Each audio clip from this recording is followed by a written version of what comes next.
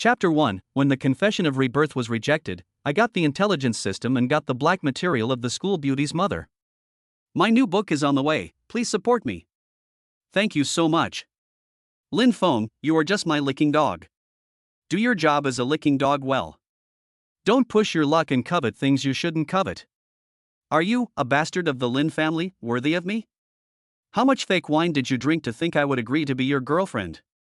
On the school playground, Lin Feng was holding flowers and confessing his love to the school belle Zhou Miaoying, but was met with her public humiliation. She looked at Lin Feng with contempt as if he were a pile of garbage. Seeing this, the onlookers uttered mocking remarks. Lin Feng really has no self-awareness. Zhou Miaoying is a lady from a wealthy family. How could an unwelcome illegitimate child like Lin Feng covet her? This is what they call a toad wanting to eat swan flesh. It's ugly, but it has beautiful dreams. You're just a licking dog, and you're still fantasizing about licking a goddess? A bootlicker still wants to get to the top? Dream on. A dog that licks its owner should have the awareness to lick its owner. A dog that causes trouble to its owner is not a good dog. Looking at Zhou Miaoying's contemptuous expression and listening to the wanton ridicule around him, Lin Feng was a little dazed. Why did this scene seem so familiar? Am I reborn? I was reborn to the day I confessed my feelings to Zhou Miaoying and was humiliated. In my previous life, I always treated Zhou Miaoying as my goddess, groveling and licking her like a dog. I never expected that the meal I gave her was just a helpless act because she lost the game and had to embark on a great adventure. It wasn't until I was killed by the Lin family that I finally understood the truth. Only then did I realize that my deep affection was a joke. Lin Feng clenched his fists and swore in his heart, in this life, I will never be her licking dog again. I will make her kneel down in front of me and lick me. And the Lin family, I will no longer be merciful in this life. I will make you bankrupt and leave you with nothing. At this moment, a ding sound suddenly rang in his mind. The intelligence system has arrived, all other systems move aside. What? Not only was I reborn, but I was also given a system? Isn't this just taking off? Lin Feng was surprised and happy. But what is the purpose of the intelligence system? This system knows everything about astronomy and geography, allowing you to know all the world's intelligence without leaving your home. You can also obtain evidence of anyone's corruption and force them to submit to you. Dark material. Is there any dark material about Zhou Miaoying? I want her to kneel before me like a dog. Of course there are negative rumors about Zhou Miaoying, but they are all minor and insignificant, and at most they only tarnish her reputation. TSK, what use are you then? Don't worry, there's no negative material about Zhou Miaoying, but there is some negative material about her mother Qin Shuwan, and it's quite explosive. Zhou Miaoying's mother, Qin Shuwan, that cold and beautiful woman. The aloof female CEO who never even looked at me in the eye in my previous life. Lin Feng's eyes lit up, and he immediately thought of some interesting things. It seems that the revenge plan has to start with Zhou Miaoying's mother. What kind of black material does Qin Shuwan have?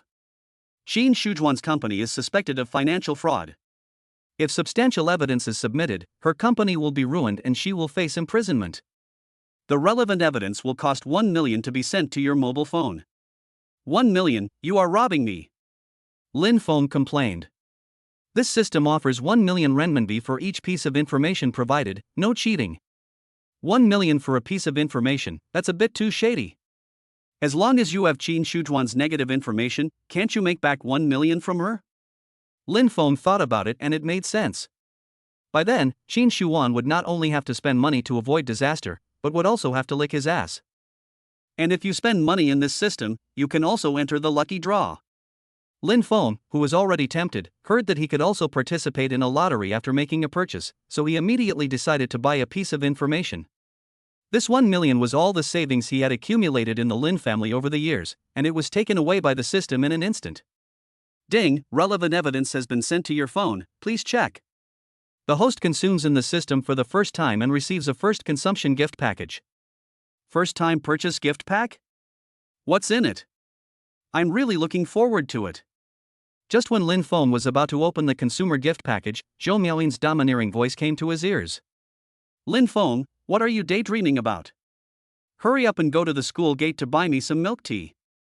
I want bobo taro milk tea. Lin Feng came back to his senses.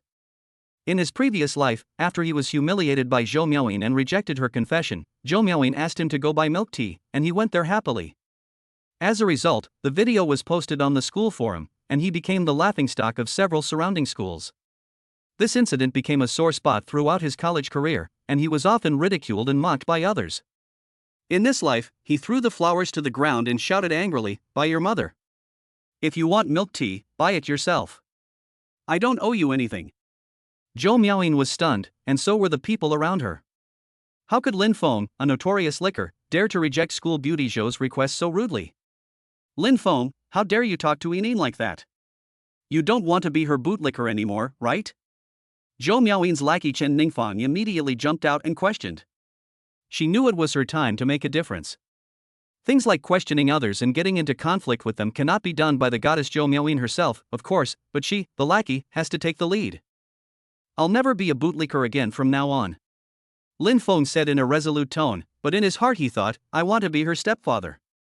Chen Ningfang sneered, "There are so many people who want to be Yinyan's lickspittle, we don't need you. If you don't want to be one, get out of here. The school is not run by your family. It's none of your business to control where I am." Lin Feng retorted without showing any weakness. Chen Ningfang was so angry that her fingers were shaking as Zhou Miaoyin's #1 follower. No bootlicker had ever dared to talk to her like that. "Ningfang, let's go." Zhou Miaoyin turned around angrily. There were plenty of lickers anyway, not just Lin Feng. Chen Ningfang glared at Lin Feng fiercely and followed him in disgrace. When the crowd saw the protagonist leave, they also dispersed while talking. When there was no one around, Lin Feng immediately found a place to sit down and turned on his mobile phone. The folder named Xin Shuan is filled with pictures, videos, electronic tax invoices and accounting information. The chain of evidence is so complete that it is shocking. "Xin Shuan, you're done. I don't believe you dare not surrender." He raised his mouth with an evil smile. Then he turned his gaze to the system interface and clicked on the first consumption gift package. Ding! Congratulations to the host for obtaining a perfect body, combat proficiency, dagger combat proficiency, 1 cubic meter of portable space, a dagger that can cut through iron like mud, and an overseas shell company. The moment he obtained the perfect body, Lin Feng felt as if his body was reshaped. A moment later, 2 large black mud balls fell from his armpits. Is this Jigon's stretching legs and staring eyes pill? He lifted up his clothes and was shocked to see 8 abdominal muscles and mermaid lines outlining a smooth line, and his chest had full pectoral muscles comparable to those of a woman. At the same time, memories of hand-to-hand combat and dagger fighting flooded back into his mind. Now, I can not only protect myself, but also fight back. Lin Feng clenched his fists, and a hunter-like cold light flashed in his eyes. Chapter 2, Invite the School Beauty's Mother to the Hotel. System, I understand the previous rewards, but what does this offshore shell company do? It's not worth much. Lin Feng had just finished asking when he slapped his forehead and suddenly realized, I understand. This shell company is used to transfer funds, right? This way, even if we call the police, they won't be able to catch us. That's right. The system is really thoughtful. If you directly ask someone for a large sum of money, it will be difficult to explain yourself once you call the police. In the end, returning the money will be the least of your worries, but you may even be charged with extortion. But investing is different. Who doesn't know these days that the stock market is risky and you need to be cautious when entering the market? Now it's time for Qin Shuan to pay the price for her daughter's actions. After all, a daughter's lack of education is the mother's fault. After buying Qin Shujuan's negative information, the system naturally gave her contact information, and Lin Feng called her immediately. Hello, who is this? Qin Shujuan's sexy and indifferent voice sounded on the phone. Boss Qin, you don't want your company to go bankrupt, do you? Lin Feng asked in a very easygoing tone. If you're crazy, I suggest you go to a mental hospital. Qin Shuan said this coldly and wanted to hang up the phone. But before she hung up, she heard someone say, Boss Qin, how many years do you think the sentence for financial fraud will be? This made her stop hanging up the phone immediately. What do you mean by asking this? If you don't understand something, you can look it up online. Qin Shuan said in a calm voice. Lin Feng sighed, as expected of a CEO of a listed company, he is calm enough. I'm talking about how many years you will be sentenced to for financial fraud. Don't play tricks on me. I know much more than you think. Lin Feng pointed it out directly. Who are you? What do you want to do? Qin Shuan asked coldly. Lin Feng said with a smirk in his tone, "From now on, your man will be me. Whatever I want to do, of course it will be you. There are so many men who want to fuck me, Qin Shuan. Who do you think you are?" Qin Shuan retorted directly, her voice full of contempt. Lin Feng wasn't angry. Instead, he said proudly, "Even if those stinky men wanted to have sex with you, Boss Qin, they don't have any evidence against you, so they can't do anything to you. But I'm different. I have evidence of your financial fraud." Qin Shujuan's heart skipped a beat when she heard this. Only she, the financial director and a financial manager, knew about the financial fraud. The two were her confidants who had followed her for many years and would not betray her. But Lin Feng pointed out her financial fraud so confidently and said that he had evidence. She was puzzled and couldn't help but wonder, could it be that those two people really betrayed me? "What evidence do you have?" Qin Shuan asked calmly. "Want to know? Come to the Houting Hotel to find me, and I will show you in person," Lin Feng said. Qin Shuan really wanted to curse Lin Feng and then hang up the phone. But she didn't dare to be so impulsive. If Lin Feng really had evidence, then she and her company would be finished. She gritted her teeth and said, "I'll be there soon and call you when I get there. Remember to dress sexy," Lin Feng teased on the phone. Qin Shuan didn't say anything and hung up the phone. Then she immediately found 5 bodyguards, who were the smartest and most capable ones under her command. "The 5 of you go to the Grand Court Hotel first. When I get there, you will follow my orders. Remember, you must keep a low profile and don't arouse suspicion," Qin Shuan advised. "Yes." After receiving the order, the 5 bodyguards immediately changed into plain clothes, hid their equipment, and headed to the Grand Court Hotel. Qin Shuan waited for a while before leaving the company with 2 other bodyguards. After arriving at the Houting Hotel, she immediately called Lin Feng. "I'm at the Grand Court Hotel. Come to room 808. Lin Feng said directly. After Qin Shuan got the address, she immediately sent a message in the WeChat group, "The other party is in room 808. After receiving the news, the 5 bodyguards who arrived early immediately and quietly approached room 808, and the batons hidden in their sleeves flashed coldly from time to time. After Qin Shuan arrived at room 808, she took a deep breath and then knocked on the door. After a while, the door opened and Lin Feng's handsome face appeared in front of Qin Shuan. After obtaining the perfect body, Lin Feng's appearance also improved slightly, from being very handsome to being super handsome. Lin Feng leaned against the doorframe and raised his eyebrows. His sword-like eyebrows and star-like eyes matched with his smiling peach blossom eyes were simply charming. Qin Shujuan's throat tightened as she watched, and she secretly swallowed her saliva, cursing herself in her heart for being so useless and still being such a fangirl at this time. She hadn't tasted meat for several years since her divorce from her scumbag ex-husband. Every time she had to deal with props, it was too boring, so she was a little distracted for a while. However, as a mature woman and the CEO of a listed company, Qin Shuan has a determination far beyond that of ordinary people. Although she coveted Lin Feng's face, she would not let it ruin her life.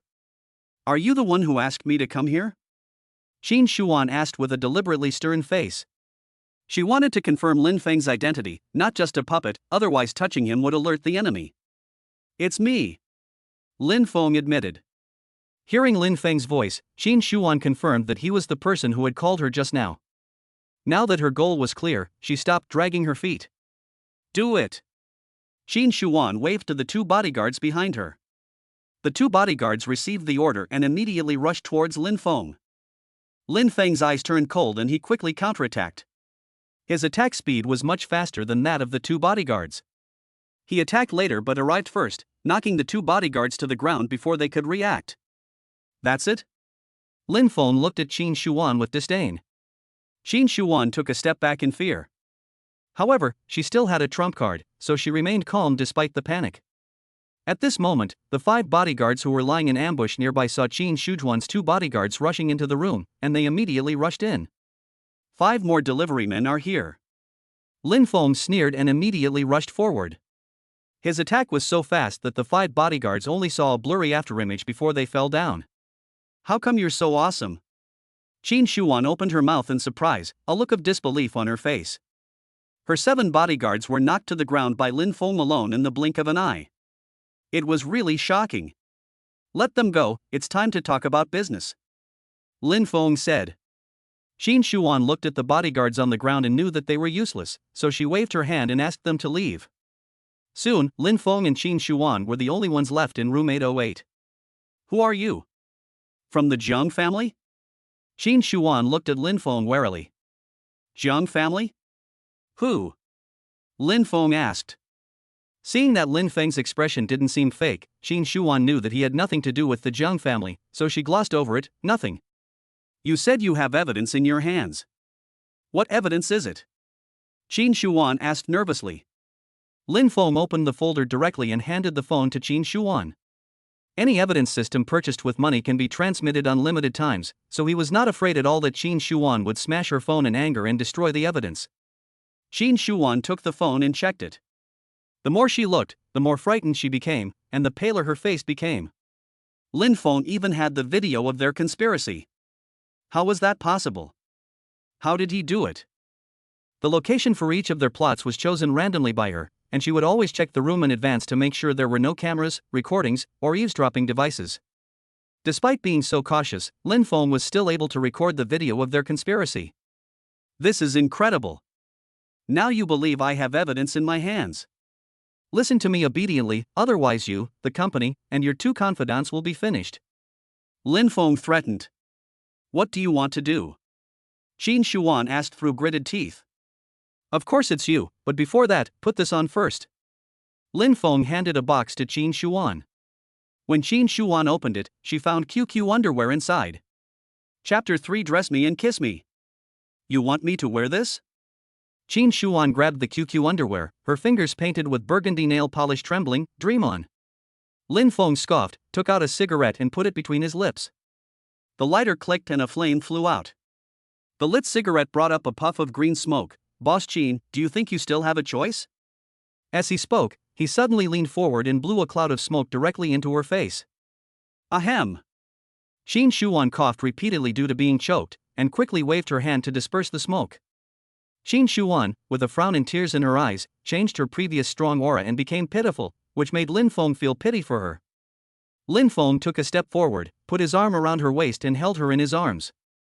Qin Shuan was about to struggle, but when she thought of Lin Feng's words, she immediately stopped struggling. Do I have a choice? My parents founded the company, and I can't let it be destroyed in my hands. I can't go to jail either, or Miaoyin will be sold to a powerful old man by Zhou Yueqiang, a profit-driven guy, without anyone to protect her. The reason she committed financial fraud was to save her company and her family. I have no choice. Qin Shuan gritted her teeth and said, I'll change. Hearing this, Lin Feng kissed Qin Shuan on the forehead and said with a smile, that's right. He let go of Qin Shuan, sat down at the head of the bed and leaned against the back of the bed, looking at Qin Shuan with admiration. I'm going to change in the bathroom. Qin Shuan took the box and went to the bathroom. Change here. Lin Feng ordered. Qin Shuan sighed helplessly, put the box at the end of the bed, and began to take off her women's suit. Wearing a professional suit, Qin Shuan has the temperament of a white-bone spirit white-collar worker, backbone, elite, but when she takes off the outer women's suit, revealing the white shirt with an open collar inside, she has the temperament of a seductive female secretary. Lin Feng leaned against the headboard and whistled, praising and teasing, saying, if Boss Qin becomes a secretary, which boss can withstand it? Qin Shujuan's face changed and she felt humiliated, but she couldn't get angry and could only endure it. Mr. Qin must be very tired and hard-working every day, right? Lin Feng asked, staring at Qin Shujuan's chest. Without waiting for Qin Shuan to answer, Lin Feng continued, after all, carrying several kilograms of burden, it would be strange if it wasn't hard work. Qin Shuan lowered her head speechlessly. It turned out that this was what Lin Feng was talking about. She thought he was talking about work. I'm going to take a shower and then change my clothes. Qin Shuan said. No need, I'll wash it after I'm done. Lin Feng refused. Qin Shuan stopped talking, silently took off her clothes, and changed into the QQ underwear that Lin Feng prepared for her. Lin Feng was already furious when he saw Qin Shuan changing her clothes, and he immediately waved for her to come over. Qin Shuan walked over slowly and stopped beside Lin Feng. Change my clothes. Lin Feng said with his arms open. Qin Shuan gritted her teeth secretly and said to herself, now that it has come to this, there is nothing to be shy about.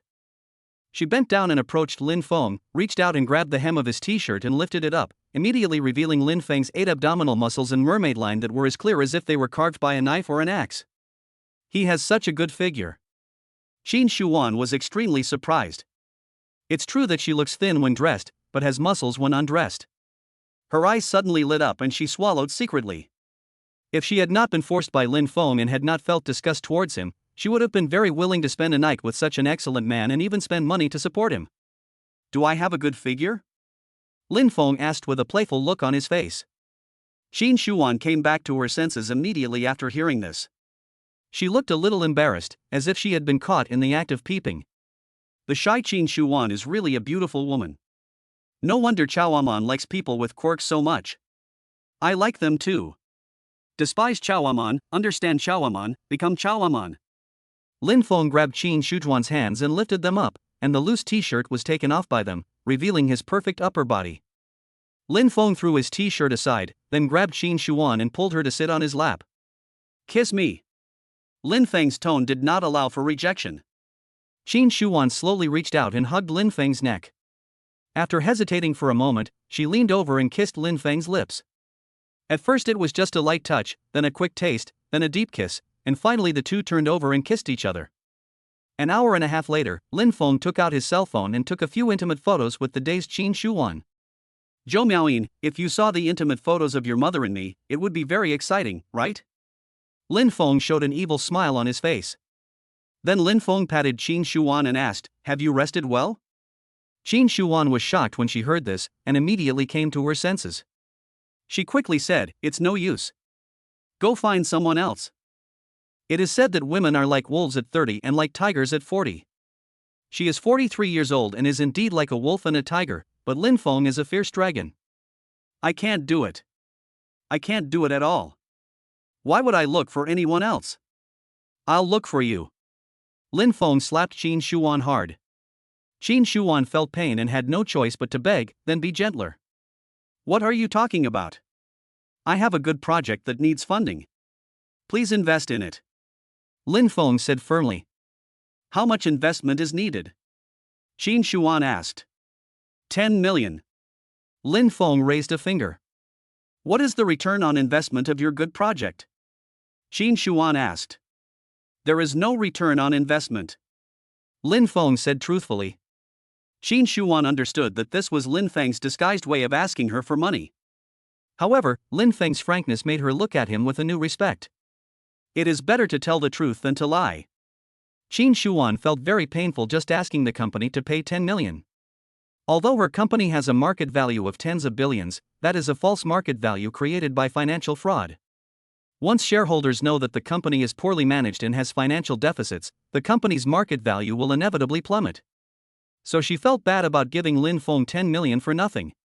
But does she have the right to refuse? Obviously not.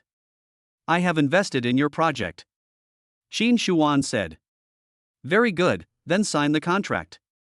Lin Feng took out 2 contracts that he had prepared long ago and handed them to Qin Shuan. Qin Shuan took it and took a look. All the clauses were favorable to Lin Feng, the party A, and he had already signed and stamped it. It seems like this was premeditated. Qin Shuan said in her heart. She took the pen and signed her name, and when she returned to the company and stamped the contract with the official seal, it officially came into effect. She took her phone and sent the corporate account information to the finance department, asking them to arrange the payment. Soon, Lin Feng received a corporate remittance of 10 million. Seeing Qin Shuan so aware of the situation, Lin Feng hugged her and said domineeringly, remember, you are my woman now. If there is anyone you want to deal with, you can tell me directly and I will get some dirt on them. Really? Qin Shuan asked in surprise. She had already experienced Lin Feng's intelligence ability once. Although she didn't know how strong it was, she thought it should not be bad. Of course. You are my woman now. Only I can bully you. No one else can. Lin Feng said forcefully. Is there any black material about Zhou Yueqiang? Qin Shuan asked expectantly. Chapter 4, The Ex-Husband's Black Material. Zhou Miaoyin was furious. After Lin Feng consulted the system, he said to Qin Shuan, of course, but you need to spend 2 million to buy evidence of his crime. It's my duty. Qin Shuan was not so naive as to think that Lin Feng could help her for free. After she transferred 2 million yuan to Lin Feng privately, Lin Feng immediately spent 1 million yuan to ask the system to buy evidence of Zhou Yueqiang's crime. Ding, the host has successfully spent 1 million yuan, with a cumulative consumption of 2 million yuan, and has received a chance to enter the lucky draw. Is the lucky draw taking place now? Immediately, right now, draw now. Lin Feng was very excited. Ding, congratulations to the host for drawing the body that is immune to all poisons. Oh my god, this is great. From now on I will be immune to all poisons and I won't be afraid of anyone poisoning me anymore. Lin Feng was overjoyed. After being happy, Lin Feng turned on his mobile phone and packaged the evidence of Zhou Yueqiang's crime and sent it to Qin Shuan.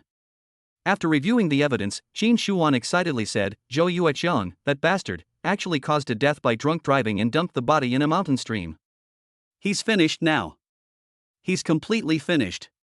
She hated her ex-husband Zhou Yueqiang to the core. In order to pay off his gambling debts, he drugged her and sent her to an old man's bed. If the old man had not fallen and broken his bones while taking a shower in the bathroom, she would have been raped by an old man. After the incident, she forcefully divorced Zhou Yueqiang, but after the divorce, Zhou Yueqiang still harassed her from time to time, and even teamed up with Mr. Jiang to suppress her company everywhere, which led to the company's operating difficulties and she had to commit financial fraud. If she gets rid of Zhou Yueqiang, she will feel much more relaxed. Is it worth spending 2 million? Lin Feng asked, lifting Qin Shujuan's chin. It's worth it, absolutely worth it. Qin Shuan said excitedly. With this evidence, she can send Zhou Yueqiang to jail.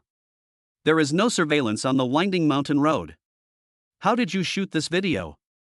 Qin Shuan asked curiously. Don't ask questions that you shouldn't ask. Lin Feng reprimanded seriously. Qin Shuan shuddered, realizing that she had overstepped the bounds. Some organizations are very mysterious and do not want others to know about them. She secretly decided in her heart that Lin Feng was someone she absolutely could not offend, and she even had to serve him well, and it would be best if she could become his lover. But Lin Feng was too powerful and she could hardly bear it. Seeing Qin Shujuan's shy and hesitant look, Lin Feng couldn't help but raise his eyebrows and asked, Why, are you thinking about it again? No, I don't.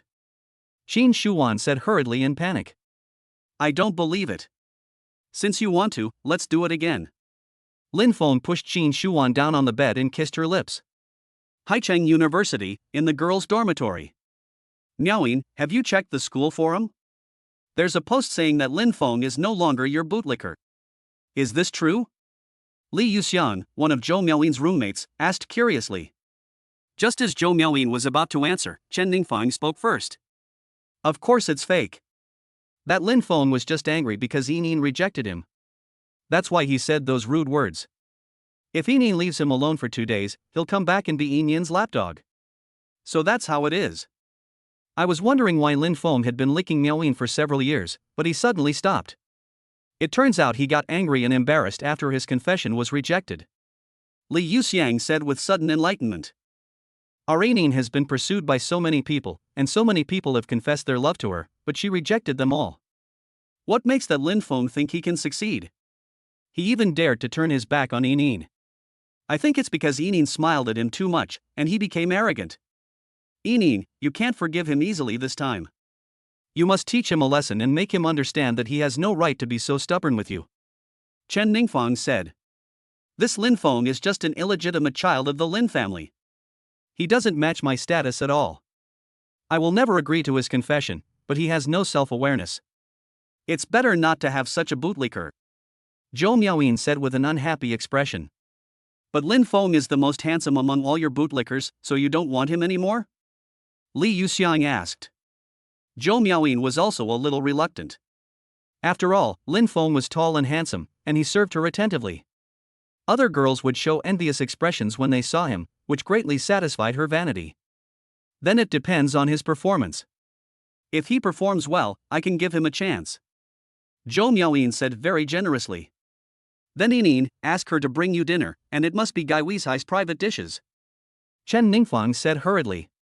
Chen Ningfang started drooling when she thought of the delicious food in Gai Weishai. Although Lin Feng was asked to bring food to Zhou Miaoyin had a small appetite and would definitely give it to her if she couldn't finish it. I also want to eat the food from Gai Weishai. I'll ask Lin Feng to buy it for me right now, Zhou Miaoyin said.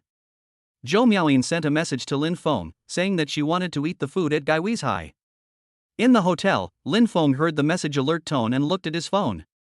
Seeing that it was a message from Zhou Miaoyin, he couldn't help but glance at the extremely beautiful woman he was kissing. The school bell is fragrant, but her mother is even more fragrant. Lin Feng unlocked his phone and sent a message to Zhou Miaoyin, "I'm going to eat your mother." After seeing the message, Zhou Miaoyin angrily threw her phone onto the bed.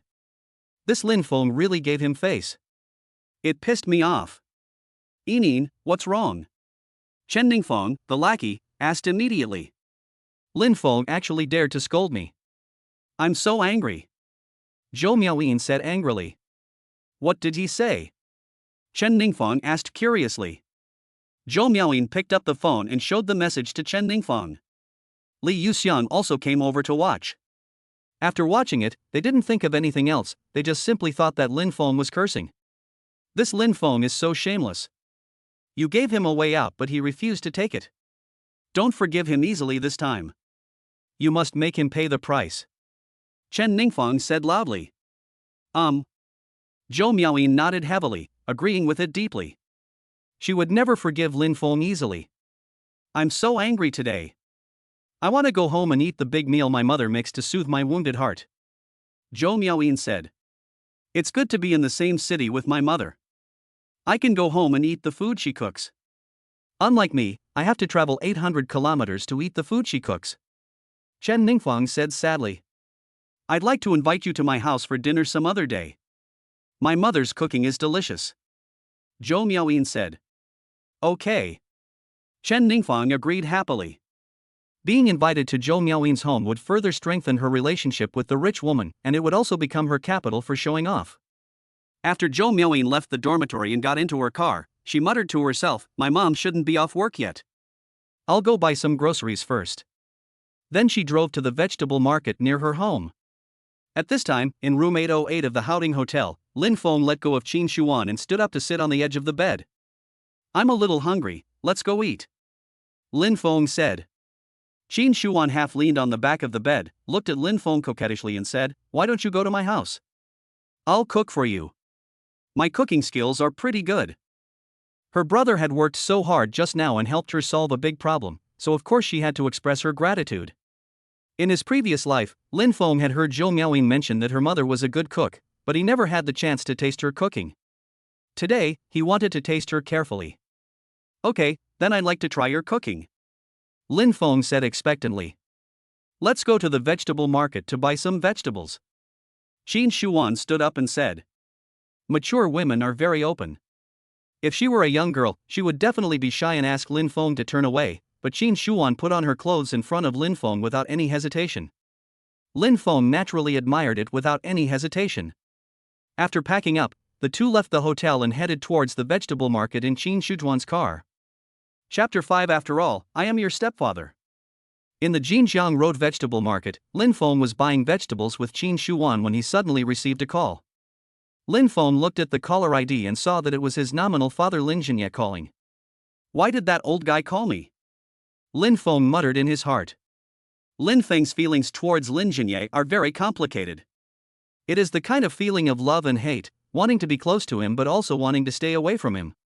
When Lin Feng was 13 years old, his mother was critically ill. His mother sent him to the Lin family and never heard from her again.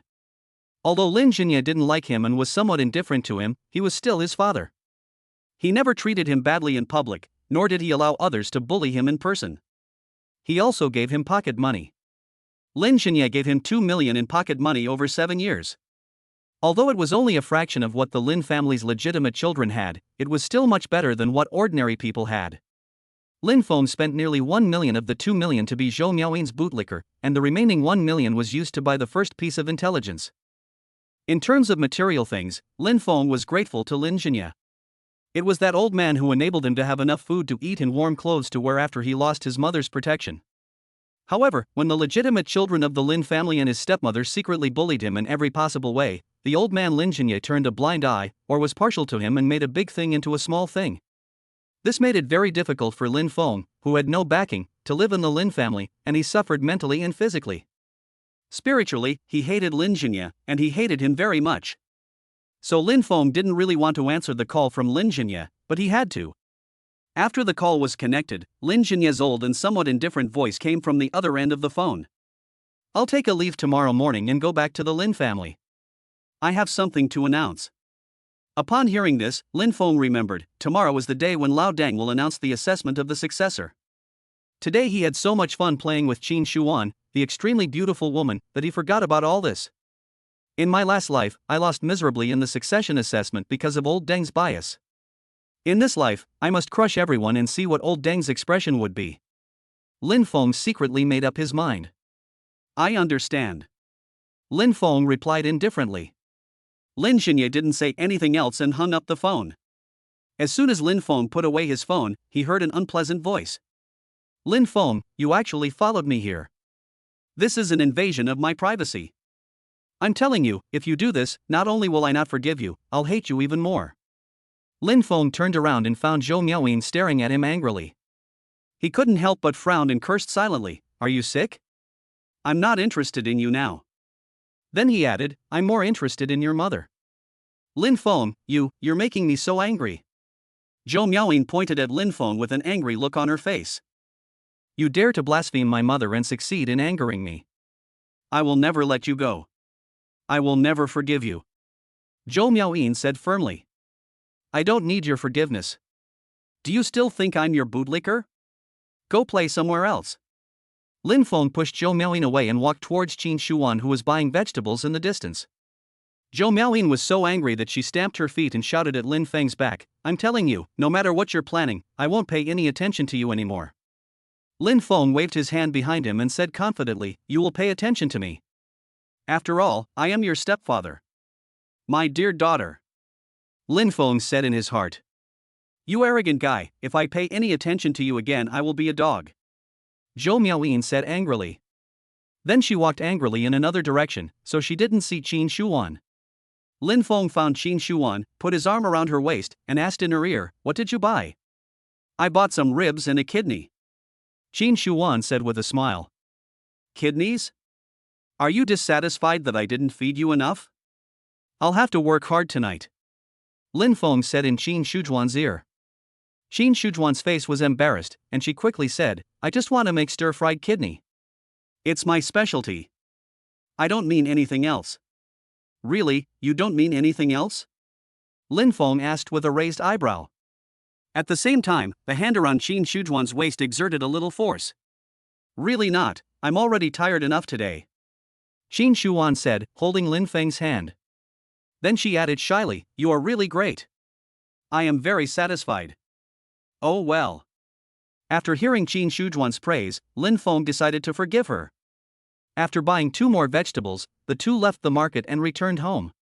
Just sit down and I'll cook. As soon as she entered the door, Qin Shuan asked Lin Feng to sit down, while she went into the kitchen to cook like a virtuous daughter-in-law. Lin Feng did not sit down and wait, but walked around the living room first, admiring the layout and decoration of the house. When he walked to the TV cabinet, he saw a photo frame on it, which contained a photo of Qin Shuan and Zhou Miaoyin. In the photo, Zhou Miaoyin still looks like a little girl, probably only about 8-9 years old. She is held in Qin Shujuan's arms and smiling brightly. Qin Shuan in the photo looks very young. There are no crow's feet at the corners of her eyes. She looks more youthful and beautiful, but lacks the charm of time. If you compare Qin Shuan in the photo with the current Qin Shuan, Lin Feng still prefers the current sexy and charming Qin Shuan. Just then, the door of the villa opened and a joyful voice came into the living room. Mom, I saw your car. Why did you come home so early today? As soon as the excited voice fell, Zhou Miaoyin saw Lin Feng and asked in surprise, Lin Feng, why are you here? How did you get in? What do you want to do? Before Lin Feng could answer, she imagined it and said angrily, I didn't expect you to chase me to my house and trick my mom into opening the door by pretending to be a classmate. You're so mean. Get out of here. You're not welcome in my house. This time, before Lin Feng could say anything, Qin Shujuan's voice came from the kitchen door, Yining, don't be rude. Lin Feng is my honored guest. Then Qin Shuan, wearing an apron, walked towards this side. Zhou Miaoyin was puzzled. How did Lin Feng become her mother's guest? So he couldn't help but ask, Mom, don't be fooled by Lin Feng. He is the illegitimate son of the Lin family. How could he be your distinguished guest? Zhou Miaoyin. Xin Shuan called out her full name in a cold voice. Zhou Miaoyin knew that her mother was angry when she called her full name, which made her feel a little aggrieved. Her mother was actually mean to her because of Lin Feng. This made her dislike Lin Feng even more and made her even angrier, but due to her mother's tyranny, she didn't dare to say it out loud. Children are ignorant, please don't mind it. Xin Shuan looked at Lin Feng pleadingly. Zhou Miaoyin didn't know how powerful Lin Feng was, but she had experienced it herself and she must not let him bear a grudge. Since she is a child, I naturally won't bother with her. After all, she is my junior. Lin Feng said to Zhou Miaoyin with some pride. This made Zhou Miaoyin very angry. You are the junior, your whole family is the junior. Chapter 6. Your mother didn't say anything, why are you yelling, little girl? Lin Feng, come here. Zhou Miaoyin wanted to pull Lin Feng aside to talk alone, otherwise she wouldn't dare to lose her temper with her mother around. Xin Shujuan's voice sank, making Zhou Miaoyin feel a strong sense of oppression. At this time, Lin Feng waved his hand and said, "It's okay, I'll talk to her." When Xin Shuan heard this, although she was a little worried that Zhou Miaoyin would offend Lin Feng, she didn't say much and could only whisper to Zhou Miaoyin not to be rude to Lin Feng. Zhou Miaoyin agreed on the surface, but didn't care in her heart. Lin Feng is her bootlicker, why should she be polite to him? Lin Feng and Zhou Miaoyin came to the French window. Zhou Miaoyin came up and said self-righteously, "Lin Feng, your persistence is really disgusting. I will not accept your pursuit. Don't be so self-indulgent. I said I'm not interested in you, and that means I'm not interested." Lin Feng said speechlessly. Then he looked in the direction of Qin Shuan and said with a smile, "But I am very interested in your mother." Lin Feng, don't think about saving the country by taking a roundabout way. It's useless. Even if my mother approves of you, I will not agree to be your girlfriend. Zhou Miaoyin still said self-righteously. She didn't believe that Lin Feng was really interested in her mother at all. She thought that Lin Feng was just trying to please his mother-in-law and save the country in a roundabout way. Your brain must be very valuable. Lin Feng speechlessly gave Zhou Miaoyin a thumbs up. Why do you say that? Is it because I'm smart? Zhou Miaoyin asked. But even if you praise me, I won't be nice to you. You've completely pissed me off today. Lin Feng was speechless again and said, "It's because your brain is brand new and unactivated, so it's valuable." Zhou Miaoyin frowned slightly when she heard this, feeling something was wrong, so she asked, "Are you scolding me? Isn't it obvious? Only your brand new and unactivated brain would think that I am praising you." Lin Feng said sarcastically. Lin Feng, you dare to scold me. Even if you take your sins upon yourself and kowtow 180 times, I will not pay any attention to you again. Zhou Miaoyin threatened angrily. You'd better keep your word. Then Lin Feng walked to the sofa and sat down, took out his mobile phone and started playing. Snort! Zhou Miaoyin stomped her feet in anger, glared at Lin Feng fiercely, and then walked towards the kitchen. As soon as she entered the kitchen, Zhou Miaoyin asked, "Mom, how did you get to know Lin Feng? Why did you say he was your honored guest?" Qin Shuan had already thought of her words when she saw Zhou Miaoyin just now, and now she calmly replied. Today, thanks to Lin Feng's news, the company recovered a huge loss. He helped me a lot. Do you think he is my honored guest? Then she asked curiously, I see you and Lin Feng know each other, are you classmates? This Lin Feng is not only my classmate, but also my bootlicker. Mom, I don't like him. You don't have to be nice to him, lest he thinks he can get hope from you and take advantage of you. Zhou Miaoyin's words stunned Qin Shuan. Lin Feng, who has powerful intelligence capabilities, is actually his daughter's bootlicker.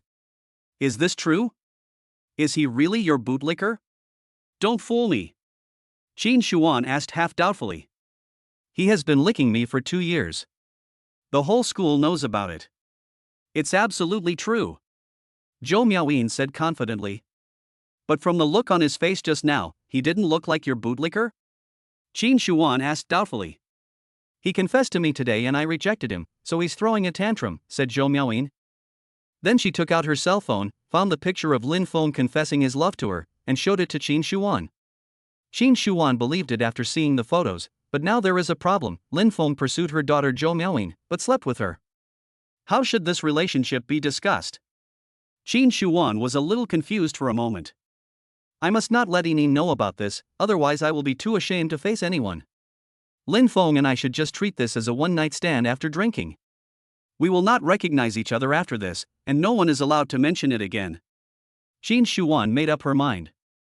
Then she concentrated on cooking.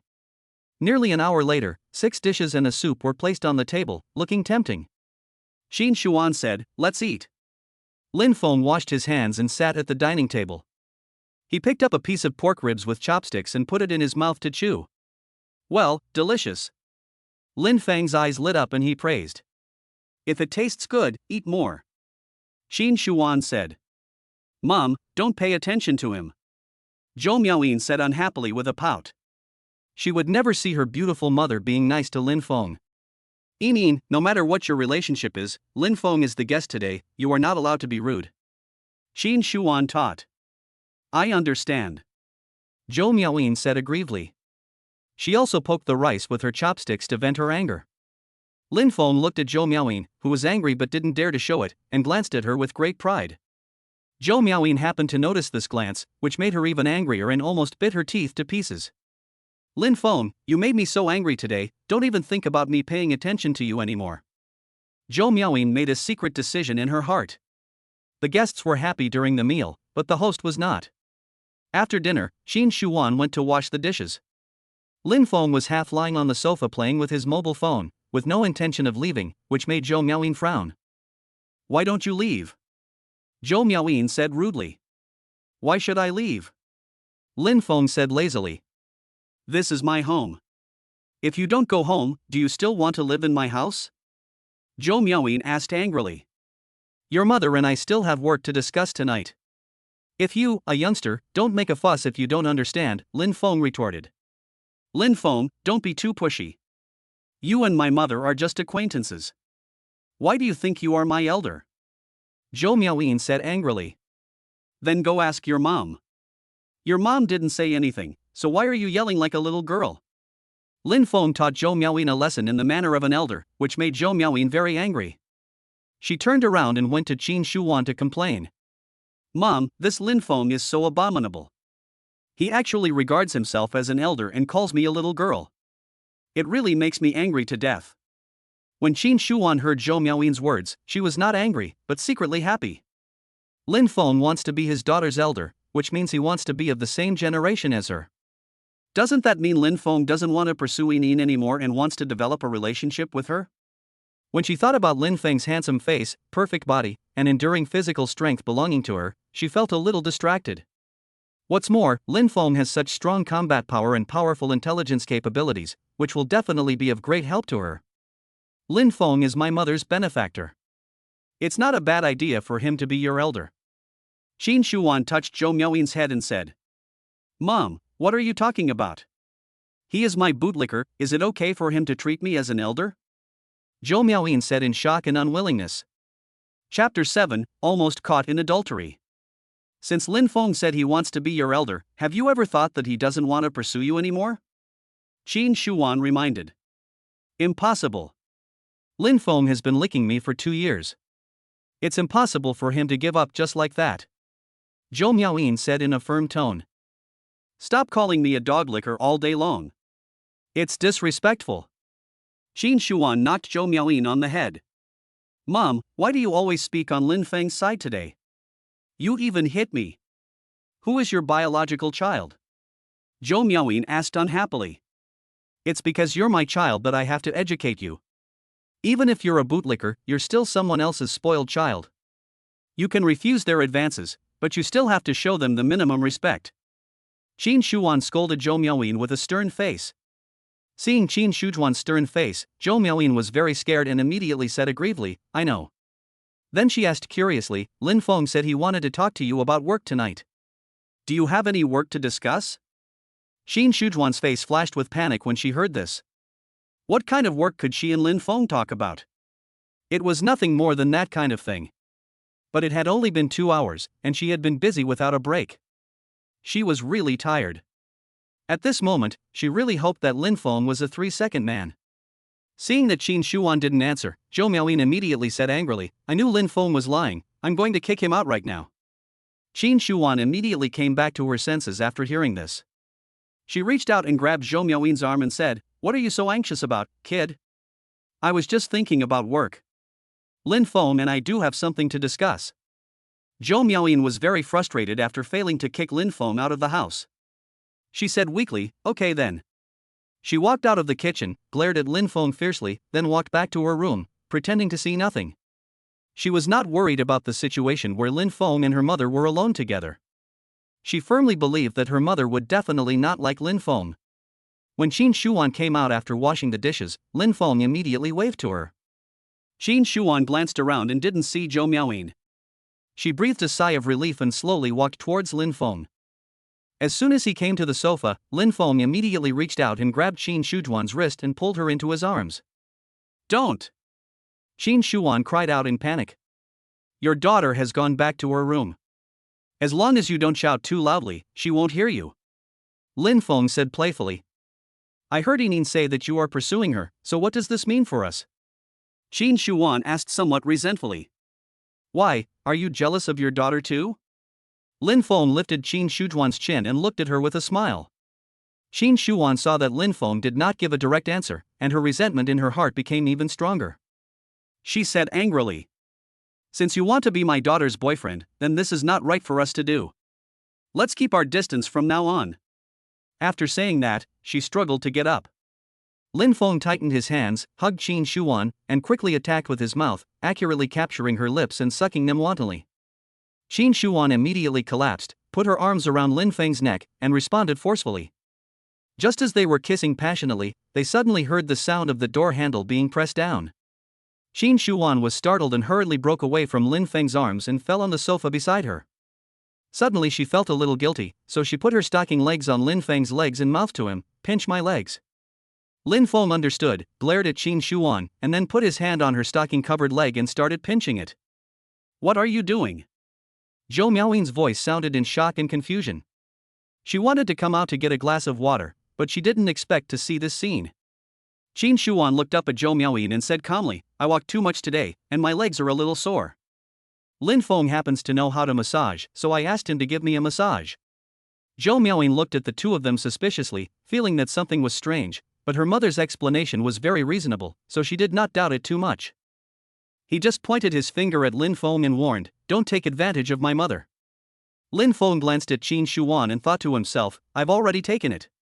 Qin Shuan finally breathed a sigh of relief after watching Zhou Miaoyin pour a glass of water and returned to the room. Then he said to Lin Feng, "You can sleep in the guest room tonight." "No, I want to share a room with you." Lin Feng refused. "But I'm very tired today, please let me go." Qin Shuan said pitifully. "What are you thinking?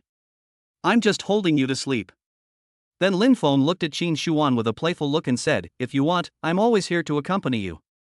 "No, I don't want to." Qin Shuan quickly refused.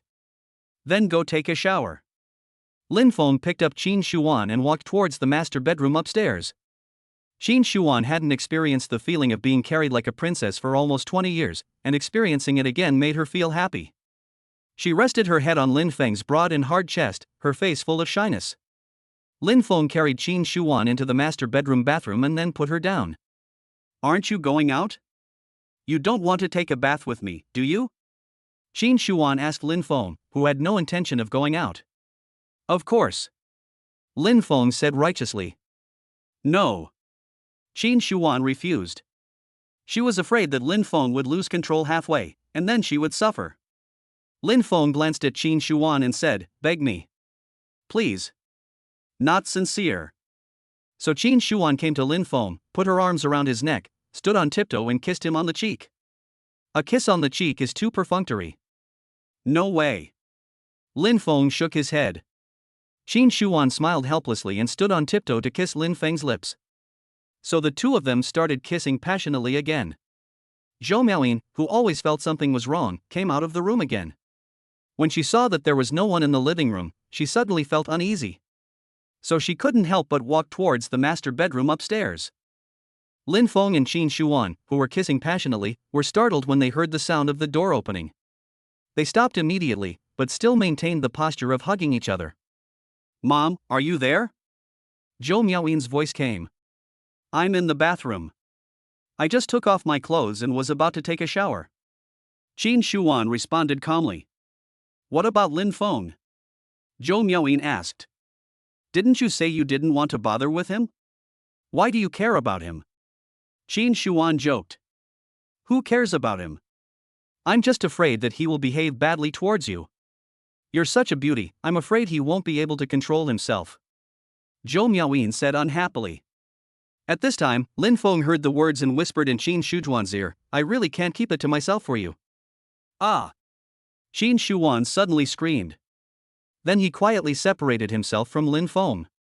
Chapter 8, A Kiss Can Be Heard, How Loud Do You Want to Scream? What's wrong?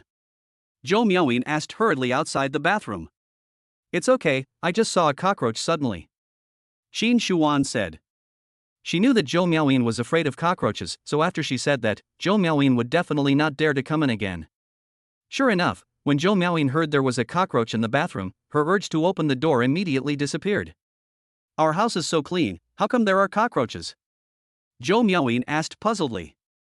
It might have crawled into our house from someone else's sewer, said Qin Shuan. Do you need me to help you clear the sewer in your house? Lin Feng leaned close to Qin Shujuan's ear and whispered again.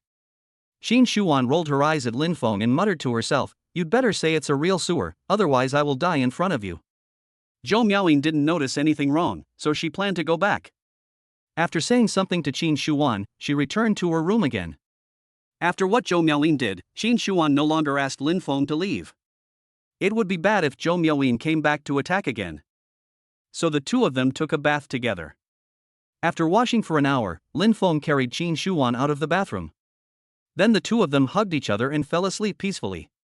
The next morning, Qin Shuan woke up from her sleep.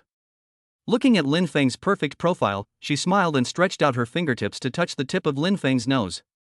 With you by my side, I actually slept through the night. It's more effective than sleeping pills. Then I'll hold you in my arms as I sleep when I'm free. Suddenly Lin Feng grabbed Qin Shujuan's hand, opened his eyes and looked at her with a smile. You're awake. When did you wake up? Qin Shuan was a little embarrassed. Just when your fingertips touched the tip of my nose. Lin Feng said. Leave quickly before Yinin wakes up, so she doesn't see you. Qin Shuan said. Don't be anxious, we haven't done our morning exercises yet.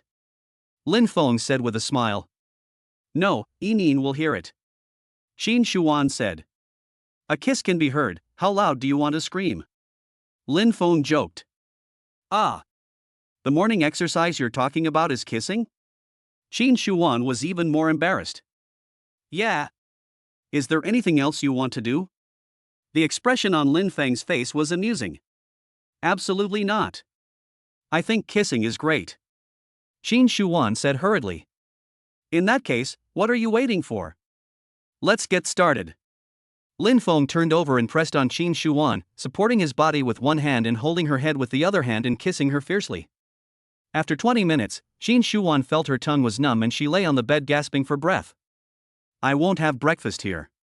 I have to go back to the Lin family. Lin Feng stood up and got dressed. I heard that you are the illegitimate child of the Lin family. I hope you won't be bullied when you go back this time? Qin Shuan propped up half of her body and looked at Lin Feng with concern. We've endured for long enough. It's time to show our fangs. Lin Feng said with cold eyes. Qin Shuan felt relieved after hearing Lin Feng say this. She had experienced Lin Feng's combat effectiveness and intelligence capabilities. Since he had these abilities, unless Lin Feng couldn't bear to take action against the Lin family would not be able to bully Lin Feng. Then I wish you a smooth trip. Qin Shuan said. I won't say thank you to you. I will work harder next time. Lin Feng raised his eyebrows at Qin Shuan.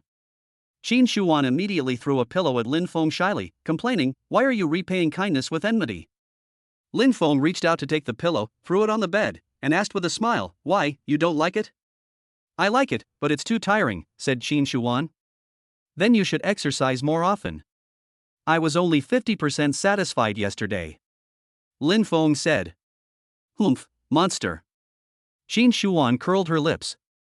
As she gets along with Lin Feng, Qin Shuan, this extremely beautiful woman, becomes more and more like a little woman. After putting on his clothes, Lin Feng left Qin Shujuan's villa. In this life, it's time to go to the Lin family and meet those family members who bullied me. Lin Feng muttered to himself and strode out of the community. Lin Feng currently doesn't have his own car, so he can only take a taxi on the street to go back to the Lin family. After getting off the taxi, Lin Feng looked at the gate of the Lin family manor and said with a firm look in his eyes, "From now on, I, Lin Feng, will never live like a dog again. The Lin family will eventually crawl at my feet." Stepping into the gate of the Lin family manor, Lin Feng walked straight towards the electric patrol car next to the security booth. "Master Feng, you're not planning on driving our patrol car, are you? This is the only way for us lackeys to get around, and it's not befitting of someone of your status." A security guard with a hooked nose stopped Lin Feng.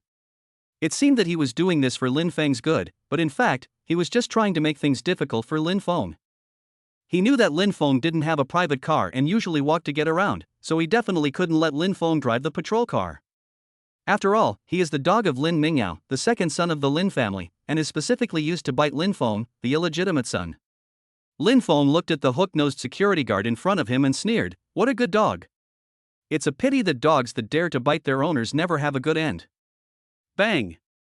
Lin Feng kicked out without warning, hitting the hook-nosed security guard hard in the chest, sending him flying several meters. The hook-nosed security guard fell to the ground and fainted. Lin Feng dared to assert that this guy had at least 3 broken ribs. The revenge for the Lin family begins with you, the dog. Lin Feng looked at the hook-nosed security guard lying on the ground and said silently in his heart. He then got into an electric patrol car and drove straight into the manor. When the other security guards saw the miserable plight of the hook-nosed security guard, they did not dare to step forward to stop him, but just reported the news. But they were all very confused. Why did Lin Feng, who was usually timid, suddenly change his usual behavior and become so strong and violent today? Lin Feng drove an electric patrol car to the Lin family manor villa. As soon as he got out of the car, he saw Lin Mingyao walking towards him aggressively. The dog owner came quite quickly. Lin Feng said to himself, "You bastard, you dare to touch my people. Are you tired of living?" Lin Mingyao questioned Lin Feng coldly as they walked. "A biting dog will just move if it moves," Lin Feng said calmly. Lin Mingyao was stunned at first. He was very surprised that the guy who usually obeyed him and dared not say a word dared to contradict him today. But what followed was the anger of being contradicted. How dare an illegitimate child disobey him? Was he so bold? Something must be wrong when things are out of the ordinary. Could it be that this bastard Lin Feng's previous weakness was all just a facade? Is he finally going to bare his fangs now? Thinking of this, Lin Mingyao's eyes became sinister. If Lin Feng posed a threat to him, he would get rid of Lin Feng without hesitation. Chapter 9 Lin Mingyao begs for mercy, unfair successor assessment. Even if he is a dog, he is still my dog. You, a bastard, have no right to touch him. Lin Mingyao stared at Lin Feng with a cold expression. This is the second time you've called me a bastard since we met. As the saying goes, 3 times is enough. I don't want to hear that word again, or don't blame me for being rude. Thinking of the harm Lin Mingyao had done to him, Lin Feng's expression became even colder. Upon hearing this, Lin Mingyao's attitude became arrogant, and he laughed wantonly. "Hey, you bastard, you dare to be rude to me? How can you be rude to me? I want to see it." As soon as Lin Mingyao finished speaking, his neck was grabbed tightly by Lin Feng. He suddenly felt a sharp pain in his throat and difficulty breathing. He hurriedly slapped Lin Feng's hand to make him let go, but it was of no avail. Seeing this, the Lin family's servants rushed towards Lin Feng while shouting, "Let go of the second young master." They all knew that Lin Mingyao was more favored, so naturally they wanted to help him out. As for Lin Feng, he is just an unpopular young master. What's the big deal if he offends him? But the current Lin Feng is no longer the Lin Feng of the past. His fighting ability is extraordinary. He can even take on 3 special forces soldiers at once, let alone an ordinary servant. Lin Feng kicked all the servants who rushed up one by one and sent them flying. With the force of Lin Feng's kick, there was no doubt that the bone would be broken. Seeing this, the servant who had not yet rushed up from behind stopped immediately. They wanted to show off to win Lin Mingyao's favor, but they didn't want to risk their lives. At this time, Lin Mingyao had been strangled by Lin Feng for a minute. His violent struggle caused him to consume oxygen too quickly, and his face had turned purple due to lack of oxygen. If this continued, he would definitely die from lack of oxygen. Fourth young master, if you don't let go, second young master will die. Do you really want to kill second young master in the Lin family? A servant shouted. Of course, Lin Feng would not kill Lin Mingyao in public, otherwise he would be a murderer. He didn't want to go in and eat steamed buns. But he would not let Lin Mingyao go easily. Lin Mingyao, beg me and I will let you live. Lin Feng said to Lin Mingyao. Lin Mingyao's consciousness began to blur, and even the phantom of his great-grandmother appeared before his eyes. When Lin Feng's voice came, his instinct for survival allowed him to regain a little clarity. Please, let me go.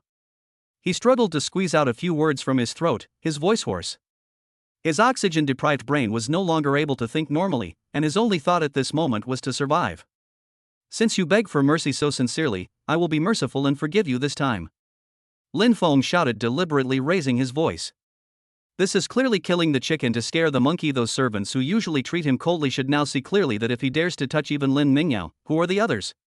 After saying that, Lin Feng casually threw Lin Mingyao to the ground, and his cold eyes slowly swept around. Every servant caught in his sight lowered their heads involuntarily, not daring to look him in the eye. Seeing this effect, Lin Feng snorted with satisfaction, turned around and strode into the manor villa. Lin Mingyao collapsed to the ground, gasping for air like a fish out of water. It took a while before he finally caught his breath, but the purple and red marks on his neck would probably take several days to fade. Lin Feng. He growled through gritted teeth, just wait, I'm going to avenge this. After Lin Feng entered the villa, he saw Lin Jianye having dinner in the restaurant on the first floor, so he walked straight over. After calling Dad, he pulled out a mahogany chair and sat down, picked up the sterling silver chopsticks and enjoyed the delicious breakfast. Lin Jianye and the housekeeper looked at Lin Feng in surprise. Normally, Lin Feng would not dare to eat at the same table with him so boldly, but today he was so bold. However, Lin Jianye was somewhat relieved about this. When people get old, they still want to be closer to their children. He was naturally happy that Lin Feng was willing to be close to him. Besides, it is a good thing for Lin Feng to become tougher, so that he will not be bullied. His Lin family does not need cowards. When they were almost done eating, Lin Jianye said to the housekeeper, "Go and call them all down." "Yes, sir." After the housekeeper left for a while, the eldest son Lin Hongsheng, the third son Lin Qiwen, and the best stepmother Wan Yirong all came down from the stairs. The second brother, Lin Mingyao, also came in from outside. He had changed into a high-neck shirt with the buttons fastened tightly, making the pinch marks on his neck completely invisible. He could go to Lin Jianye to complain, but he couldn't afford to lose face in front of this person. After everyone settled down on the sofa in the living room, Lin Jianye spoke up, "I'm sure some of you have already heard about the reason I've gathered everyone here today. So, I'll get straight to the point. I'm going to conduct the succession assessment. The first phase of the assessment will last for 1 year. I will assign each person a company. Whoever's company has the highest market value after 1 year will win the first phase of the assessment. The winner will receive support from headquarters, which will be very beneficial for the second stage of the assessment." When Lin Feng heard this, he sneered in his heart. In his previous life, the companies Lin Jianye assigned to others were all companies with a market value of 1 billion in good operations, but the one assigned to him was a company with a market value of 100 million that could not even pay its employees' salaries. He is so partial to my great-grandmother's family. In his previous life, Lin Feng spent a lot of energy in the early stage to ensure the normal operation of the company. Later, he accidentally seized the opportunity of the times and made the company bigger. Unfortunately, the assessment time has arrived, and the company's market value is fifth from the bottom. Not only has he lost his inheritance qualification, but even the company he has worked so hard to run has been ruthlessly taken back. He worked hard but ended up with nothing. Fourth young master, the master has assigned you to Botan Company. Here is the appointment letter. The butler handed Lin Feng a group appointment letter. Looking at the gold-embossed engagement letter handed to him by the butler, which was exactly the same as the one in his previous life, Lin Feng showed a sneer. In this life, Botan Company will no longer be just a tool for him to complete the assessment, but the blade of his revenge, his child. He will definitely make Botan known to the world and trample the Lin family under his feet. Then he would like to see what expression Lin Jianye, who always thought he was a waste, would have. The first step in taking over a company is to get control of the company's shares, otherwise you will be making things easier for others. If they want to make those shareholders completely disappointed in the company, they must sell the only valuable plot number 5 of Botan Company, so that they will see no hope of the company's rise. Boss Lin Hongsheng has always wanted Site 5, so why not sell it to him? A month later, if experts accidentally discover a burial complex there, Site 5 will be worthless. After Lin Feng made up his mind about the evil plan, he did not take the initiative to find Lin Hongsheng, as that would make Lin Hongsheng suspicious. After Lin Jinye left, Lin Feng immediately left the Lin family manor and quickly rushed to Badeng Company. He was going to set up a trap for Lin Hongsheng. Chapter 10, Rectify the Company. I'll wear a maid outfit for you to see. Lin Feng came to Botan Company, took out the appointment letter, and immediately announced the convening of a high-level meeting. At the beginning of the meeting, Lin Feng stood up and said, "My name is Lin Feng. From now on, I will be fully responsible for Botan Company. The first thing I did when I took office was to announce the sale of Lot 5. After these words were spoken, the company executives who were already dissatisfied with Lin Feng's sudden appointment became even more dissatisfied. Mr. Lin, I disagree with your decision. Plot 5 is the company's most valuable asset. Even if we don't have the money to build a new factory, we can't sell it. This piece of land will appreciate in value sooner or later." Ma Mingyu, a senior executive of the company and one of the minority shareholders, objected. "It's appreciating in value? Damn it! As long as I report to the Cultural Relics Bureau that there is a group of tombs underground, this land will be worthless." Lin Feng complained in his heart. But he wouldn't tell this to anyone, otherwise how could he cheat others? "Your objection is invalid. I have made up my mind and there is no room for doubt," Lin Feng said firmly. "Mr. Lin, are you trying to bring the company down by acting so stubbornly?" Lu Shengnan, another senior executive and one of the small shareholders, stood up excitedly and shouted. Seeing this, other company executives also spoke out against Lin Feng. Bang! Lin Feng slammed his palm heavily on the table, making a loud noise that startled the angry senior executives. The scene suddenly became quiet. "I have the final say in this company now. I can do whatever I want. If you don't accept it, just keep it to yourself. If you have the guts, just resign and get out," Lin Feng said firmly. The company's senior executives were so angry that they almost slammed the table. They had been in the company for many years and were all veterans. Now they were being bullied by a young man who had just been parachuted in. How could they tolerate this? "I won't resign, but the company can fire me, but it must pay me the compensation I deserve," Lu Shengnan said in a bad tone. Letting a young man like Lin Feng take charge of the company, he has already given up hope on the company and is even willing to sell the company's shares. How could he still be greedy for the position? But the compensation he deserves must be in place. "I will definitely give you every cent of compensation. If anyone else wants to resign, you can tell me now. I'll compensate you accordingly. Otherwise, if I find something wrong with you later, I'll kick you out of the company and you won't get any compensation at all." Lin Feng glanced at the senior executives with a cold look in his eyes. "I want to resign. I'm going to quit, too." When Lin Feng saw that some of them were small shareholders of the company, he was immediately overjoyed. Since these people are all going to resign, they will most likely not retain their shares, so he can take the opportunity to find someone to buy them. "You can go and complete the resignation procedures now, and the compensation will be paid to you within 3 working days." Lin Feng made a please leave gesture. Those who were about to resign immediately stood up and left the meeting room. At this time, there were only 3 senior executives left in the conference room. Lin Feng observed and found that these 3 people only held high positions but had no shares at all, which was exactly what he wanted. Lin Feng pointed at one of them and said, "From now on, you will be promoted to general manager of the company." This man's name is He Minghui, and he was Lin Feng's right-hand man in his previous life. Since he didn't leave in this life, Lin Feng would naturally make use of him and lead him to glory. "Thank you, Mr. Lin." He Minghui was overjoyed. Lin Feng did not change the positions of the other 2 people, but gave them a salary increase.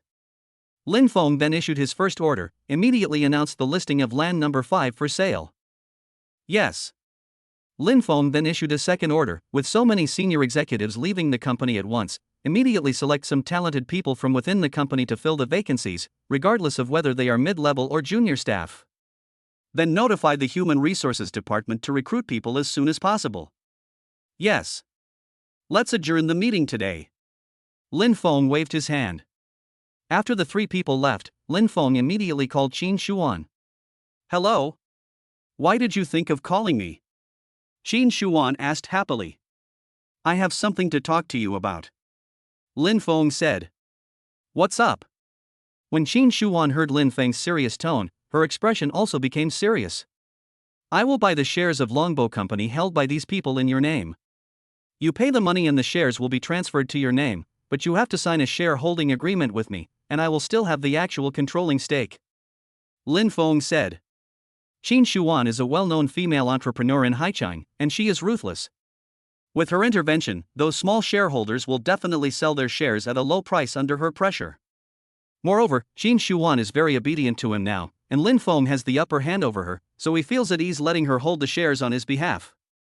The most important thing is that Lin Feng doesn't have much money now, and if he wants to buy the shares, he has to rely on Qin Shuan to pay. But he didn't want to show up too early and attract the attention of the Lin family. Of course, I won't let you suffer any loss. I can give you an important piece of information so that you can win Xianyue Company's 5 billion order in one fell swoop. Lin Feng said. Really? Qin Shujuan's eyes lit up. If her company can win Xianyue Company's 5 billion order, the company's performance will definitely take a big step forward and it will also attract more companies to cooperate with her company. This is definitely a shot in the arm for her company, which looks strong but is actually weak, and it can even be said to be a life-saving straw. Of course it's true. I wouldn't joke about such a thing. Lin Feng said seriously. Okay, I'll do it. Qin Shuan said with gritted teeth. But what does Longbow Company do? I've never heard of it. Qin Shuan asked curiously. It's just a small company that makes drones. Its current market value is only 100 million, and it's about to go bankrupt due to poor management. Lin Feng said. Why are you buying a company that is about to go bankrupt? Do you want to buy it and develop it yourself?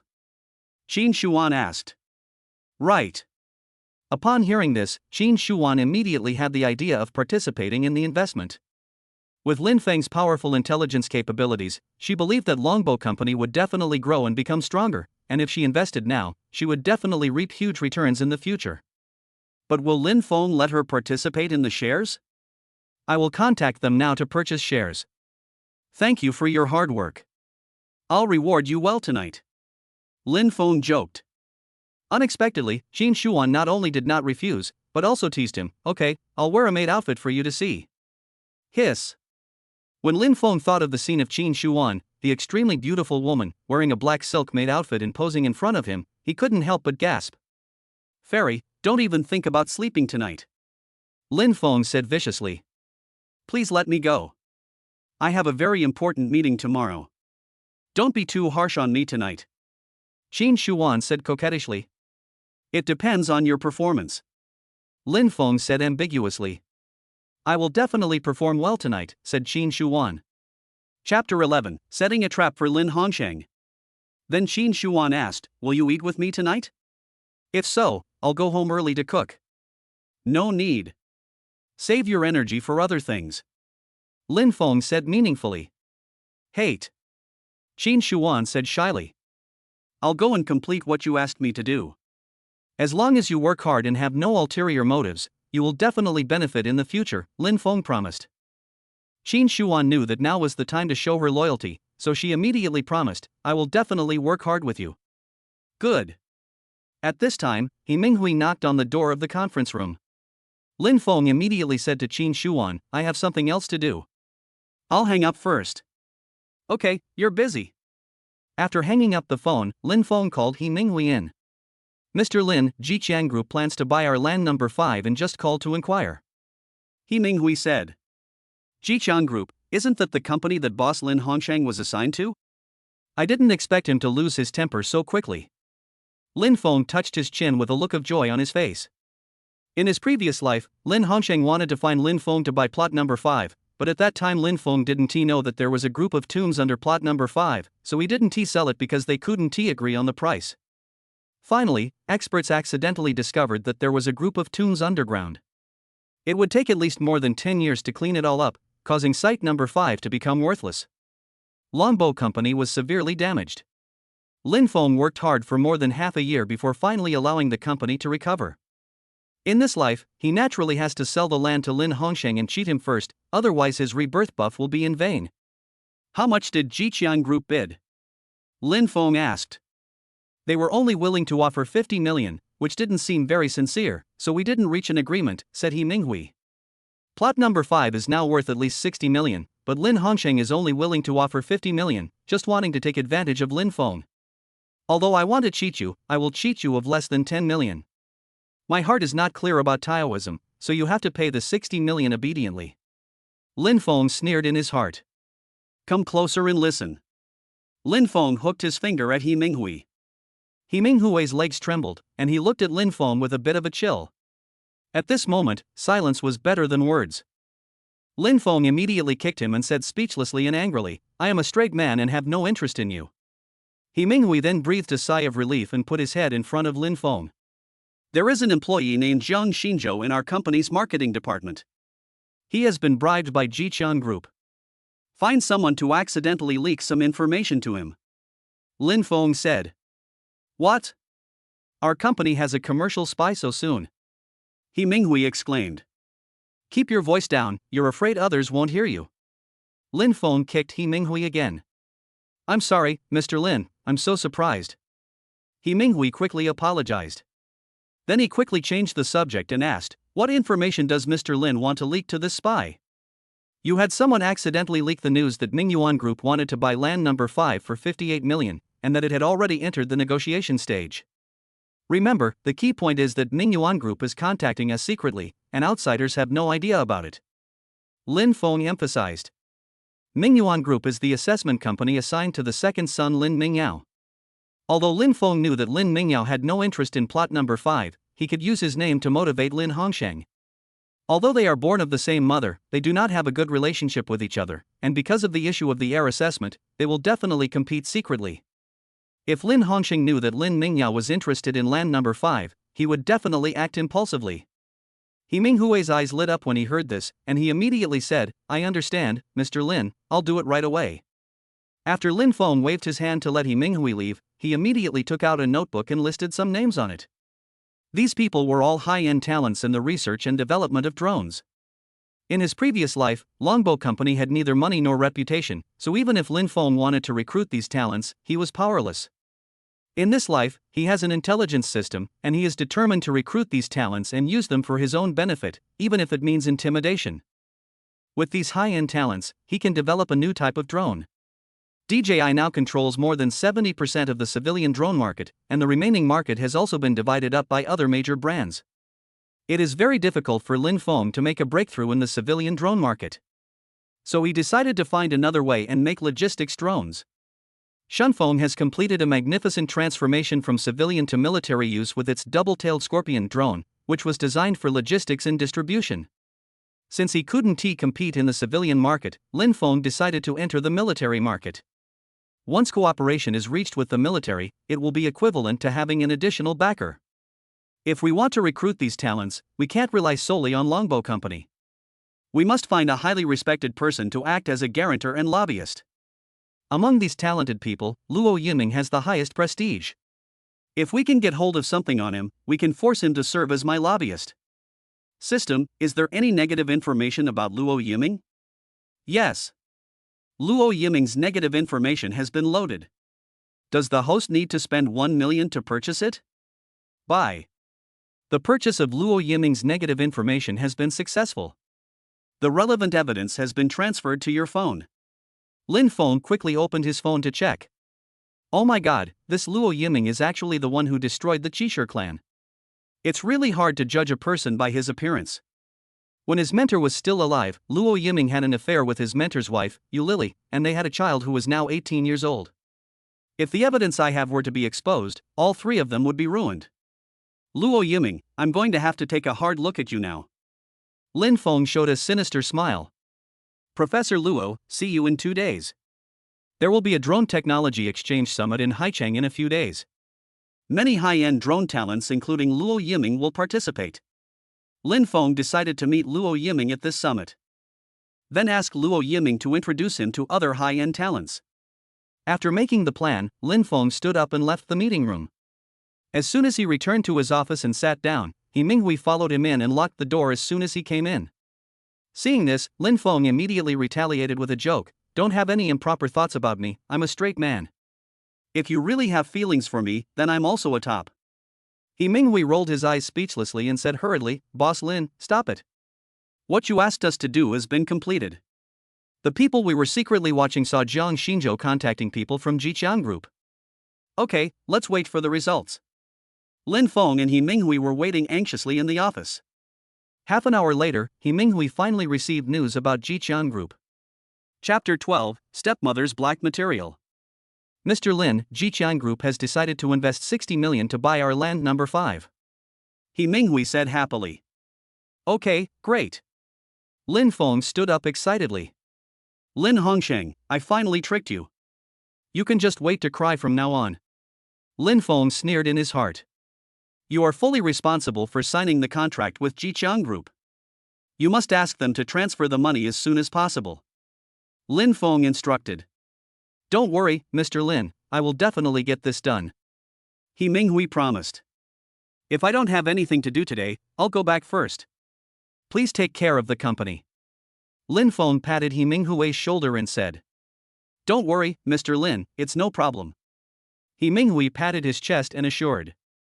Lin Feng also took the opportunity to touch He Minghui's chest and then teased, it's so soft, like a woman. Boss Lin.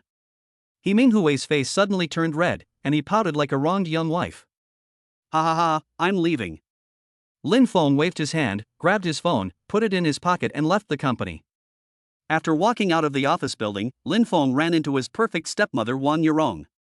She was dressed particularly eye-catchingly today. The collar of her black blouse was loosely tied with a long ribbon, and the bow hung down in front of her chest, gently brushing her collarbone as she walked. She was wearing a fiery red knee-length skirt with a slit on the right side of the skirt starting from the thigh. The slit swayed when she walked, revealing half of her beautiful legs wrapped in black stockings. The stockings shone with a delicate luster in the sunlight. The pair of black high heels with red soles on her feet made a thump-thump sound with every step she took. The heels were as red as if they had been quenched by fire, and they matched the color of the skirt to create a bright and dazzling color. It was just a simple combination, but with her beautiful face, perfect figure and outstanding temperament, she was so beautiful that she immediately attracted the attention of many passers-by. No wonder old man Lin Jinye insisted on marrying her despite his children's strong opposition. She is truly a stunning beauty. Wang Yurong is only 30 years old this year, which is the best age for a woman. It's a pity that she married that old man Lin Jinye. I wonder if she can even have enough to eat. But perhaps it's precisely because of this age difference and the guilt he feels that Lin Jinye dotes on her so much that she even takes part in the Lin family's succession assessment. Just as Lin Feng was lost in thought, Wang Yurong saw him and ordered him bluntly, I'm going to the mall to do some shopping. You'll be my coolie and carry the things for me. As she spoke, she walked towards her Porsche 918, but said to Lin Feng, take a taxi and follow me. Wang Yurong had given Lin Feng such commanding orders many times, and sometimes even took it out on Lin Feng when she was in a bad mood. Originally, Lin Feng could only endure it. After all, Wang Yurong was the apple of Lin Jinye's eye. Even the 3 legitimate sons did not dare to confront Wang Yurong head-on, let alone Lin Feng, who had no money, no power, and was not favored. But now, Lin Feng will no longer obey Wang Yurong's orders. System, is there any negative information about Wang Yurong? Yes, Wang Yurong has 2 of the most explosive pieces of black material. Does the host need to buy both? Buy it, you must buy it. Consumer successful, 2 pieces of evidence of Wang Yurong's negative information have been transferred to your phone. Ding, the host's cumulative consumption has reached 4 million, and he has obtained a chance to draw a lottery. Would you like to draw the lottery immediately? Draw now. Ding, congratulations to the host for drawing super recovery. From now on, whether the host is injured or tired, they will recover at 10 times the speed. Is the recovery in bed also 10 times? Lin Feng asked out of pure curiosity. That's right. Good. The last lottery draw had a cumulative total of 2 million, this time it was 4 million, will the next draw have a cumulative total of 8 million? Yes. Looks like I need to get more money to buy intelligence. Lin Feng looked at Wang Yurong who was starting up her Porsche 911 and thought to himself, isn't this a cash cow? What are you looking at? Hurry up and take a taxi to catch up. Don't make me wait for you, you loser. Wang Yurong noticed Lin Feng's gaze and immediately scolded him. Then she stepped on the accelerator and quickly left the place. Damn, you stinky bitch, I wonder if you can still be so arrogant later? Lin Feng opened his phone and found the folder named Wang Yurong to check. Wang Yurong actually poisoned Lin Jinye. No wonder the old man in the previous life died after 3 years and left most of his property to her in his will. I was wondering why old Deng, who was so shrewd in his life, would make such a will. It turns out he was poisoned and lost his mind. Unfortunately, he was already dead by then, and with no witnesses, we had no choice but to follow the notarized will. The 3 legitimate children made a fuss about this for a long time, but they only managed to get Wang Yurong to give up a small portion of her property. As the saying goes, when gods fight, mortals suffer. The 3 legitimate sons of the Lin family could not do anything to Wang Yurong, who controlled most of the family wealth, so they could only target the weakling Lin Feng. At that time, Lin Feng was still young and without the weak protection of Lin Jinye, facing the joint suppression of his 3 legitimate sons, he quickly went bankrupt and was then persecuted to death by the 3. Looking at the negative information on his phone, Lin Feng sneered, "Wang Yurong, even if Lin Jinye dotes on you, I'm afraid he won't let you off easily if he knows you poisoned him." Then Lin Feng looked at the second piece of black material. Wang Yurong is actually using Lin Jinye's money to support another man. The man she kept despised the fact that she had been played with by an older man and refused to touch her. He also often used PUA on her, making her feel indebted and willingly handing over money. Alright, what a mind-blowing plot. It's even more melodramatic than a TV drama. If the system hadn't provided such irrefutable evidence, I would have thought it was made up. Lin Feng's eyes suddenly became sharp. Wang Yurong, you're completely finished this time. Even if that old man, Lin Jinye, could tolerate you poisoning him, he definitely couldn't tolerate you being cuckolded. His obsession with cleanliness is ingrained in him. Otherwise, I wouldn't be just an illegitimate child, without the love of old Deng, and would be bullied in the Lin family. Alas, mother is not wrong either. Forget it, I don't want to think about it anymore. Wang Yurong is the real deal. If we can control her, it's like having a cash cow. Lin Feng immediately opened the dialing interface on his phone and dialed Wang Yurong's phone number. It took a long time for Wang Yurong to answer the phone. Who is it? Wang Yurong's voice sounded a little impatient, with a hint of anger at being disturbed. You don't want Lin Jinye to know that you poisoned him, right? Lin Feng threatened in a very small life tone right from the start. Squeak. Wang Yurong felt a sudden chill down her spine when she heard that. She hurriedly stepped on the brakes, and a sharp brake sound came from the receiver. If the car behind had not seen that the car in front was a Porsche 918 that it could not afford to touch, and had not followed it at a distance, it would have rear-ended it by now. Lin Feng? Wang Yurong's eyes turned cold. Only she and Zhang Yuxuan knew that Lin Jinye was poisoned. How could Lin Feng know about it? Calm down. Even if Lin Feng heard some rumors, he definitely doesn't have any evidence. If he dares to report it, I can still take the opportunity to bite him back. Anyway, that old man Lin Jinye trusts me very much. Wang Yurong had just calmed down when she heard Lin Feng jokingly say, I guess you must think I have no evidence. Then why not come to the Haoding Hotel and take a look at the evidence in my hands? Chapter 13 Wang Yurong is countered by Lin Feng. Lin Feng, you dare to threaten me? I will kill you today. Wang Yurong gritted her teeth and slapped the steering wheel, making a harsh beep sound.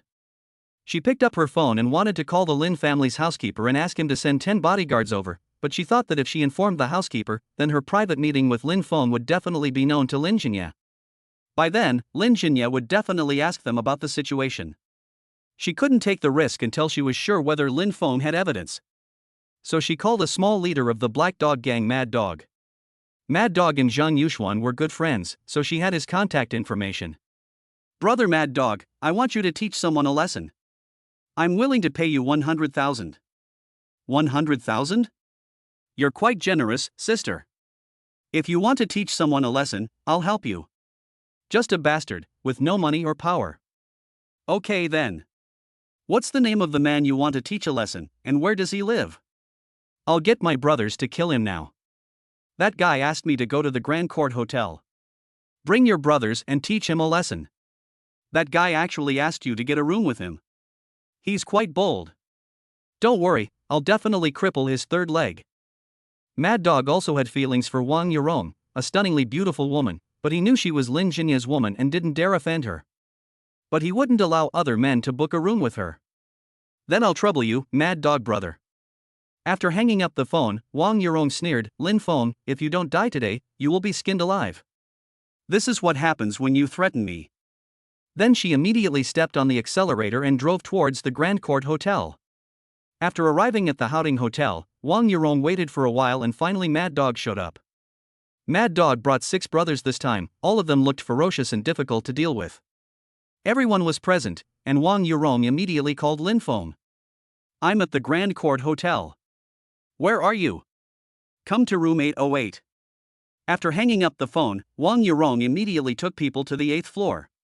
In room 808, Lin Feng was listening to a little tune, waiting for Wang Yurong to arrive. He guessed that Wang Yurong would definitely bring people to teach him a lesson, so he wanted to listen to some music to cheer himself up. Knock, knock, knock. There was a knock on the door of room 808. Lin Feng got up and walked to the door.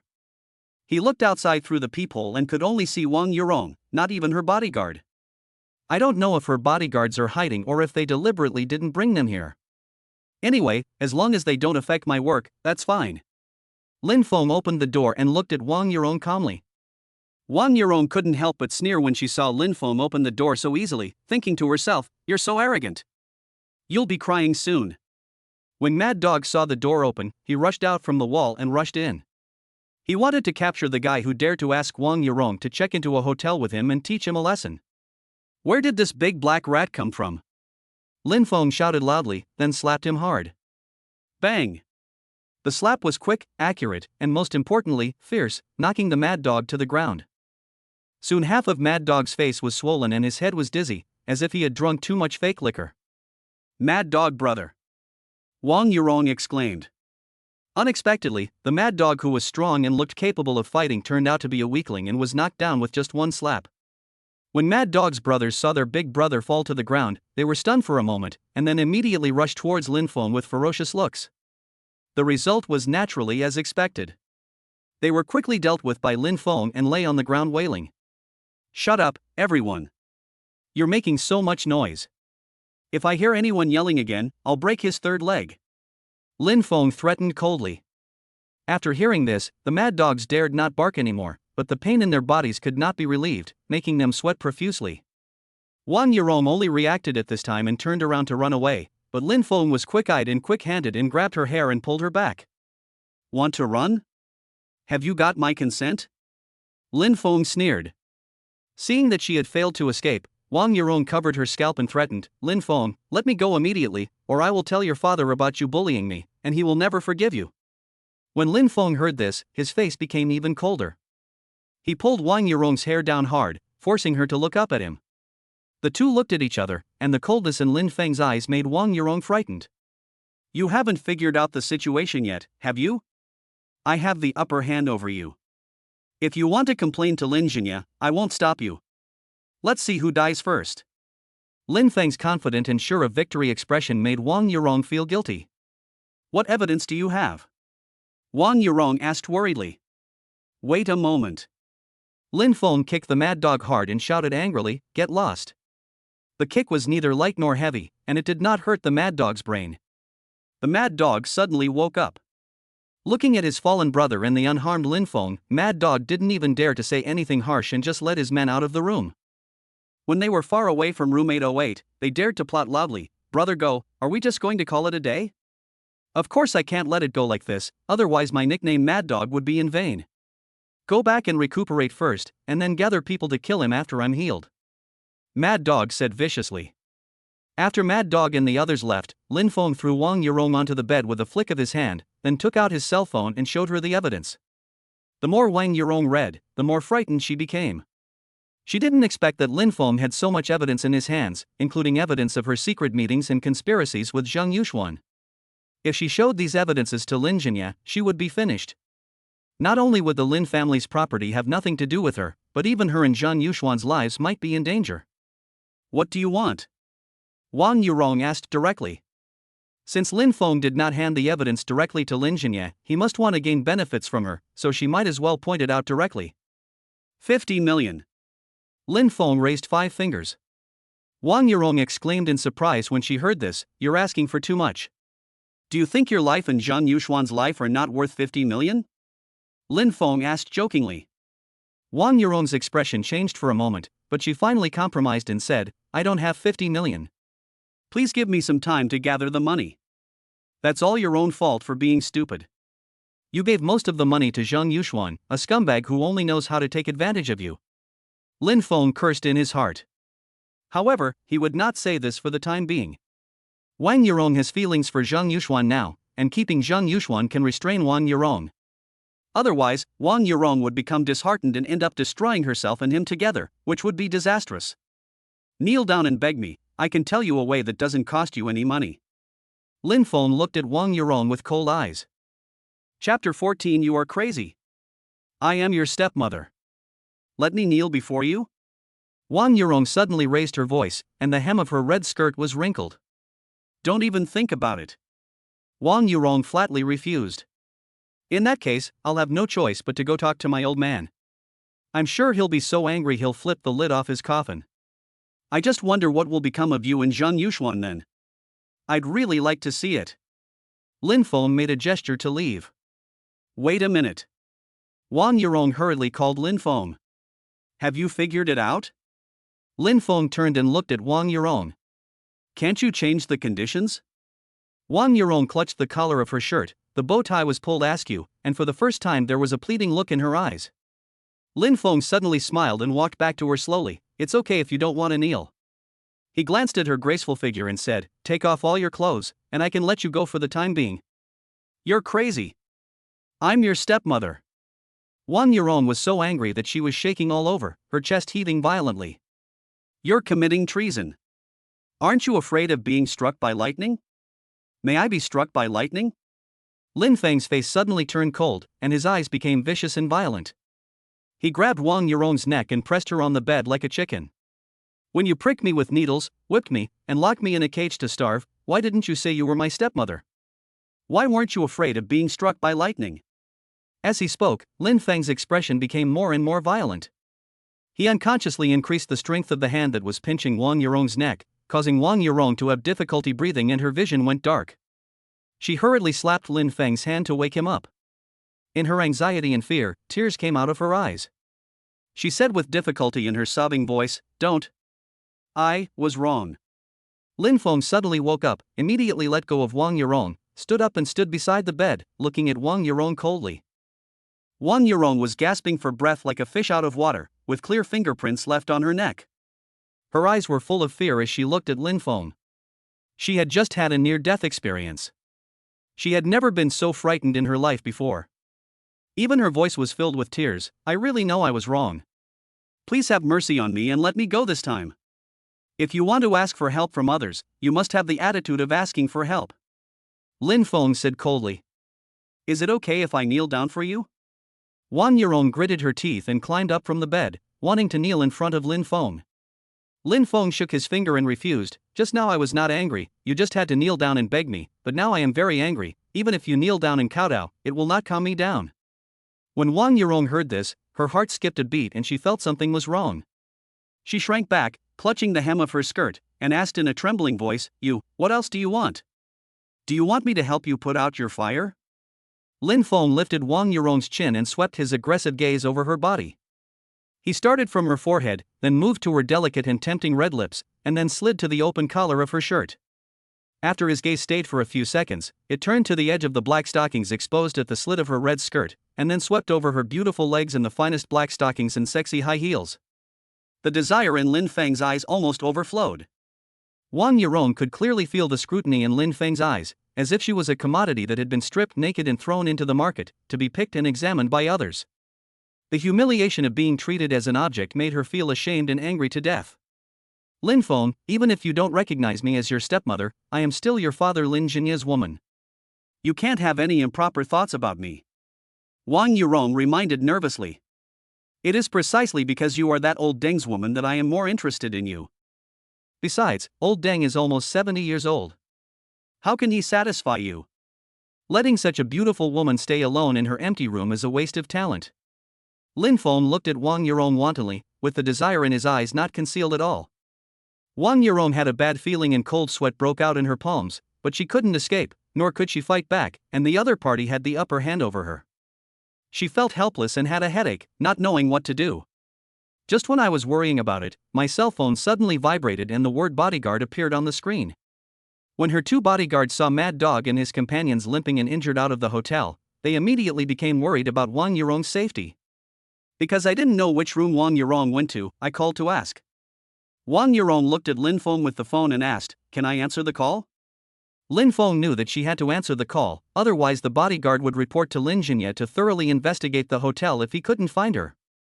Now Lin Feng didn't want Lin Jinya to know about him and Wang Yurong, otherwise how could he control her, so he made a pleased gesture. Wang Yurong answered the phone immediately.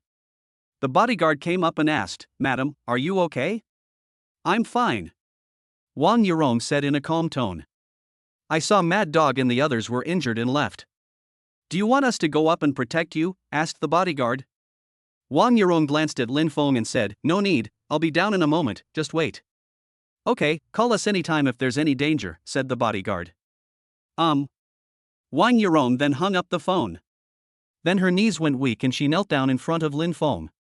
She looked up at him with tears still stained on her eyelashes. She pleaded, "Please let me go. The bodyguards will get suspicious if they wait too long. If Lin Jinya is alerted, it will be bad for both you and me, right? I can let you go, but sign this first." Lin Feng took out 2 letters of intent to invest and threw them next to Wang Yurong's knees. Lin Feng printed a lot of these letters of intent and put them all in his personal space so he could take them out whenever he needed them. Wang Yurong picked it up and saw that it asked her to invest 50 million yuan in an unfamiliar company. She thought to herself, so this is the method that Lin Feng mentioned that doesn't cost me money. Lin Jinya assigned her a company, and she had the final say on the transfer of funds in the company, but she needed the approval of the directors. "It's not my money anyway, so just sign it." Wang Yurong signed the letter of intent to invest happily. "Tomorrow after the finance department gets to work, immediately transfer money to the account on the contract, otherwise don't blame me for coming to your house to ask for it," Lin Feng threatened. "I understand. I will supervise it personally," Wang Yurong promised. "Stand up." Lin Feng reached out and pinched her chin and lifted it up, forcing Wang Yurong to stand up under his force. He looked at her playfully and ordered, "Kiss me." Wang Yurong suddenly locked eyes with Lin Feng, her eyes filled with pleading. "Do you really have to humiliate me like this?" "Humiliation?" Lin Feng chuckled, caressing her trembling lips with his fingertips. "Who was it that just now was kneeling down and begging me to let you go? Now you're pretending to be a chaste heroine?" He let go of her hand and took a half step back, crossing his arms across his chest. "If you want to leave, hurry up and don't make your bodyguards wait anxiously." Chapter 15. Are you sick? I'm here to find your mother. Wang Yurong stared at Lin Feng for a few seconds, but ultimately she didn't have the courage to turn around and leave. She took a deep breath, took a step forward and tiptoed over. Her cold lips quickly touched the corner of Lin Feng's mouth. Just as she was about to step back, he grabbed her neck. "So perfunctory?" He chuckled against her ear, his hot breath burning her earlobe red. "What else do you want?" "That's all." Lin Feng tilted his head and directly held Wang Yurong's lips, sucking hard. Wang Yurong resisted fiercely in desperation and tried to break free from Lin Feng, but he grabbed her neck. She immediately became obedient like a cat whose life point was strangled. Lin Feng kissed Wang Yurong for a while and then let her go. If he continued kissing, it would probably take at least an hour or two to finish, and Wang Yurong's bodyguards would probably not be able to wait that long. "Just treat the marks on your neck, and then you can leave." Lin Feng pushed Wang Yurong away and said. Upon hearing this, Wang Yurong quickly sat down on the edge of the bed and took out a makeup mirror from her crocodile leather handbag. The small mirror reflected the purple and red pinch mark on her neck. She took out the makeup and applied it on her neck again and again. After several times, she finally covered the pinch mark completely. Then she reapplied lipstick and lip balm to her faded lips, looked in the mirror several times, and after confirming that there was nothing wrong, she grabbed her bag and walked towards the door. When Wang Yurong's hand touched the door handle, Lin Feng's voice came from behind her, "Come back." She was about to use force when her hand suddenly stopped, and her heart suddenly became nervous. Could it be that Lin Feng was going to go back on his word? She turned around to look at Lin Feng and found that he was sitting on a stool smoking. The smoke made his handsome face look a little more devilish, making people puzzling. "Let me check it." Lin Feng flicked the ash off his cigarette, his tone was nonchalant, his eyes were unusually lazy, and he looked very casual. He had no other intention in doing this, it was just a test of obedience. Wang Yurong was already at the door. If she wanted to run, she could just open the door and run. Lin Feng just wanted to see if Wang Yurong would come back obediently for him to check. If she is obedient, then she is one step closer to being tamed. If she is not obedient, then tame her until she is obedient. Wang Yurong clenched her fingers on the door handle, her mind in a mess. After a moment, she finally turned around and walked back step by step. When she came in front of Lin Feng, she raised her chin slightly and showed her delicate neck to Lin Feng. Lin Feng just glanced at it casually, then waved his hand lightly, "Go away." Wang Yurong felt extremely humiliated, but she just gritted her teeth and turned away silently. Lin Feng, sooner or later, I will teach you a lesson. Wang Yurong swore secretly in her heart. At this time, Lin Feng also had another thought in his mind. Wang Yurong, the game has just begun. I will slowly settle the grudges between us bit by bit. Then he put out his cigarette, got up and left. When he arrived at Qin Shujuan's villa, Lin Feng rang the doorbell, but it was Zhou Miaoyin who opened the door for him. Lin Feng was stunned. Doesn't Zhou Miaoyin live on campus and rarely go home? Why does she come back so often in the past 2 days? But Zhou Miaoyin seems to be more excited at home. Zhou Miaoyin was also stunned when she saw that it was Lin Feng, and then said with a look of disgust, "Why did you come to my house again? Since you said you don't want to pursue me anymore, what's the point of coming to my house and pestering me? Can't you have some backbone? I really look down on you. Are you sick? I'm here to see your mother." Lin Feng pushed aside Zhou Miaoyin, a common woman who was blocking the door, and strode into the house. "Hey, what are you doing? Breaking into a private house." Zhou Miaoyin jumped up and shouted. At this time, Qin Shuan came out of the kitchen with a spatula and shouted at the door, "Yining, don't be rude to the guests. I called Lin Feng here." "Mom, why did you ask Lin Feng to come home again? Is there anything going on between you two?" Zhou Miaoyin stomped her feet and said unhappily. The speaker may not mean it, but the listener may take it seriously. When Qin Shuan heard Zhou Miaoyin's words, she panicked for a moment and hurriedly explained, "What are you talking about, you little bitch? Lin Feng and I were just chatting about work. What work do you want to discuss between you two?" Zhou Miaoyin curled her lips, her tone full of disdain. He's a shady, illegitimate child. It's not his turn to touch the Lin family's assets. He doesn't have the capital to start a company. Besides, he's still in school and has no time to go to work. What are you talking about? Don't try to fool me. You deserve a beating, don't you? I told you not to mention Lin Feng being a bastard again, but you don't learn your lesson, do you? Qin Shuan rushed over with a spatula in her hand, and Zhou Miaoyin was so scared that she quickly hid behind her with her head in her hands. Qin Shuan really dared to hit her. Zhou Miaoyin was scared and quickly shouted, "Mom, I was wrong." Qin Shuan naturally wouldn't hit the child in front of Lin Feng. She took back the spatula, glared at Zhou Miaoyin, and said, "Lin Feng is now the CEO of Longbow Company. Our two companies are currently discussing cooperation, so I invited him to our house to discuss it in detail." Him, CEO? Zhou Miaoyin looked at Lin Feng in surprise. However, she did not doubt Qin Shujuan's words. As the chairman of a 10 billion yuan group, her mother would not joke about work. With your vision, you are only fit to stay in a well and look at the sky. Lin Feng glanced at Zhou Miaoyin, with no concealment of the sarcasm in his tone. You called me a frog in a well? Zhou Miaoyin was so angry that she jumped up and down. Lin Feng ignored her and walked directly to the sofa in the living room without any hesitation. He sat down on the sofa and picked up an apple from the coffee table and tossed it. His leisurely appearance like a host made Zhou Miaoyin's eyelids twitch. Mom, look at him. Zhou Miaoyin grabbed Qin Shujuan's arm and complained to her. Qin Shuan slapped her daughter's hand away and said in a low voice, "Okay, if you don't want to watch, go back to your room." Snort. Zhou Miaoyin glared at Lin Feng fiercely, turned around and ran to her room, then slammed the door shut. She threw herself into the soft big bed, grabbed her phone and made a video call to Chen Ningfeng, her tone indignant. That guy Lin Feng is so infuriating. He came to my house again, and he was not polite at all. He treated my home like his own. It really disgusts me. Lin Feng went to your house? Last time he said he would not pursue you anymore, and I thought he was so strong-willed.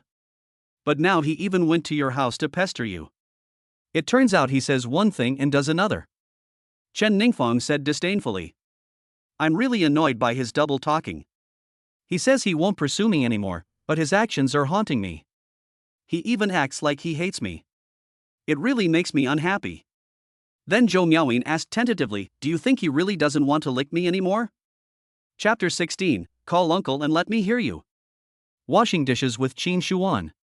How is that possible? He must be trying to change his tactics to pursue you. Chen Ningfang's voice was firm. Men are like this. If one trick doesn't work, they'll try another.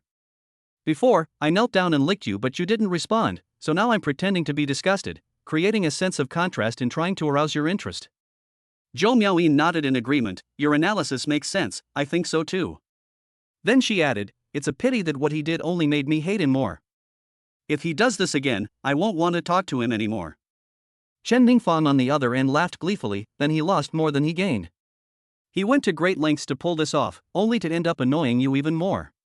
Isn't he going to regret it later? That's what he asked for. Zhou Miaoyin brushed the hair from her ear, her tone filled with an inexplicable sense of pride. Isn't it better to just be a good bootlicker? He has to play hard to get. So I'll just do what he wants and leave him alone. Ha, if Lin Feng knew that he had messed up, he would definitely regret it and pound the wall. Chen Ningfang laughed. If he behaves well then, I may consider forgiving him. Zhou Miaoyin said magnanimously. Ah? You're still planning on forgiving him? Chen Ningfang's voice suddenly rose, with obvious dissatisfaction. He said that to you before, if it were me, I wouldn't let him off easily. You haven't seen what he looks like now. He's ridiculously handsome, has an incredible body, and he's even become the CEO of a company with a market capitalization of over 100 million. If he were willing to be my bootlicker, it would be so prestigious to take him out. But the prerequisite is that he has to admit his mistake and make me happy, then I will consider forgiving him. Zhou Miaoyin said. Is Lin Feng really that handsome? Chen Ningfang's curiosity was piqued, and her tone was full of doubt. Can he be more handsome than Zhang Xiaoqiao? He's way better than Zhang Xiaoqiao. Zhou Miaoyin said confidently, if he hadn't been so irritating lately, I would have considered forgiving him a long time ago. How is that possible? Wasn't Lin Feng less handsome than Zhang Xiaoqiao before? Did he have plastic surgery? Chen Ningfang asked doubtfully. Plastic surgery doesn't work that fast. He just suddenly became handsome, and very handsome, much more handsome than Zhang Xiaoqiao. Zhou Miaoyin said with a slightly infatuated look. Who doesn't tea like a super handsome guy? It's just that Lin Feng used to be her bootlicker, and she always treated him with the same attitude as before. I'm curious just hearing that. Chen Ningfang's voice was filled with excitement. If he comes to school tomorrow, I'll definitely take a closer look. Just when Zhou Miaoyin and Chen Ningfang were chatting enthusiastically, they heard Qin Shuan calling them to eat. Let's not talk about it for now. I'm going to eat. Zhou Miaoyin waved to Chen Ningfang and hung up the video. When they arrived at the restaurant, Lin Feng had already started eating without waiting for her, the host. Lin Feng. Do you behave like a guest? You're eating without waiting for the host to come to the table. That's so rude. Zhou Miaoyin complained. Lin Feng didn't even raise his head, and his hands didn't stop picking up the food. He chewed something and said vaguely, What do you know, little girl? Your mother and I are equals. According to seniority, you should call me uncle. He picked up a piece of braised pork and waved it in front of Zhou Miaoyin, raised his eyebrows and smirked, Come on, call me uncle and I'll give you this meat as a reward. This was an absolutely infuriating act. Zhou Miaoyin immediately flew into a rage and shouted, Get lost. You're just a lickspittle chasing after me and you want to be my elder? Forget it. Mom, look, he's bullying me again. Zhou Miaoyin looked at Qin Shuan and started to complain again. Qin Shuan was also helpless. On one side was her own daughter, and on the other side was someone who had a hold on her and had physical contact with her. These two people would fight each other whenever they met. She was speechless and had a headache. Eat, eat. Then she put a piece of pork ribs into Zhou Miaoyin's bowl, and put a piece of kidney into Lin Feng's bowl. Lin Feng looked at the kidneys in the bowl and gave Qin Shuan a playful look, as if to say, I will work hard tonight and live up to the kidneys you picked up. When Qin Shuan saw Lin Feng's eyes, she realized that what she had picked up for Lin Feng was kidney, and she was immediately embarrassed. She couldn't stand Lin Feng before he ate the kidneys, and she was scared of Lin Feng after he ate the kidneys. She looked at Lin Feng with pleading eyes, begging him not to try too hard tonight. Lin Feng received Qin Shujuan's pleading look, smiled triumphantly, and then made an okay gesture to her when Zhou Miaoyin was not paying attention. Qin Shuan finally breathed a sigh of relief when she saw the gesture, and then picked up another piece of braised pork for Lin Feng. Lin Feng looked at Zhou Miaoyin with a smug look, which was full of provocation. This made Zhou Miaoyin very angry. She grabbed the chopsticks and poked the rice in the bowl fiercely, cursing Lin Feng 800 times in her heart. If I ever pay any attention to him again in this life, I'll be a dog. She secretly got angry, picked up a large piece of meat and stuffed it into her mouth, chewing it madly. Her cheeks bulged, as if she was not chewing meat, but Lin Feng's bones. What handsome CEO, what's the face of bringing him out? It's all bullshit. Now she just wants to press this annoying face into the soup bowl.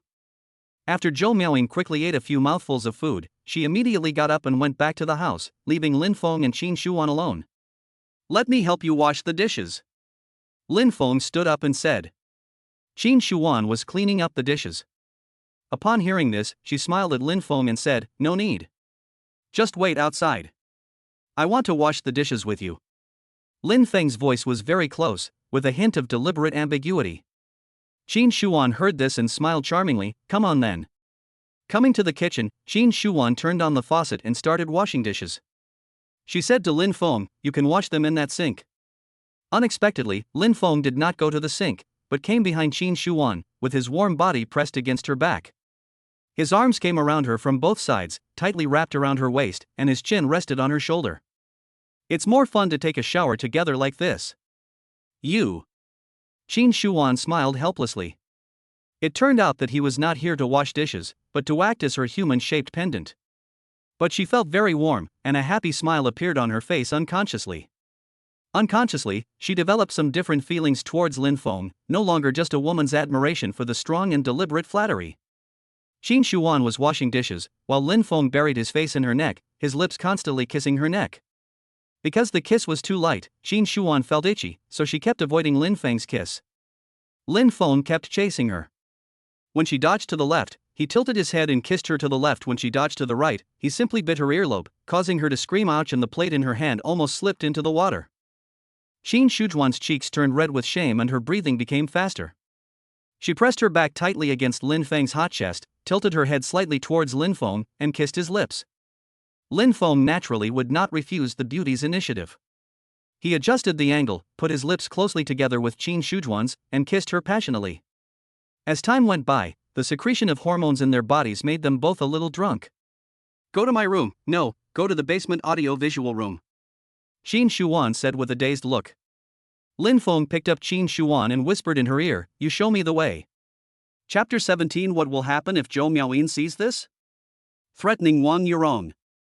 As soon as the door of the underground audio-visual room was closed, Qin Shuan couldn't wait to raise her head and kiss Lin Feng. Lin Feng held her in his arms and walked towards the sofa while responding to Qin Shujuan's passionate kiss. Coming to the leather sofa worth 2 million, Lin Feng first placed Qin Shuan upright on the sofa, then knelt on one knee on the sofa, leaned over and pressed down, kissing her wantonly. As time went by, the two of them lay on the sofa. Wait, let's choose a movie first and make some noise. Qin Shuan suggested at the critical moment. Qin Shujuan's move was to use one voice to cover up another voice. Okay. Lin Feng picked up the remote control, turned on the projector first, then opened the audio and video software, and randomly selected a video to play. Playing time, 3 hours. When the film ended, Qin Shuan had already fallen asleep. Lin Feng took a blanket and covered her with it. Looking at her tired look, Lin Feng touched her cheek with some pity and kissed her forehead. Then he got up and went to the wine cabinet, took a bottle of red wine and a highball glass, sat down at the snack bar, and drank leisurely.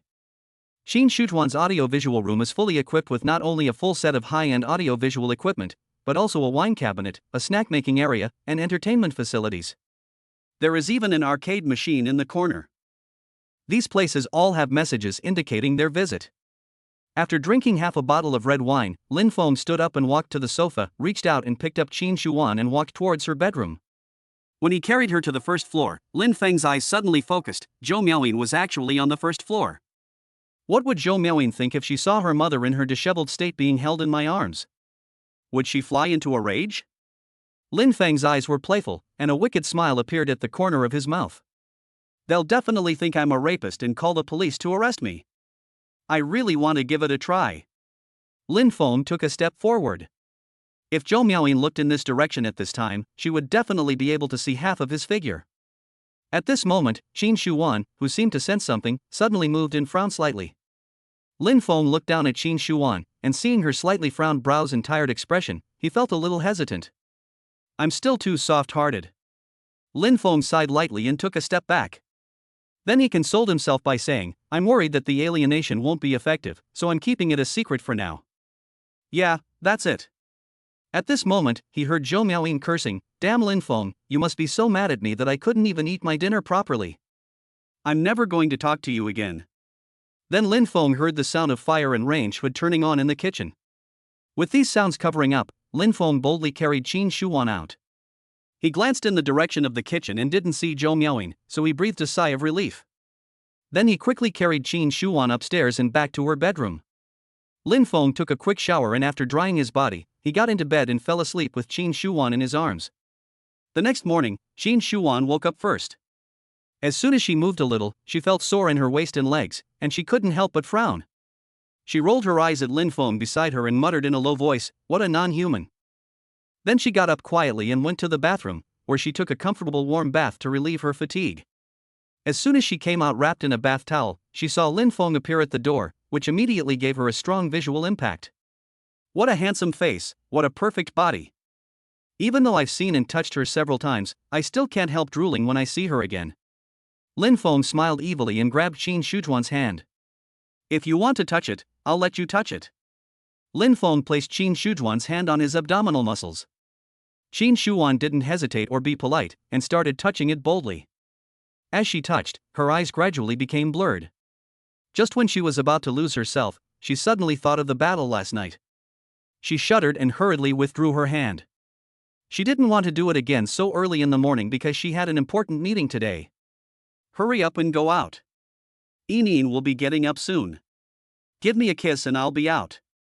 Qin Shuwan stood on tiptoe and kissed Lin Feng on the lips. She probably felt it was not enough, so she stood on tiptoe and kissed Lin Feng again. This time they kissed for 5 minutes before breaking apart. I'll just go to the bathroom and leave. After saying that, Lin Feng went into the bathroom. After having breakfast at Qin Shujuan's house, Lin Feng first rushed to Longbow Company and entered He Minghui's office. How is the signing progress for plot number 5? Lin Feng asked straight to the point. We have already signed the sales contract with Jiqian Company and are just waiting for them to transfer the money, said He Minghui.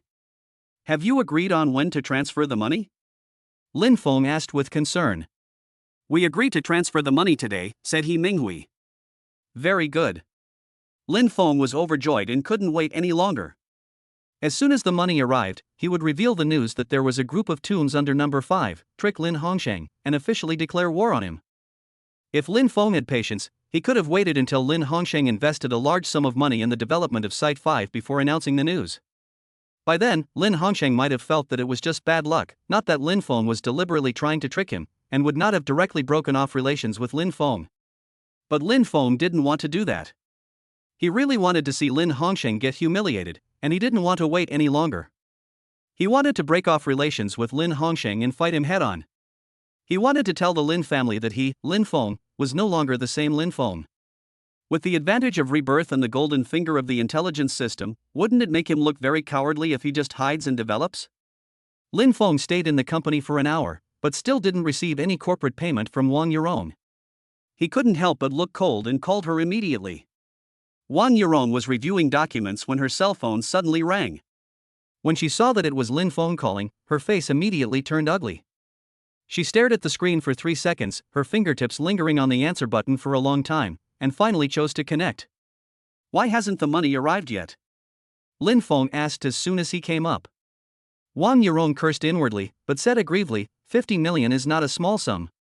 It won't be easy to convince those directors to agree to invest. I'm communicating with them now. You're not communicating. You're the CEO of the company, you're the one who makes the decisions. You represent the Lin Group, and you have Lin Jinye standing behind you. So, be tough.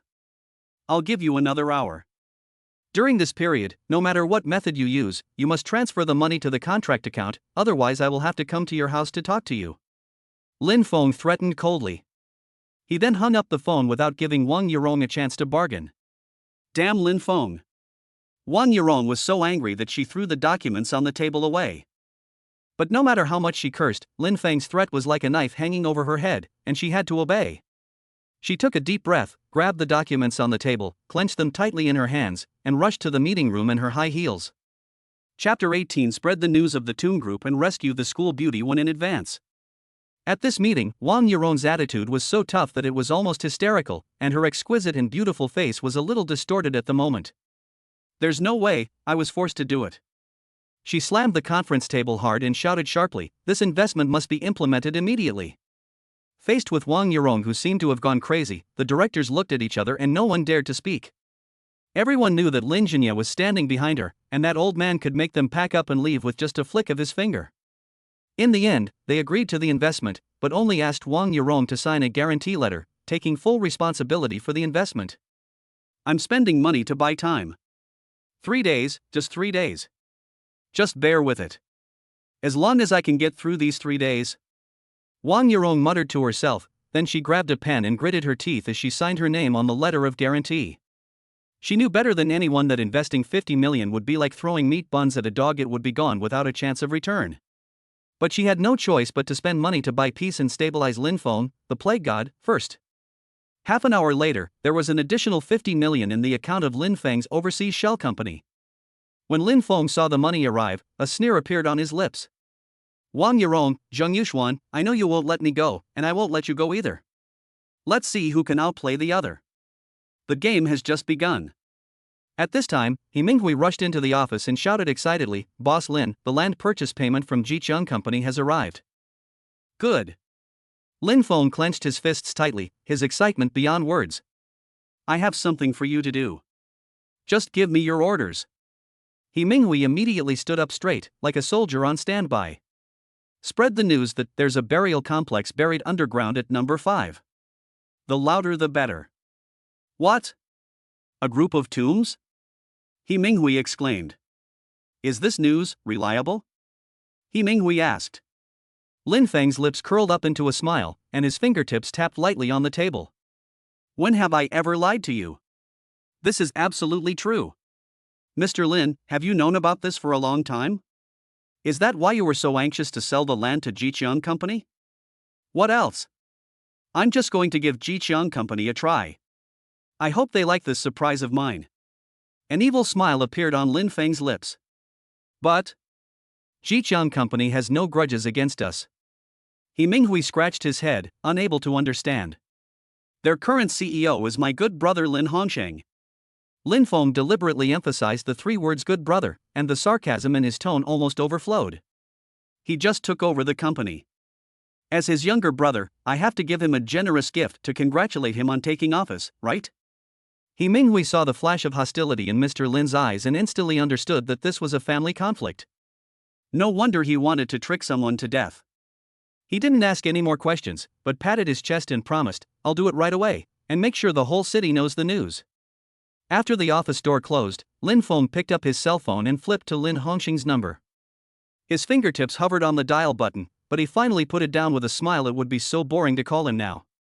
It would be more meaningful to wait until he was in a state of panic and send him sympathy. Play some games to relax. Lin Feng stretched and clicked the mouse to activate the sleeping computer. Just as his fingertips were about to point to the icon of the 43.99 minigame, his eyes accidentally swept across the date in the lower right corner of the screen, April 8th. His fingers suddenly stopped and his pupils suddenly contracted. April 8th. This date was like a needle, piercing deep into his memory. On this day in the previous life, the school forum was flooded with the same name, Wen Ning. Wen Ning, who was hailed as the most beautiful campus beauty in the history of Haicheng University, was murdered today. She disappeared in the afternoon and her body was found in an unfinished building that evening. The cause of death was falling from a building, and the death was tragic. At that time, the entire school forum was in an uproar, posts were posted rapidly, and everyone was lamenting Beauty's short life. In his previous life, Lin Feng and Wen Ning didn't have much interaction. When he saw the news, he just sighed and then forgot about it and continued to be busy licking Zhou Miaoyin. It was not until later that he accidentally learned that Wen Ning's father was actually Wen Jigua, the director of the Public Security Bureau. The murder of Wen Ning was not a random crime at all. It was a gang leader that Director Wen had arrested who was holding a grudge against him and deliberately chose to take revenge on his daughter. Wen Ning, Wen Jigua. Lin Feng whispered the two names, tapping his fingertips lightly on the table, his eyes gradually becoming deep. He was unaware of this in his previous life, and even if he had known, he could do nothing about it. But in this life, since he already knew everything in advance, he naturally would not miss this opportunity. Wen Jigua held real power and had been director for nearly a decade. His network of contacts spread throughout Haicheng. If he could save Wen Ning, he would be able to climb this big tree. Lin Feng's lips curled up into a meaningful smile. He immediately turned off the computer, got up and left the company. As soon as he left the office building, he muttered to himself, "System, I want to buy the specific time and location where Wen Ning was kidnapped." In his previous life, Lin Feng only knew that Wen Ning died in the unfinished building, but he didn't know where she was kidnapped. If he showed up directly at the unfinished building, it would inevitably arouse Wen Jigua's suspicion, which would be counterproductive to his purpose. So he had to show up at the place where Wen Ning was kidnapped, and then spend 1 million to purchase information regarding Wen Ning's kidnapping. Time, 3:15 p.m. today. Location, pedestrian street and alley behind Fuan Shopping Center. I was kidnapped just after 3 p.m. I still have plenty of time. Let's go buy a car first. It was indeed inconvenient to travel without a car of his own. Lin Feng was rich now, so he naturally wouldn't treat himself badly. He would need a car soon, and he didn't want to call a taxi at that time. Lin Feng took a taxi and went straight to the Auto City. He didn't want to waste time in other stores and went straight into the Porsche 4S store. It's nothing, Porsche has a lot of beautiful saleswomen, so you can feast your eyes when buying a car. In addition, among luxury SUVs, he prefers Cayenne, so he chose to go to the Porsche 4S store. As soon as Lin Feng entered the store, he was immediately greeted by several beautiful saleswomen in professional suits. Although Lin Feng's clothes weren't particularly expensive, his reborn aura was extraordinary. As luxury car salespeople, these saleswomen naturally wouldn't judge a customer's affordability based solely on their clothing. "Which car would you like to see, sir?" The leading female salesperson smiled with her eyes curved and her voice was so sweet that it was sickening. Lin Feng took a look at the salesperson and found that she was indeed good looking, but her skin color was a bit dark, which affected the appearance. Lin Feng glanced at the showroom and pointed at a black Cayenne in the corner. "This is it, full payment." The smiles on the faces of several beautiful saleswomen froze for a moment. Although they did not judge people by their clothes, they did not expect the seemingly young man to be so straightforward. Chapter 19 I want you, do it with me. The saleswoman in the lead quickly realized what was happening and said, "Sir, that car is a high-end Cayenne, equipped with a 4.8-liter twin-turbocharged engine that produces 570 horsepower, and the price is 2.8 million. What I want is the high-end version," Lin Feng said calmly. Several beautiful sales ladies were stunned again when they heard this. They didn't expect that the young man in front of them was so wealthy and so tall and handsome. So they all had some other ideas. "Sir, could you please add me on WeChat?" "Sir, I'd like to add you on WeChat, too." "Sir, I want it too." Lin Feng looked at the almost eating eyes of the beautiful saleswomen, and suddenly remembered a meme on the internet. It is said that for every Porsche car sold, a female salesperson quits. Lin Feng's lips curled up slightly. He neither agreed immediately nor refused directly. Instead, he looked sideways at the leading female salesperson who had just quoted the price and said, "Let's go through the formalities first and swipe the card." The fact that he wasn't attracted by beauty made the female salespeople's hearts beat faster. They all looked like crazy fans, and they all wanted to find a boyfriend like him. The leading female salesperson quickly led Lin Feng to the VIP negotiation room, while the other female salespeople stayed where they were tacitly, their eyes seemed to be glued to his back. Arriving at the negotiation room, Lin Feng sat down and immediately asked, "What's your name?" "Sir, my name is Zhang Roland. You can call me Xiao Zhang. Since you are younger than me, if I am older, you can call me Sister Zhang." Zhang Roland. Lin Feng repeated the name, tapping his knees lightly with his fingertips. Suddenly, a light bulb went off in his head and he remembered who she was: Lin Hongxing's sister-in-law, the abandoned daughter who was kicked out of the Zhang family. Zhang Roland was identified as a disaster star by the Zhang family, so they deprived her of everything, removed her from the Zhang family, and expelled her from the Zhang family. But no one expected that this little princess who was abandoned by her family would later break through the siege in the business world with her ruthlessness and become the business queen who gave the Zhang family a headache. She sniped the Zhang family several times and made them exhausted. Lin Feng didn't expect that he would meet the future queen of business just to buy a car, and she is now working as a car salesperson. Lin Hongsheng is the son-in-law of the Zhang family. If Lin Feng wants to deal with Lin Hongsheng in the future, the Zhang family will inevitably intervene.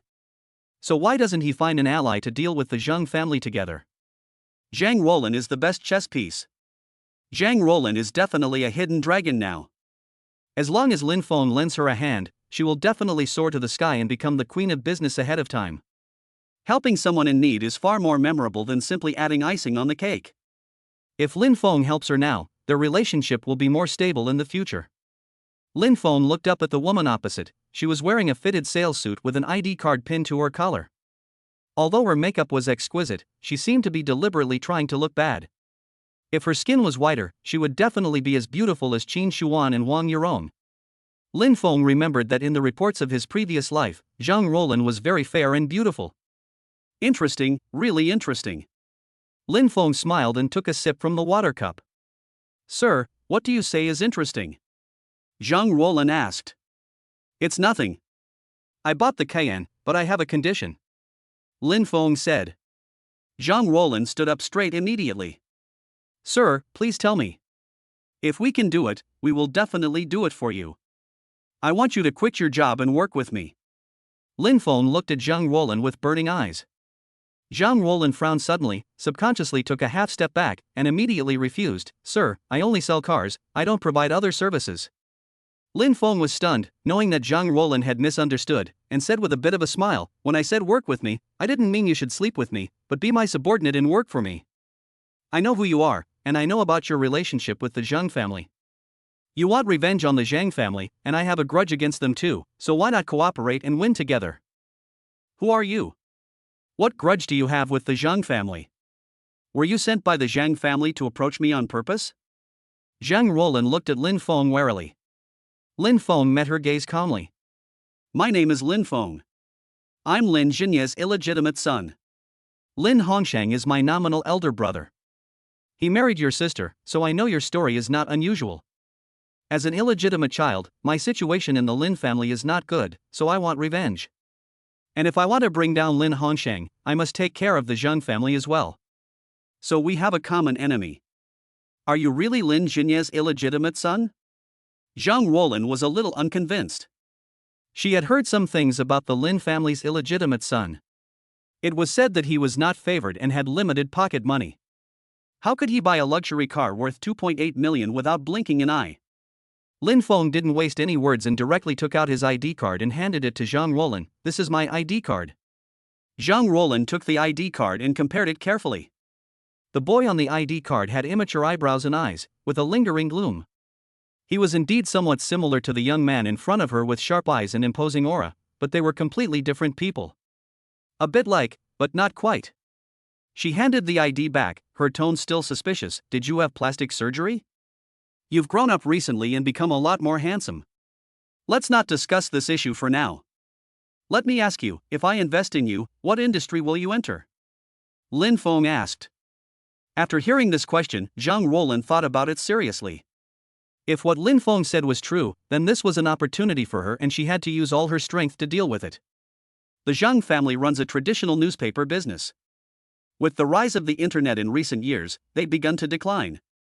However, because they've been operating for many years and still hold a certain degree of influence in the news industry, and they specialize in reporting Haicheng news, users in Haicheng still support them. And if I were to do anything, I'd be destroying the very foundation of the Zhang family. With the rise of the internet, mobile phones and computers have replaced most traditional newspapers. However, because there's so much information and it's so diverse, it's difficult for users to find exactly what they need.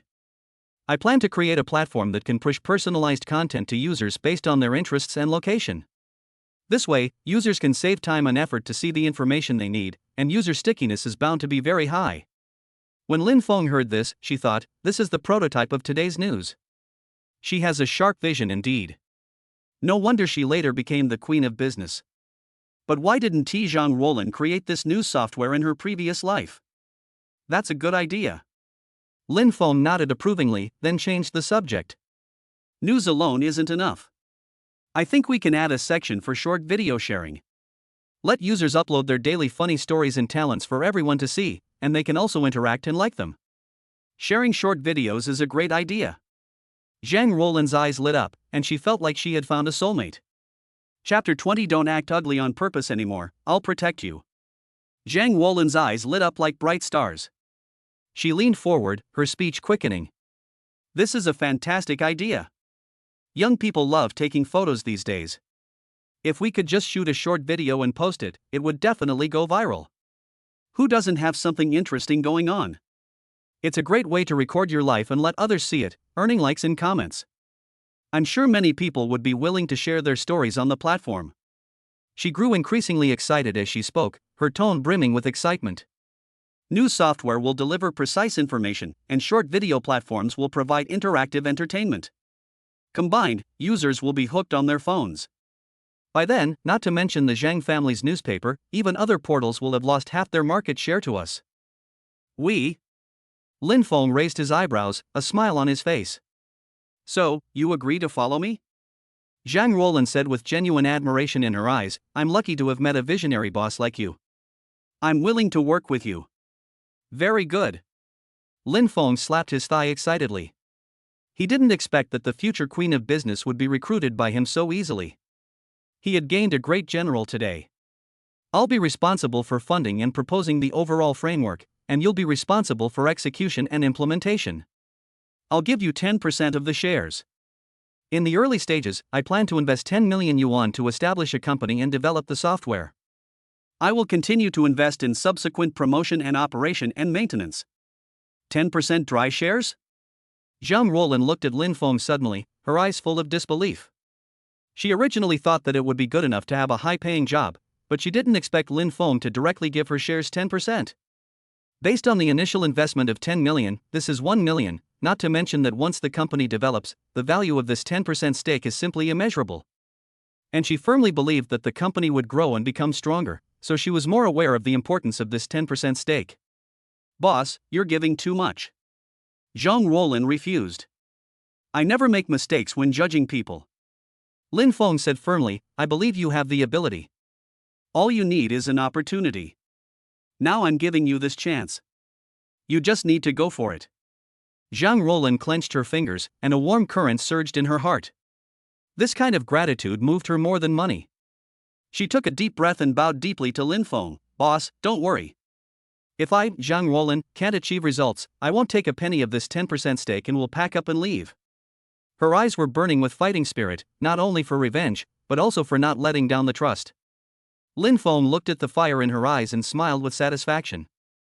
With such a courageous and capable person, why worry about not achieving great things? Let's sign the car purchase contract first. I have something to do and need to leave soon. I will leave the matters of finding an office space, registering the company, and recruiting people to you. Lin Feng said. Okay. Zhang Roland responded immediately. Then she walked out with light steps, as if a heavy shackle had been lifted off her body. Soon she brought the car purchase contract and explained the key points of the purchase to Lin Feng clearly, so that Lin Feng did not fall into any trap. After signing the contract and paying the car price, Lin Feng said, I'll transfer 1 million to you first, you can spend it first. Then he thought of something and said, do you have a car yourself? If not, why not pick one out here? Yes, Zhang Roland waved her hand quickly, a second-hand BMW 3 Series, which is enough for transportation. BMW 3 Series? Lin Feng raised an eyebrow and then laughed. Is that the 3 Series commonly known as the mistress car? Zhang Roland's face turned a little embarrassed when she heard this. She stroked her hair unconsciously and said, I was short of money at the time, and I thought this car was cost-effective, and it was a BMW, so... Seeing her bewildered look, Lin Feng suddenly reached out and pinched her cheek, rubbing it vigorously. Where his fingertips touched, a white mark appeared on her originally dark complexion, like dusty white cloth revealing its original color. Boss, what are you doing? Zhang Roland was startled and dodged back suddenly, covering the place where she was rubbed with her hands, her eyes full of panic. It turns out that he is deliberately trying to discredit me and make me look ugly. Lin Feng raised his fingers proudly, with some dark foundation on his fingertips. You have such a nice face, but you have to paint it dirty. Do you want to be a concubine? Lin Feng teased. In order to avoid being recognized by the Zhang family and harassed by lustful customers, she used dark foundation to darken her skin tone every day and drew eyebrows to make her look older. But few people know this secret. However, when Zhang Roland thought that Lin Feng was her sister's brother-in-law, she thought he must have seen her old photos, so she didn't doubt it much. Show your true face to others from now on. I will protect you, Lin Feng said seriously. Zhang Roland was touched when she heard this, and nodded and said, okay. Give me the card number and I'll transfer the money to you. Zhang Roland sent the card number to Lin Feng, and Lin Feng quickly used his mobile phone to transfer 1 million to Zhang Roland's account. If you have anything, please contact me by phone or WeChat. I'm leaving first, Lin Feng said. Goodbye, boss. Zhang Roland waved her hand. She did not follow Lin Feng out to see him off because she still had to touch up her makeup and tan in the VIP negotiation room. After putting on her makeup, she immediately printed out a resignation letter and handed it in.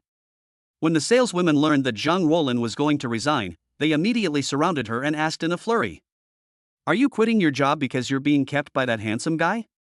You got a great deal. That handsome boy is both handsome and rich. He's my ideal in life. I really envy you." Zhang Roland quickly shook her head and explained, "No, it's not what you said. I resigned because I wanted to find another job, not because I was being kept.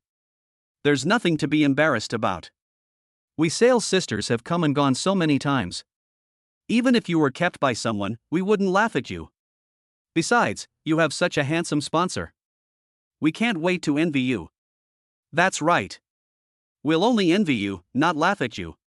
To be honest, we also want to be kept by such a top-notch man. It's better than those paunchy Mediterranean guys, right?" Seeing that these sisters had preconceived notions that she was being kept, Zhang Roland simply stopped explaining. "Sisters, I have something else to do, so I'll leave first." Zhang Roland came out of the 4S store, drove her mistress' car and started looking for an office space. At this time, Lin Feng was on his way to Fuan Shopping Mall. He wanted to scout the place in advance. Lin Feng stopped the car at the pedestrian street behind Fuan Shopping Mall, got out and strolled around, and also bought some things. "It's this alley. As long as I drive to that location at 3:15, I can witness the entire kidnapping process. After determining the location, the next step is to wait and see." So Lin Feng found a fast food restaurant, bought some food, and sat down to wait. Chapter 21. When Ning was kidnapped, Lin Feng stopped the car. A little after 3 p.m., Lin Feng left the fast food restaurant, returned to his Cayenne, and drove his newly bought Cayenne towards the alley. Lin Feng controlled the speed of the car and arrived at the location he had scouted in advance at 3:15. He just happened to see Wen Ning being covered by her mouth and dragged into a van by several big men. The system said 3:15, and it really is 3:15, so punctual. He immediately took out his cell phone and dialed 110. "Hey, I want to call the police. I saw someone kidnapped." His voice was deliberately hurried, with just the right amount of panic. When the operator heard it was a serious criminal case like kidnapping, his expression immediately became serious and he asked hurriedly, "Where did the kidnapping take place?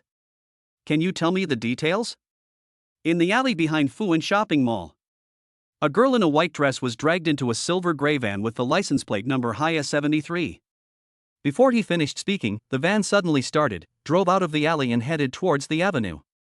Lin Feng immediately chased after them and said to the operator, "The kidnappers drove away. I'm following them." "Sir! Danger! Please don't pursue them," the operator urged urgently. "Leave this to us. Tell me where they're going, and I'll contact the surrounding patrol officers to intercept them." They just turned onto Chenhua Avenue and headed towards Erxian Bridge. Lin Feng said, "Got it. I'll immediately contact the surrounding patrol officers to intercept them." When the patrol police around Chenhua Avenue heard that a kidnapping had occurred, they immediately rode their motorcycles to the section of the road the kidnappers were going to pass and blocked the road. At this time, in the silver gray van driven by the kidnappers, when Ning had her mouth sealed with tape, her hands tied with hemp rope, and was thrown on the back seat. The smell of sweat and other odors rushed into her nostrils, making her almost nauseous.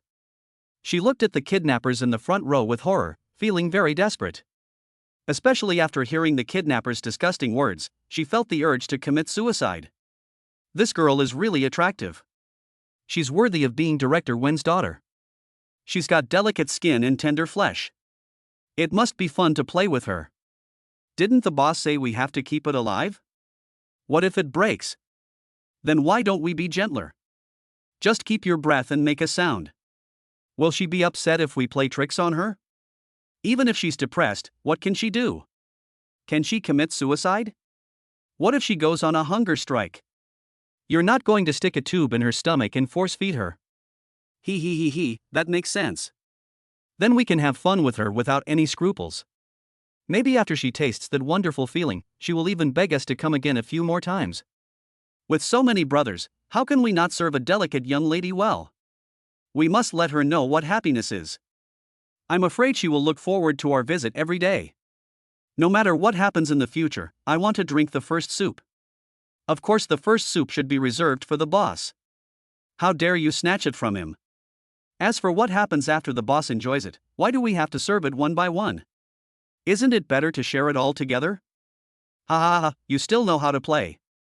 Every word the kidnappers said was like a poison needle, piercing Wen Ning's heart. Tears of despair slid down her face, wetting her cheeks. Suddenly, she looked up abruptly, the fear in her eyes was replaced by determination, and she twisted her body desperately, trying to struggle to get up. She would rather die in a car accident than watch these beasts defile her. Behave yourself. One of the kidnappers slapped Wen Ning hard, knocking her onto the seat. She gasped and half of her body went numb. Just as the kidnapper was about to give Wen Ning a stern warning, the driver suddenly shouted, "There are sirens up ahead. Be quiet. Don't let them notice anything's wrong." The kidnappers didn't dare to say anything after hearing this, and used their stern eyes to warn Wen Ning not to act rashly. When Wen Ning heard that there were public security police nearby, hope began to grow in her heart, and she decided not to commit suicide again. At this time, the driver shouted in a panic, "It's bad, the road ahead is closed for inspection, let's change the route quickly." The other kidnappers agreed with curses. Just when the driver was about to force an illegal U-turn, Lin Feng drove his Cayenne over and blocked their route. Grass. The driver cursed angrily, immediately opened the window and shouted at Lin Feng's Cayenne, "We are in a hurry to leave, get out of the way." Lin Feng also lowered the car window and shouted to the kidnapper driver, "You are not allowed to turn around. Someone in my car is having a seizure. Please get out of the way immediately. You will be fully responsible if someone dies." The kidnapper driver shouted angrily. Hearing this, Lin Feng shouted arrogantly, "I am responsible for your mother's death. Even if your whole family dies, what does it have to do with me?" The kidnapper driver was furious when he heard this. He wanted to get out of the car and have a real solo with Lin Feng, but was stopped by the kidnapper in the passenger seat. "I'll go down and meet him. When you see the opportunity, turn around immediately," said the kidnapper in the passenger seat. The kidnapper's driver nodded and looked at Lin Feng coldly. He secretly decided that after this kidnapping incident, he would find an opportunity to teach this Cayenne driver a lesson. The bald kidnapper in the passenger seat got out of the car and walked towards Lin Feng with a gloomy face. "Kid, get down here," the bald kidnapper shouted. "I will get down if you tell me to, but that would be so embarrassing." "I will get down if you call me grandpa." Lin Feng deliberately provoked the kidnapper. The bald kidnapper's eyes turned cold, and he reached for the dagger in his pocket, flashed it at Lin Feng, and whispered, "Boy, if you want to die, I can help you." The bald kidnapper expected Lin Feng to turn pale with fear and move the car away immediately. However, Lin Feng said to him with disdain, "Who are you trying to scare with a broken dagger? You are the only one who has a weapon, right?" Lin Feng took out a 1-meter-long crowbar from the passenger seat, suddenly opened the car door and pointed at the bald kidnapper. The tip of the crowbar was very thin, like a knife blade, flashing a cold light. If the crowbar was used to strike someone, the person would either die or be crippled. The bald kidnapper was terrified by the sight. "Little brother, what are you doing? I'm just asking you to make way." The bald kidnapper's attitude immediately changed 180 degrees, from a cold face to a smiling face. Seeing that their companion was in danger, the other kidnappers in the van immediately got out of the car, stood beside the bald kidnapper, and stared at Lin Feng coldly, trying to make him feel oppressed. "Do you think I'm afraid of you just because you're here? Come on, try to touch me, and I'll blackmail you to death." Lin Feng approached the few people with an arrogant attitude, as if he was going to blackmail them. The three kidnappers were shocked by Lin Feng's rogue look for a moment, and looked at each other in surprise. Just when they looked relaxed, Lin Feng suddenly attacked. Chapter 22, Beat up the kidnappers and rescue Wen Ning. Lin Feng kicked one of the kidnappers in the lower body with his left foot, and swung the crowbar in his right hand to hit another kidnapper in the shoulder. After 2 screams, the 2 kidnappers fell to their knees in pain. At this time, the third kidnapper just reacted, but it was too late to escape. Lin Feng's right leg suddenly attacked, kicking him hard in the stomach and knocking him to the ground. Lin Feng, who knew that he needed to finish off someone after hitting him, stepped forward and hit each of the 3 men with a knife, knocking them unconscious to the ground. The kidnapper's driver turned pale with fear when he saw Lin Feng being so brutal.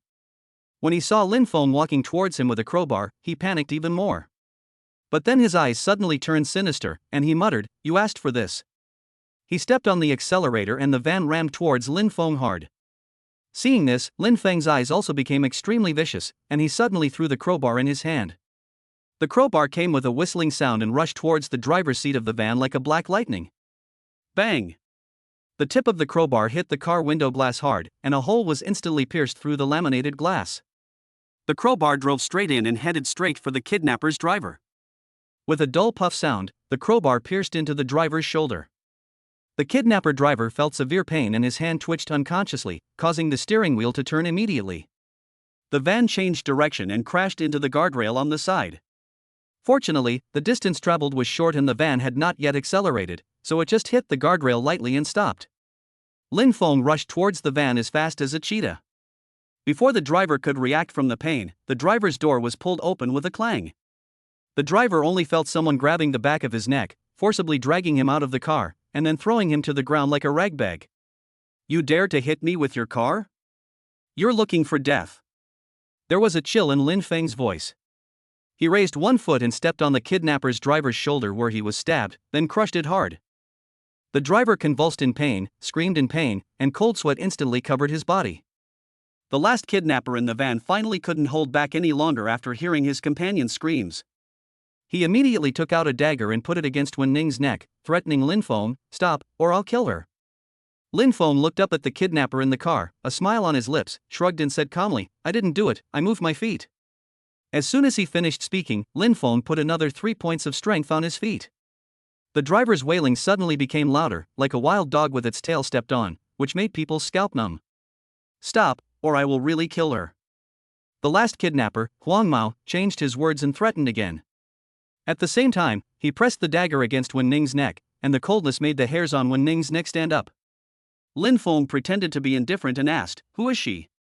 What does she have to do with me?" When Wen Ning heard this, her heart suddenly turned cold, and she felt that her life might be over at any time. The yellow-haired kidnapper had no other choice but to resort to this desperate measure. Seeing that Lin Feng didn't care, he could only bite the bullet and say, "You don't want an innocent person to die because of you, do you?" Lin Feng knew that he couldn't leave the kidnappers with any hope, otherwise he might really be doomed to failure in desperation. So he nodded and said, "We really can't implicate innocent people, so let her go." "Get the fucking idea? I'm threatening you now." The yellow-haired guy was about to explode with rage. Why didn't this guy play by the rules? You're the one who should be obedient. It seemed as if he was the one being threatened. Oh, so that's how it is. Lin Feng drawled out his tone, pretending to have just reacted. Then he scratched his head and asked, "What do you want?" "Wake up my brother first." "And the driver, drag him into the car," said the yellow-haired man. "Okay. But the driver is injured like this, I'm afraid he can't drive. Should we throw him in the back seat?" Lin Feng asked. Huang Mao thought about it and nodded. So Lin Feng bent down and grabbed the driver who was groaning and screaming on the ground, and dragged him towards the middle door of the van like a dead pig. The yellow-haired man held the dagger tightly in his hand, his eyes as big as copper bells, staring at Lin Feng's every move without blinking. Lin Feng dragged the driver to the middle door. He lifted the driver's upper body and was about to put it in the car, but he deliberately let out a hey-yo and pretended to have no strength to let go of his hand. The driver fell back to the ground with a bang. "Slow down," the yellow-haired kidnapper immediately said with concern. "Damn, this guy looks thin, but he's actually quite heavy." He looked up while panting, raised his chin slightly towards the yellow-haired man in the car, and asked, "Give me a hand?" The yellow-haired man sneered, pressed the dagger against Wen Ning's neck again, and said, "Do you think I'm stupid? You pushed me to the ground when I got out. Do you think I didn't see you beat my brother up a few times just now?" He paused, then added in a nasty tone, "If you can't move it, don't move it." Wake up my brothers first. Lin Feng didn't move and suddenly shouted at Wen Ning, come here quickly. Huang Mao's heart tightened and he subconsciously glanced towards Wen Ning. The moment the yellow-haired man's sight shifted, Lin Feng dashed into the car like an arrow from a bowstring. His movements were so fast that only a shadow remained.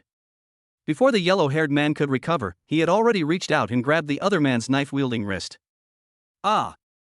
The yellow-haired man roared and tried to pull his hand back, but Lin Feng's fingers were like iron clamps, tightly holding his wrist. Then Lin Feng pressed down hard, with such force that it seemed as if he wanted to break the yellow-haired man's wrist. Huang Mao screamed in pain, and the hand holding the knife instantly lost strength. The dagger fell to the floor of the car with a clang, bounced twice on the cushion, and fell under the seat. Then Lin Feng slashed the yellow-haired kidnapper's neck with a knife, knocking him unconscious. Throwing the yellow-haired man aside, he looked at Wen Ning and said softly with a gentle expression, "School beauty one, it's okay." The afternoon sun shone in through the car window, falling right on Lin Feng's handsome and delicate face. The ferocity he had shown when he beat the kidnapper just now faded away, leaving only a warm smile. At this moment, in Wen Ning's eyes, Lin Feng seemed to be glowing all over. His heart was beating uncontrollably, and his cheeks became hot. She bit her lip and asked in a sweet voice, "Do you know me?" Lin Feng smiled and raised his eyebrows. "You are the most beautiful campus belle of our Haicheng University, how could I not recognize you?" Wen Ning's eyes lit up instantly, like sparkling little light bulbs, and she asked happily, "Are you also from Haicheng University?" "Yes, I'm a sophomore in the finance department." Lin Feng nodded. "Then we're still in the same class." Wen Ning opened her eyes wide in surprise. The fear of being kidnapped was mostly dispelled by this sudden fate. Her tone was full of joy. What a coincidence! It really is fate. Chapter 23, I have nothing to repay you for. Zhou Miaoyin appears again. Lin Feng pointed at her bound wrists and said, "Let me untie the rope for you first."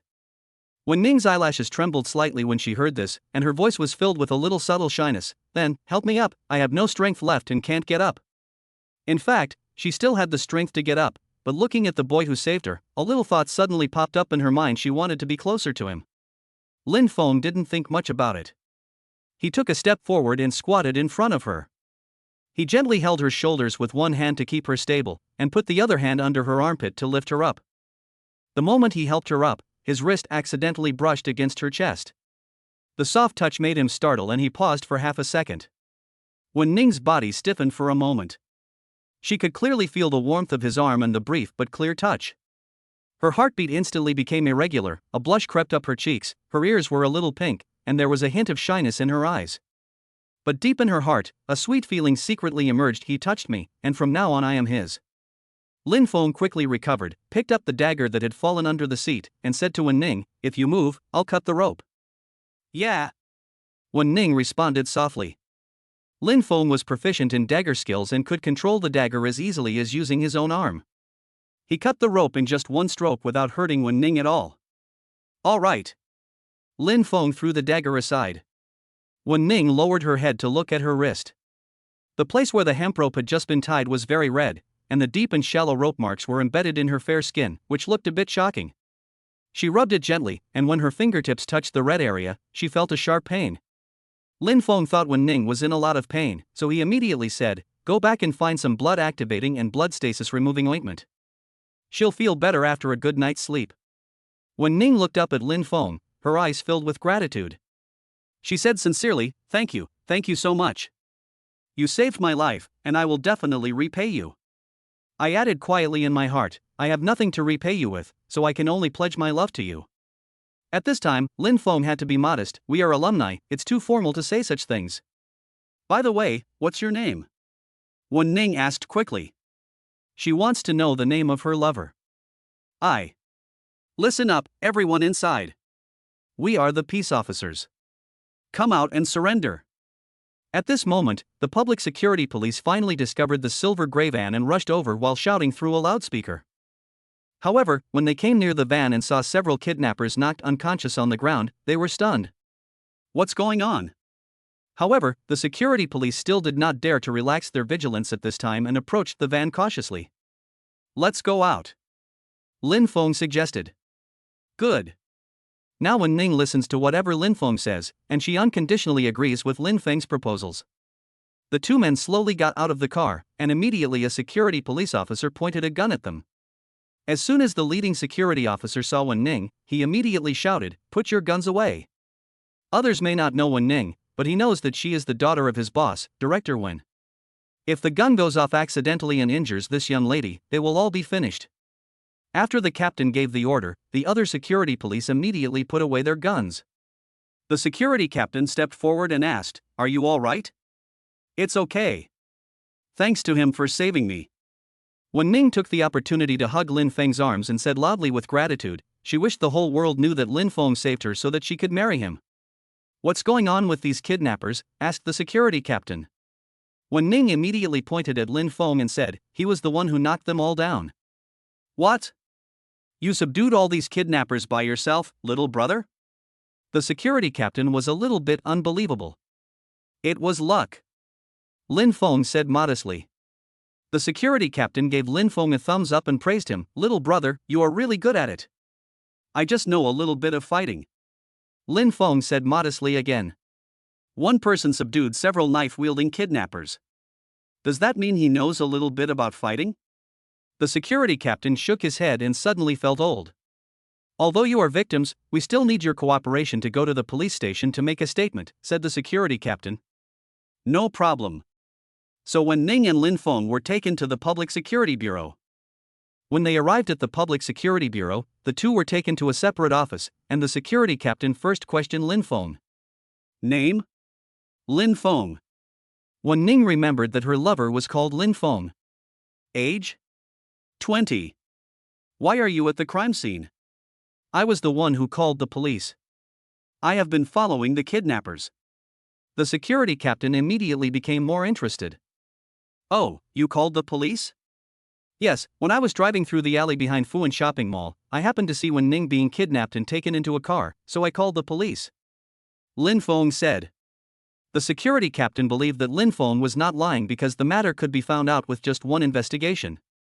When Wen Ning learned that Lin Feng was the one who called the police, she felt even more grateful to him.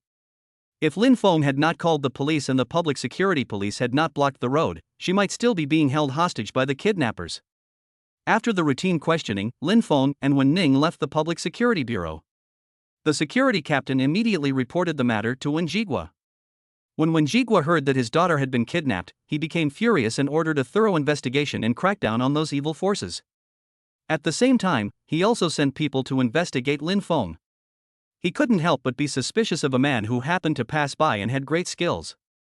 Lin Feng drove Wen Ning back to school and didn't stop until he reached the girls' dormitory. Although the Cayenne is not as cool as those supercars, it immediately attracted the attention of those girls because of its smooth appearance and extremely high brand awareness. A Porsche Cayenne, $1 million luxury car, who is it for? I'm so envious of people who ride in $1 million luxury cars. When can I get one? Where there is envy, there is jealousy. What's there to envy? Maybe the owner is an old man, or even a fat, Mediterranean guy. I'd be sick to death following a man like that. Tisk, you're just sour grapes. If someone really wanted to support you, you'd have already opened your legs. At this moment, Zhou Miaoyin and Chen Ningfang happened to arrive downstairs of the girls' dormitory. Facing the envious gazes of the other girls, Zhou Miaoyin said dismissively, "What a bunch of unsophisticated gold diggers. It's just a Porsche Cayenne, what's the big deal?"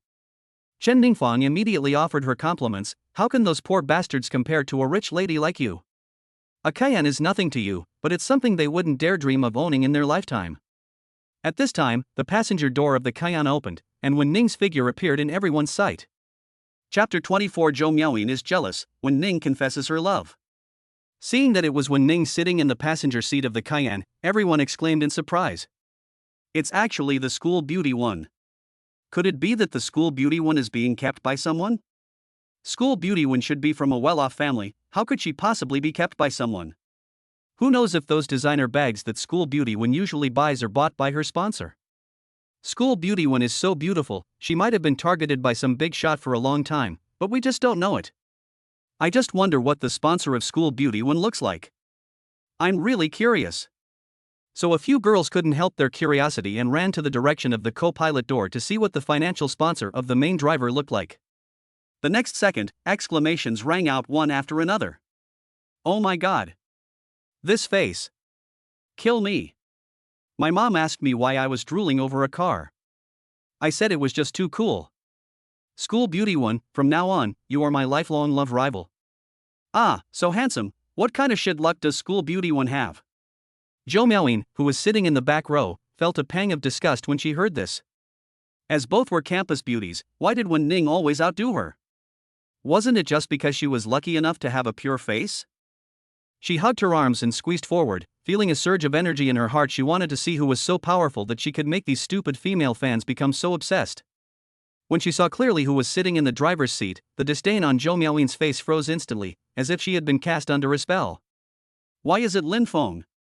Isn't Lin Feng her dog? How come he is together with Wen Ning? This makes her very uncomfortable, as if she has been bitten by a dog. Chen Ningfan, who was standing by, exclaimed in surprise when she heard Jo Miaoyin's words. Yining, what did you say? You said that handsome guy is Lin Feng? You said he became more handsome before, but I didn't believe it. This is not just becoming more handsome, it's simply a different face. But if you look closely, you can still see Lin Feng's former appearance. At this time, Jo Miaoyin didn't care what Chen Ningfan was saying. Her heart was filled with jealousy. I will never allow my licking dog to lick others, especially Wen Ning, who always puts me down in every way. So she immediately walked quickly to the driver's seat of the Porsche Cayenne, opened the door roughly, and yelled at Lin Feng, give me an explanation. Lin Feng turned to look at the unreasonable Jo Miaoyin. His expression immediately turned cold, and he said angrily, I will explain to your mother. What did I do that I need to explain to you? Of course you have to explain. Jo Miaoyin was irritated by his words and her voice rose a few degrees. Have you forgotten how you treated me before? You were always around me, saying you were only good to me, but now you turn around and hang out with Wen Ning. You're a liar. She deliberately raised her voice, wanting everyone around to hear, hoping to embarrass Wen Ning and humiliate Lin Feng in public. She wanted him to feel the pressure of being criticized by thousands of people, so that he would return to her side and become her lapdog. So this guy is a lapdog of School Beauty Zhou, but why is he involved with School Beauty 1? Is he two-timing? What a scumbag! Scumbags don't deserve love. But I want to say, since two people can do it, can we add one more person? Lin Feng raised a hint of sarcasm at the corner of his mouth and counterattacked. You know I used to be so good to you, always doing what you wanted, but you treated me like a bootlicker, calling me over and dismissing me at will, with no respect for me at all. I was blind before, and I treated you like my perfect love. Now that my eyesight is better, I naturally have to get away from you, this piece of trash, as soon as possible. Jo Miaoyin's face flushed red with anger at Lin Feng's words. Lin Feng actually called her trash in public. She couldn't stand it any longer and yelled at him, Lin Feng, hello, you are so nice. I will never talk to you again. You've said this so many times that my ears are calloused. You also said that if you pay attention to me again, I'll be a puppy. So, are you going to keep your promise? You'll be a dog barking from now on. Lin Feng said sarcastically. You humph. Jo Miaoyin snorted angrily and stamped her feet angrily. At this time, the girls around started talking again. It turns out that the former bootlicker has stopped licking, and School Beauty Zhou's defense has been broken. If I had known this would happen, I wouldn't have done it in the first place. That's right. They say belated affection is worth less than grass. Besides, she doesn't have any affection at all. It's clearly jealousy and reluctance. She doesn't know how to cherish such a handsome and rich man. It's her due that he doesn't pursue her anymore. Just because she's pretty, she bosses everyone around. Does she really think the whole world has to revolve around her? It's bad enough that she's disrespectful, but now she's being sarcastic. She deserves to be scolded back. When I was pursuing her, her nose was so high that it was higher than anyone else's. Now that I don't want to lick her anymore, she's getting anxious?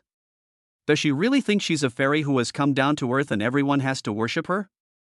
The chatter grew louder, like countless fine needles piercing Jo Miaoyin's body. She clenched her fists, her nails digging deep into her palms, and her face turned red and white.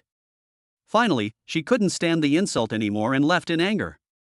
Wen Ning was worried that Lin Feng was unhappy, so she trotted over immediately, looked at him seriously, and said, You are very good, really. If Jo Miaoyin doesn't cherish you, that's her loss, not yours. I cherish you very much. Having said this, she twisted the corner of her clothes nervously with her fingers, her expression becoming tense and resolute. She took a deep breath, as if mustering up all her courage, and said in a low but unusually clear voice, "Lin Feng, how about, let me be your girlfriend?" The moment she finished speaking, she felt as if all the strength in her body had been drained away, and her cheeks were so hot that she could fry an egg on them, but she stubbornly did not look away, staring at Lin Feng's eyes, afraid to miss any expression on his face. I felt secretly happy for my bravery in expressing my feelings, but also panicked about being rejected. It felt like there was a little deer in my heart, running around in panic. The girls around were instantly excited when they heard this, and exclamations came one after another. "Oh my god! School Beauty One actually confessed her feelings? This is big news. What kind of magical plot is this? Did I hear it right? So brave. Well done to School Beauty One. It's over, I have no chance." Lin Feng's face was a little embarrassed at this time. He didn't expect Wen Ning to confess her love in public. He didn't want to hang himself on a tree again when he came back to this world.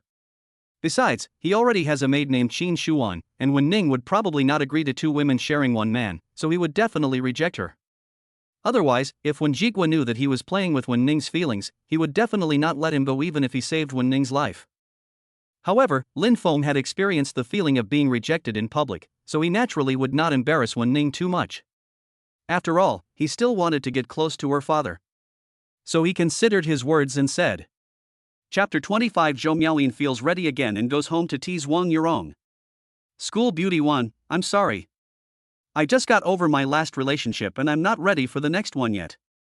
Besides, today is the first time we've officially met. It's a bit too hasty to just become boyfriend and girlfriend. We can start by being good friends. Lin Feng's polite refusal left Wen Ning somewhat disappointed. Her heart felt like it had been stung by something, a little sour and bitter. However, Lin Feng didn't reject her outright, which kept her hope alive. At least they are good friends now, so it should be okay for them to go out and play together, right? With more opportunities to interact with her, she didn't believe that she couldn't defeat Lin Feng. They say it takes only a thin veil for a girl to pursue a boy. I must tear off this veil. I just don't believe that you won't be attracted by me being so beautiful and proactive. Wen Ning secretly made up her mind and vowed to catch Lin Feng. The boys and girls around were watching with great interest. They had just witnessed a bloody drama today, and the sound of their whispers could not be suppressed. School Beauty Wen's confession was rejected. This is definitely big news on campus. I must post it on the school forum.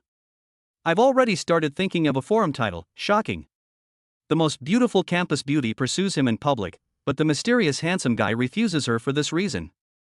After not pursuing School Beauty Zhou, School Beauty Wen pursued him instead. Is this the evolution from a bootlicker to a wolf king?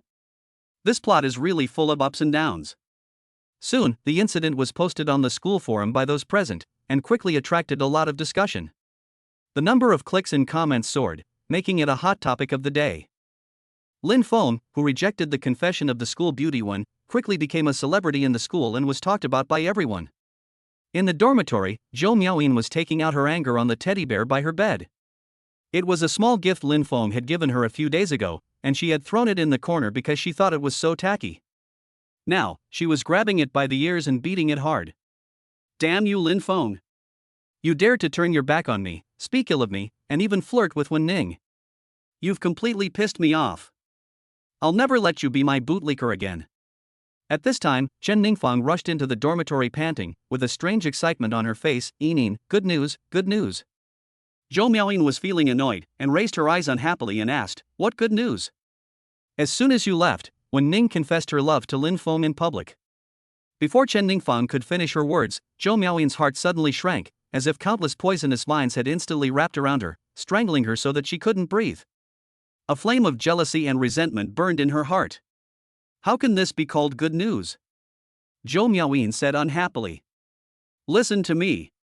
Chen Ningfang hurriedly explained. Wen Ning did confess her feelings, but Lin Feng rejected her. What did you say? Zhou Miaoyin's voice suddenly rose. She grabbed Chen Ningfang's arm and asked excitedly, he rejected Wen Ning's confession? Is that true? Of course it's true. There are so many people watching here. This matter will be posted on the school forum soon. If you don't believe me, go and see for yourself. Chen Ningfang said confidently. Upon hearing this, Zhou Miaoyin immediately stood up and went to the desk, turned on the computer, logged into the school forum, and checked the new posts today. Soon, several bold hot posts caught her eye. Shocking. School beauty Wen took the initiative to confess her love, but was rejected on the spot by the mysterious handsome guy. Exclusive. Who is Lin Feng? Why did he say no to the school beauty one? Zhou Miaoyin clicked on each post to check, and sure enough, they were all talking about how Lin Feng rejected Wen Ning's confession. He actually rejected Wen Ning's confession. Is it because of me? Zhou Miaoyin said narcissistically. Upon hearing this, Chen Ningfang immediately fanned the flames. What else? A goddess like Wen Ning is so popular that even many people would beg for her. Why would Lin Feng refuse her? In my opinion, there must be something fishy going on here. She moved closer and lowered her voice. Have you ever thought about this? Maybe these two were deliberately putting on an act for you? When Zhou Miaoyin heard this, her pupils suddenly contracted. You mean Lin Feng deliberately let Wen Ning act out this drama with him? Just to provoke me? Seeing that she had fallen for it, Chen Ningfang quickly followed up with, think about it, who is Wen Ning? She's a goddess chased by so many boys at Haicheng University, and yet she was rejected after confessing her love to her? This doesn't make sense. Seeing Zhou Miaoyin nod, she continued, I think it's Lin Feng who wants to make you jealous. Think about it, he used to be so devoted to you, but now he's suddenly stopped pursuing you and is getting so close to Wen Ning. Isn't it just to see your reaction? Zhou Miaoyin felt that what Chen Ningfang said made sense. A smug smile appeared on the corner of her mouth, and the jealousy and unwillingness just now were instantly replaced by an inexplicable sense of superiority. He really can't leave me. Humph, he thinks he can fool me with this little trick? He thinks I'll come back to him like this? How naive. Chen Ningfang looked at her hypocritical expression and secretly laughed in her heart, but continued to fan the flames. That's right. With your conditions, what kind of man can't you find? He wants to play hard to get, but we won't fall for it, so we'll just leave him alone. Yeah. Zhou Miaoyin nodded. I won't take the initiative to pay attention to him. I'll wait for him to come to me and apologize. Chen Ningfang felt relieved when she saw that Zhou Miaoyin was still so easy to fool, and the sarcasm in her eyes flashed away. Zhou Miaoyin's other lickers gave her bribes, and they were determined to create a rift between Zhou Miaoyin and Lin Feng because they felt threatened by Lin Feng. Lin Feng didn't go to Qin Shujuan's place tonight. The intense exercise over the past 2 days had already exhausted her. Add to that the work she had to deal with, as well as helping him acquire shares and deal with Zhou Yueqiang, her scumbag ex-husband, and she must have been exhausted. So Lin Feng decided to let her rest for a day. After sending a message to Qin Shuan, Lin Feng returned to the Lin family manor and went to talk with his stepmother Wang Yurong. When Wang Yurong saw Lin Feng coming back, her face looked unnatural for a moment, but fortunately no one else noticed it except Lin Feng. It was dinner time. Lin Zhenye raised his eyes from the newspaper and said in a tone as calm as boiled water, since you're back, let's have dinner together. After Lin Zhenye and Wang Yurong sat down, Lin Feng deliberately chose the seat opposite Wang Yurong and sat down. When the dishes were served, Lin Zhenye was the first to start eating, and Wang Yurong was the second. Just as Wang Yurong picked up a piece of pork tenderloin and was about to put it in her mouth, she suddenly felt a light, itchy touch on her calf, like a feather brushing against it. Pa! The tenderloin fell back into the bowl, splashing a few drops of sauce. Wang Yurong's whole body stiffened, and she suddenly looked up at Lin Feng, her eyes filled with shock and anger. Is he crazy? Chapter 26, Lecture. Lin Hongsheng gets beaten up in a rage. Lin Feng put the food into his mouth with an expressionless face, as if the little movements under the table had nothing to do with him. Lecture. Wang Yurong spat fiercely in her heart, and her fingertips clenched the chopsticks so tightly that they almost bent. She felt the touch on her legs still spreading faintly, and hurriedly pretended to adjust her skirt and quietly moved to the side to avoid Lin Feng's harassing feet. But just 2 seconds after he dodged it, the heat source came back, and this time it was even more excessive, sliding up from the smooth calf, and sliding towards the thigh with a scorching temperature. Whom? Wang Yurong almost bit her teeth. She straightened her back in shock and anger, and her knuckles holding the chopsticks turned slightly white. She quickly glanced at Lin Zhenye and saw that he was still concentrating on eating, so she dared to kick Lin Feng with a slightly bigger kick. Lin Feng felt a slight pain in his ankle, and his eyebrows raised involuntarily, and he suddenly felt amused. He moved his foot closer again and slid it towards the inside of her thigh even more vigorously. Wang Yurong was shaking with anger and kicked Lin Feng again, this time with a little more force. However, her kick was caught by Lin Feng's left hand, which had been hiding under the table. Lin Feng's fingertips gently stroked the delicate skin of her calves, with an almost intimate sense of playfulness. Wang Yurong was so shocked and angry that she felt the blood in her body was about to freeze. She hurriedly used her eyes to warn Lin Feng that if Lin Jingye found out about them like this, they would be finished. Lin Feng continued to play with her without a care in the world. The burning temperature of his fingers made Wang Yurong panic. She had to pull her legs back with all her strength, but she couldn't do it. Her movements were so big that the chair moved, making a harsh sound. This frightened Wang Yurong, and she looked at Lin Jingye worriedly. Lin Jingye was attracted by the voice and looked over. Lin Feng let go of Wang Yurong's legs at the right time. "What's wrong?" Lin Jingye asked with concern. "It's okay, I just felt a little uncomfortable sitting, so I changed my posture," Wang Yurong said with forced calmness. "Oh." Lin Jingye didn't doubt it and continued to eat. Lin Feng quietly raised his hand and sniffed his left hand gently in front of Wang Yurong. "Pervert." Wang Yurong cursed in her heart. Wang Yurong was terrified during the meal. She immediately returned to her room upstairs after finishing the meal and did not dare to stay in the living room any longer. Lin Feng was half lying down on the sofa in the living room on the first floor, playing games on his mobile phone. He seemed to be playing, but also seemed to be waiting for someone. At around 8 o'clock in the evening, Lin Hongsheng appeared at the Lin family manor. As soon as he saw Lin Feng, his already gloomy face instantly turned like ice. He rushed over with big strides, and there was a smell of gunpowder in his hurried footsteps. "Did you do this on purpose?" He looked down at Lin Feng and questioned, his tone as cold as ice. Lin Feng looked up at him and asked with a smile, "Brother, what are you talking about? Don't play dumb with me. Did you already know there's a cluster of tombs beneath number 5? There was a burning rage in Lin Hongsheng's eyes, which seemed to be ready to burst out at any time and anywhere. Today, he had just paid 60 million yuan to Longbow Company for the land purchase, and before he had time to celebrate the acquisition of this prime land, the news that there was a group of tombs under number 5 spread throughout the city. He didn't believe that Lin Feng was not stabbing him in the back. "Oh, so that's what it is." Lin Feng slapped his thigh as if he had suddenly realized something. There was no panic on his face at all. Instead, he frankly admitted, "Yes, I knew it a long time ago. Not only that, I deliberately tricked you." His "I did it, what can you do to me" look was like a match that ignited the pent-up anger in Lin Hongsheng's chest. Lin Hong was so angry that he was shaking all over. He pointed at Lin Feng's nose and cursed, "You bastard, you really deserve to be punished." Before he finished speaking, he raised his hand and slapped Lin Feng in the face. The sound of the wind was sharp, and it was obvious that he was really angry and was using all his strength.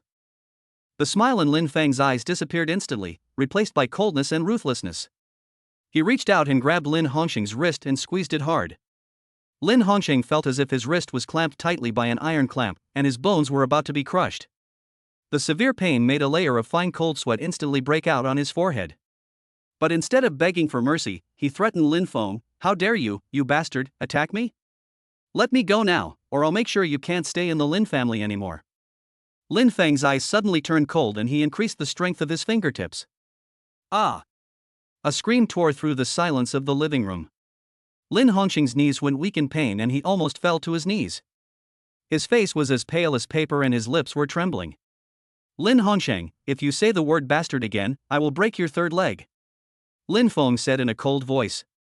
His eyes swept across Lin Hongsheng's lower body, and the cold murderous intent made Lin Hongsheng shiver all over. He even forgot the pain and was left with only bone-chilling fear. He doesn't want to become a eunuch. When the servants heard Lin Hongsheng's screams, they stretched their necks to take a peek. Seeing that the two young masters were having a conflict, they talked among themselves but no one dared to step forward. If it were in the past, they would definitely step forward to help Lin Hongsheng. But the news that Lin Feng broke the ribs of several servants and sent them to the hospital yesterday had already spread among their servants, and they didn't want to follow in their footsteps. However, there was one person who immediately rushed forward when he saw this. He was the Lin family's steward Song. Steward Song rushed over, waving his hands and shouting, "Both young masters, calm down and talk things over nicely. Harmony brings wealth, harmony brings wealth." For the sake of Butler Song, Lin Feng originally planned to let Lin Hongsheng go. After all, Butler Song was quite nice to him and deserved his face. But before he could let go, the second in command, Lin Mingyao, rushed into the living room with more than a dozen black-clad bodyguards. As soon as he saw Lin Feng, he waved at the bodyguards behind him and shouted, "Catch this bastard!" The bodyguards obeyed the order and immediately pounced on Lin Feng viciously. Seeing this, Butler Song hurriedly blocked Lin Feng's way and shouted at the bodyguards, "This is the Lin family's main residence. How dare you use violence here? Do you have any respect for the rules?" The bodyguards hesitated after hearing this. After all, this was the Lin family's main residence, and it was inappropriate to use violence here. Furthermore, Steward Song had worked for the Lin family for many years and held a high reputation. Furthermore, he was their boss's boss, so they really didn't dare to touch him. Seeing this, Lin Mingyao immediately stepped forward and pushed Butler Song away, saying to the bodyguards, "This is the Lin family, I am a member of the Lin family. What right does he, an outsider, have to stop us? Capture Lin Feng for me. If anything goes wrong, I will take the blame." After hearing this, the bodyguards immediately bypassed Butler Song and surrounded Lin Feng. Lin Feng slowly released Lin Hongxing's wrist, and his bony fingers moved lightly twice.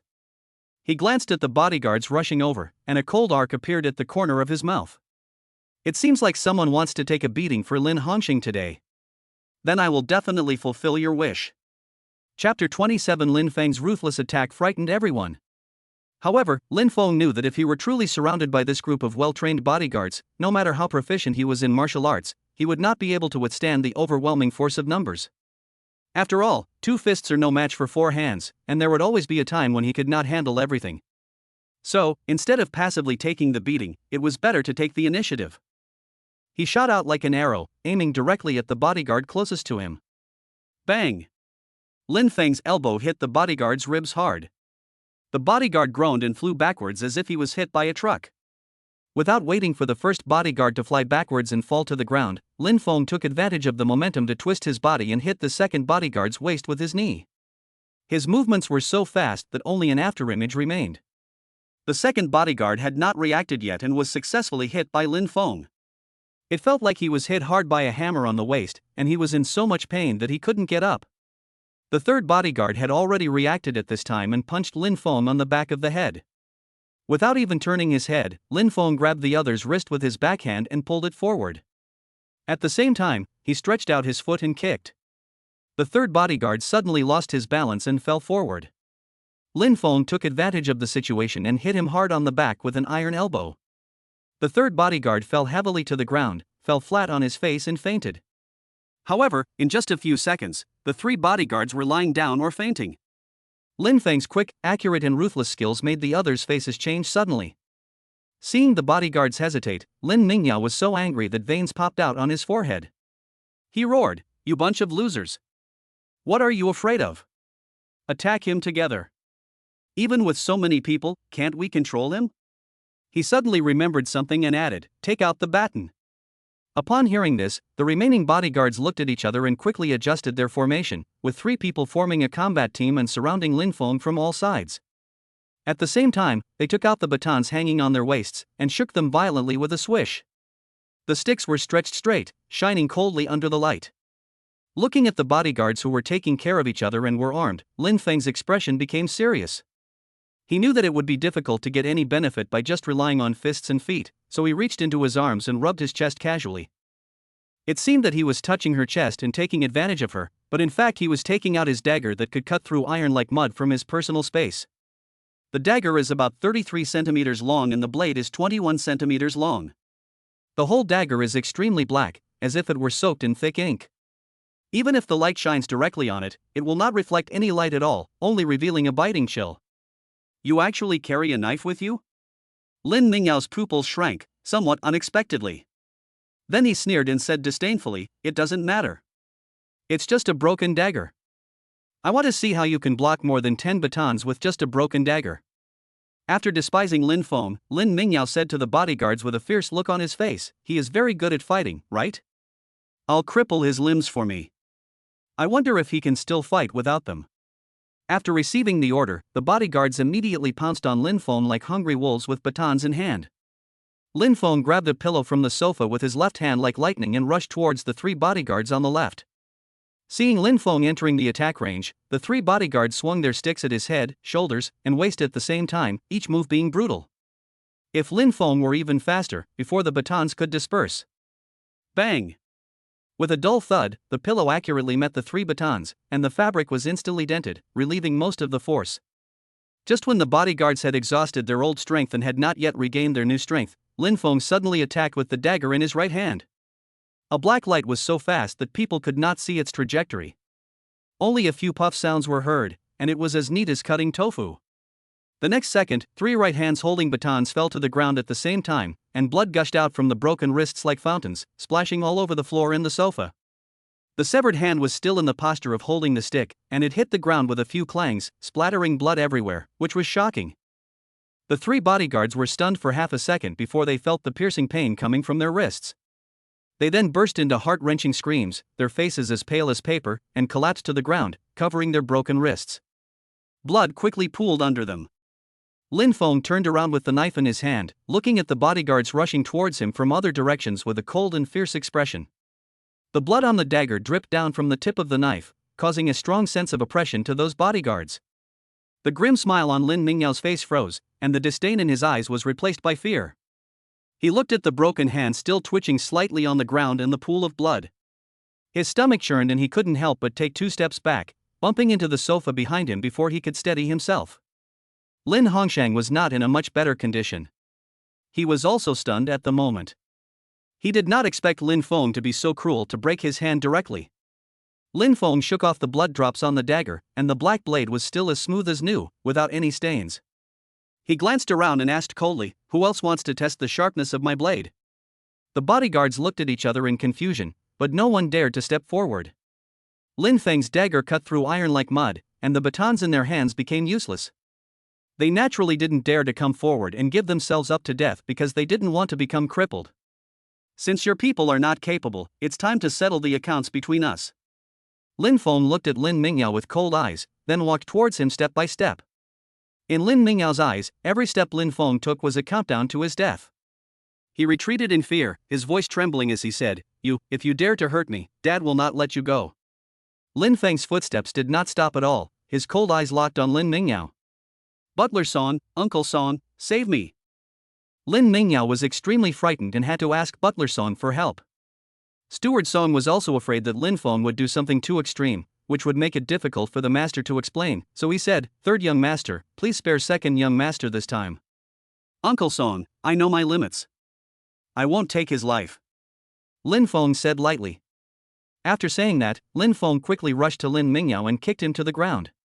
Then he snatched the baton from a bodyguard and smashed it hard on Lin Mingyao's right shin bone. Crack! With a crisp sound, Lin Mingyao's right calf was broken. The severe pain made Lin Mingyao scream, and he rolled on the ground holding his broken leg. At this time, Lin Feng quickly turned around and threw the baton in his hand. The baton turned into a stream of light and shot straight towards Lin Hongsheng. Bang! The baton hit Lin Hongsheng hard in the chest, knocking him to the ground. Although his bones were not broken, he suffered from chest tightness, shortness of breath, and swelling of flesh and blood. It would take at least 10 days to half a month for him to recover. Butler Song looked at the injured eldest and second young masters with a frown on his face, feeling as if the sky was falling. Lin Feng walked over and patted his shoulder and said in a confident and steady voice, "Uncle Song, it's okay." Then Lin Feng muttered to himself, "System, is there any black material on Lin Hongsheng and Lin Mingyao?" Chapter 28: The frustrated Lin Hongsheng and Lin Mingyao. Yes, there is, but the negative information about Lin Hongsheng is not very valuable, while the negative information about Lin Mingyao is somewhat valuable. Does the host want to spend money to buy negative information about these two people? Will Lin Hongsheng's negative information make him shut up and not mention what happened today? And not complain to Lin Jinye? That's no problem. Then buy some dirt on both of them. The host successfully spent 2 million to purchase negative information about Lin Hongsheng and Lin Mingyao. The evidence has been transferred to your phone. Ding, the host's cumulative consumption has reached 8 million, and he has obtained a chance to draw a lottery. Would you like to draw the lottery immediately? Lottery! Ding, congratulations to the host for obtaining the firearms active skill never hit the target. Hitting the target every time, that's a pretty good skill. I'll have to get a gun in the future. After the lottery, Lin Feng immediately took out his mobile phone to check the negative information about Lin Hongsheng and Lin Mingyao.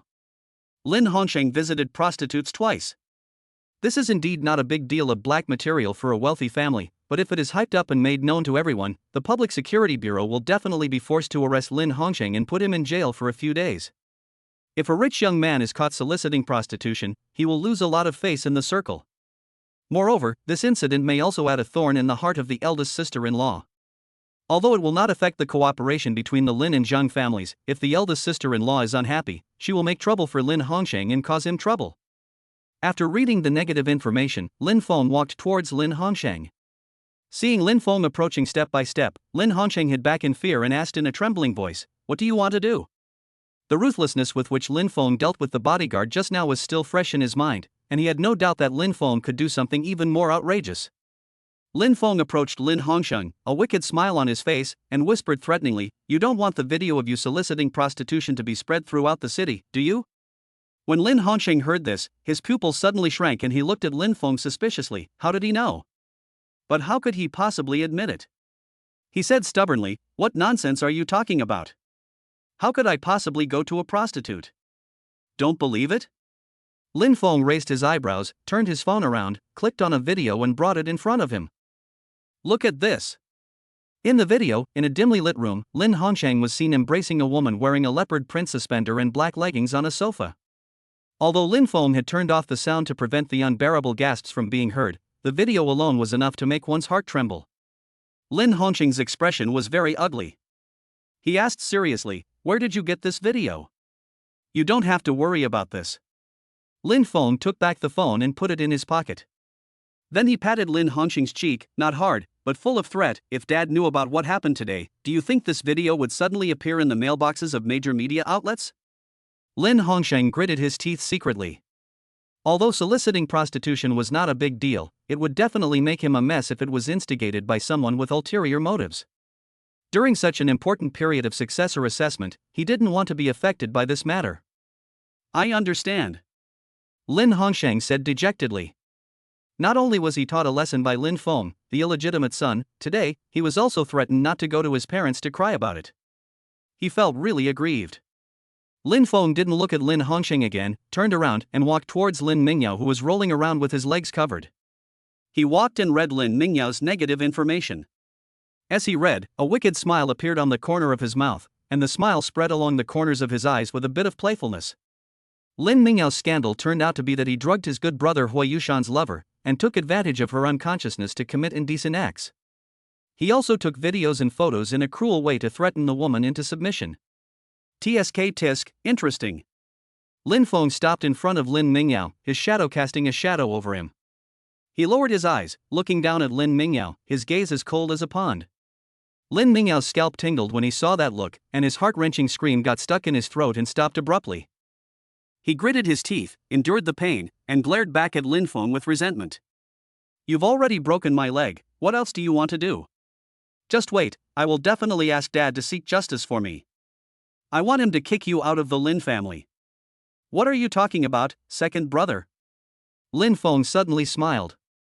The curve of his lips looked gentle, but there was no warmth in his eyes. "What can I do to you? I just saw that you were seriously injured and wanted to send you to the hospital." Lin Mingyao was stunned for a moment, then he thought Lin Feng was afraid, and immediately he became arrogant again. "Don't think that I will." Before he could finish his words, his wrist was suddenly grabbed by a huge force, and Lin Feng dragged him towards the door like a dead dog. Lin Mingyao's broken leg rubbed against the floor, causing him to break out in cold sweats due to the pain, but he also felt an intense sense of humiliation rising straight to the top of his head. "Let me go! Let me go!" He struggled like crazy, waving his fists wildly, but he couldn't even touch the corner of Lin Feng's clothes. He could only watch himself being dragged farther and farther away. "Brother, you don't need to thank me, and don't be afraid of bothering me. This is what I should do. After all, you are my good brother. I will definitely get you to the hospital safely." Lin Feng's tone of voice said, "Don't be polite to me," which made Lin Mingyao so angry that he almost fainted. Wang Yurong appeared silently at the railing on the third floor. She and Lin Jinya had already returned to the room, but Lin Jinya was taking a shower. She was so disturbed by the screams downstairs that she couldn't sit still and finally couldn't help but come out to check. Seeing Lin Feng dragging Lin Mingyao out like garbage, she felt her scalp tingling. This Lin Feng is too crazy. He actually staged a fratricide drama in the Lin family's main residence. Isn't he afraid of Lin Jinya's punishment? At this moment, Lin Feng suddenly looked up and gave Wang Yurong a meaningful smile. Then he mouthed two words, "Wait for me." Wang Yurong was suddenly panicked and turned around and ran back to her room. Crazy, this Lin Feng is crazy. Wang Yurong leaned against the door, patting her chest and whispering in panic. Ah! Lin Mingyao let out a shrill scream when his broken leg hit the threshold. Wang Yurong in the room was so frightened when she heard the sound that her body trembled. Dragging Lin Mingyao to the door, Lin Feng dropped his hand, squatted down, patted Lin Mingyao's cheek, and asked jokingly, "Second brother, how does Su Meier taste?" When Lin Mingyao heard this, his eyes suddenly froze and he swallowed back his screams. How does Lin Feng know Su Meier? What does he mean by asking this? Lin Mingyao was a little flustered. Seeing that Lin Mingyao remained silent, Lin Feng continued to jokingly ask, "If Hui Yushan knew that you slept with the person he loved most and threatened him with those videos and photos, what would he do to you? Will it kill you?" Chapter 29 Threatening Lin Mingyao and Scaring Wang Yurong. Lin Feng knew how much Hui Yushan doted on his lover Su Meier. 2 years later, after he officially took over the Hui family, the first thing he did was to divorce his original wife, who was a perfect match for him. He married Su Meier in a grand ceremony and directly gave her 10% of the Hui shares. If Lin Mingyao dared to touch Su Meier, he would be plucking the hair from the tiger's head, Hui Yushan. If Hui Yushan knew about this, Lin Mingyao would never be able to get away with it. Although the Hui family is slightly weaker than the Lin family, Hui Yushan is the next heir to the family and has taken over the core business of the Hui family.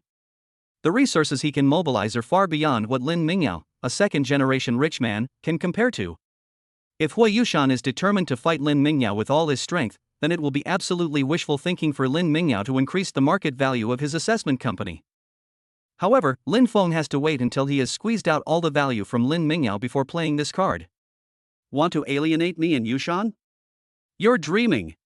Lin Mingyao roared with his neck stiff. Without any evidence, he would never admit it even if he died. Lin Feng sneered. The hard part about men is their mouths. He didn't say anything, but directly opened a video on his phone and put it in front of Lin Mingyao. In the hotel room, Lin Mingyao held up his camera and frantically pressed the shutter button at Su Meier, who was lying naked on the bed. With a lewd and ferocious smile on his face, the threats in his mouth were clear and harsh. Su Meier, behave yourself from now on. If you dare not obey me, I will throw these photos and videos to Hui Yushan and let him see that his precious woman has been turned into a slut. How can you still be Mrs. Hui then? The scene on the screen instantly broke down all of Lin Mingyao's defenses.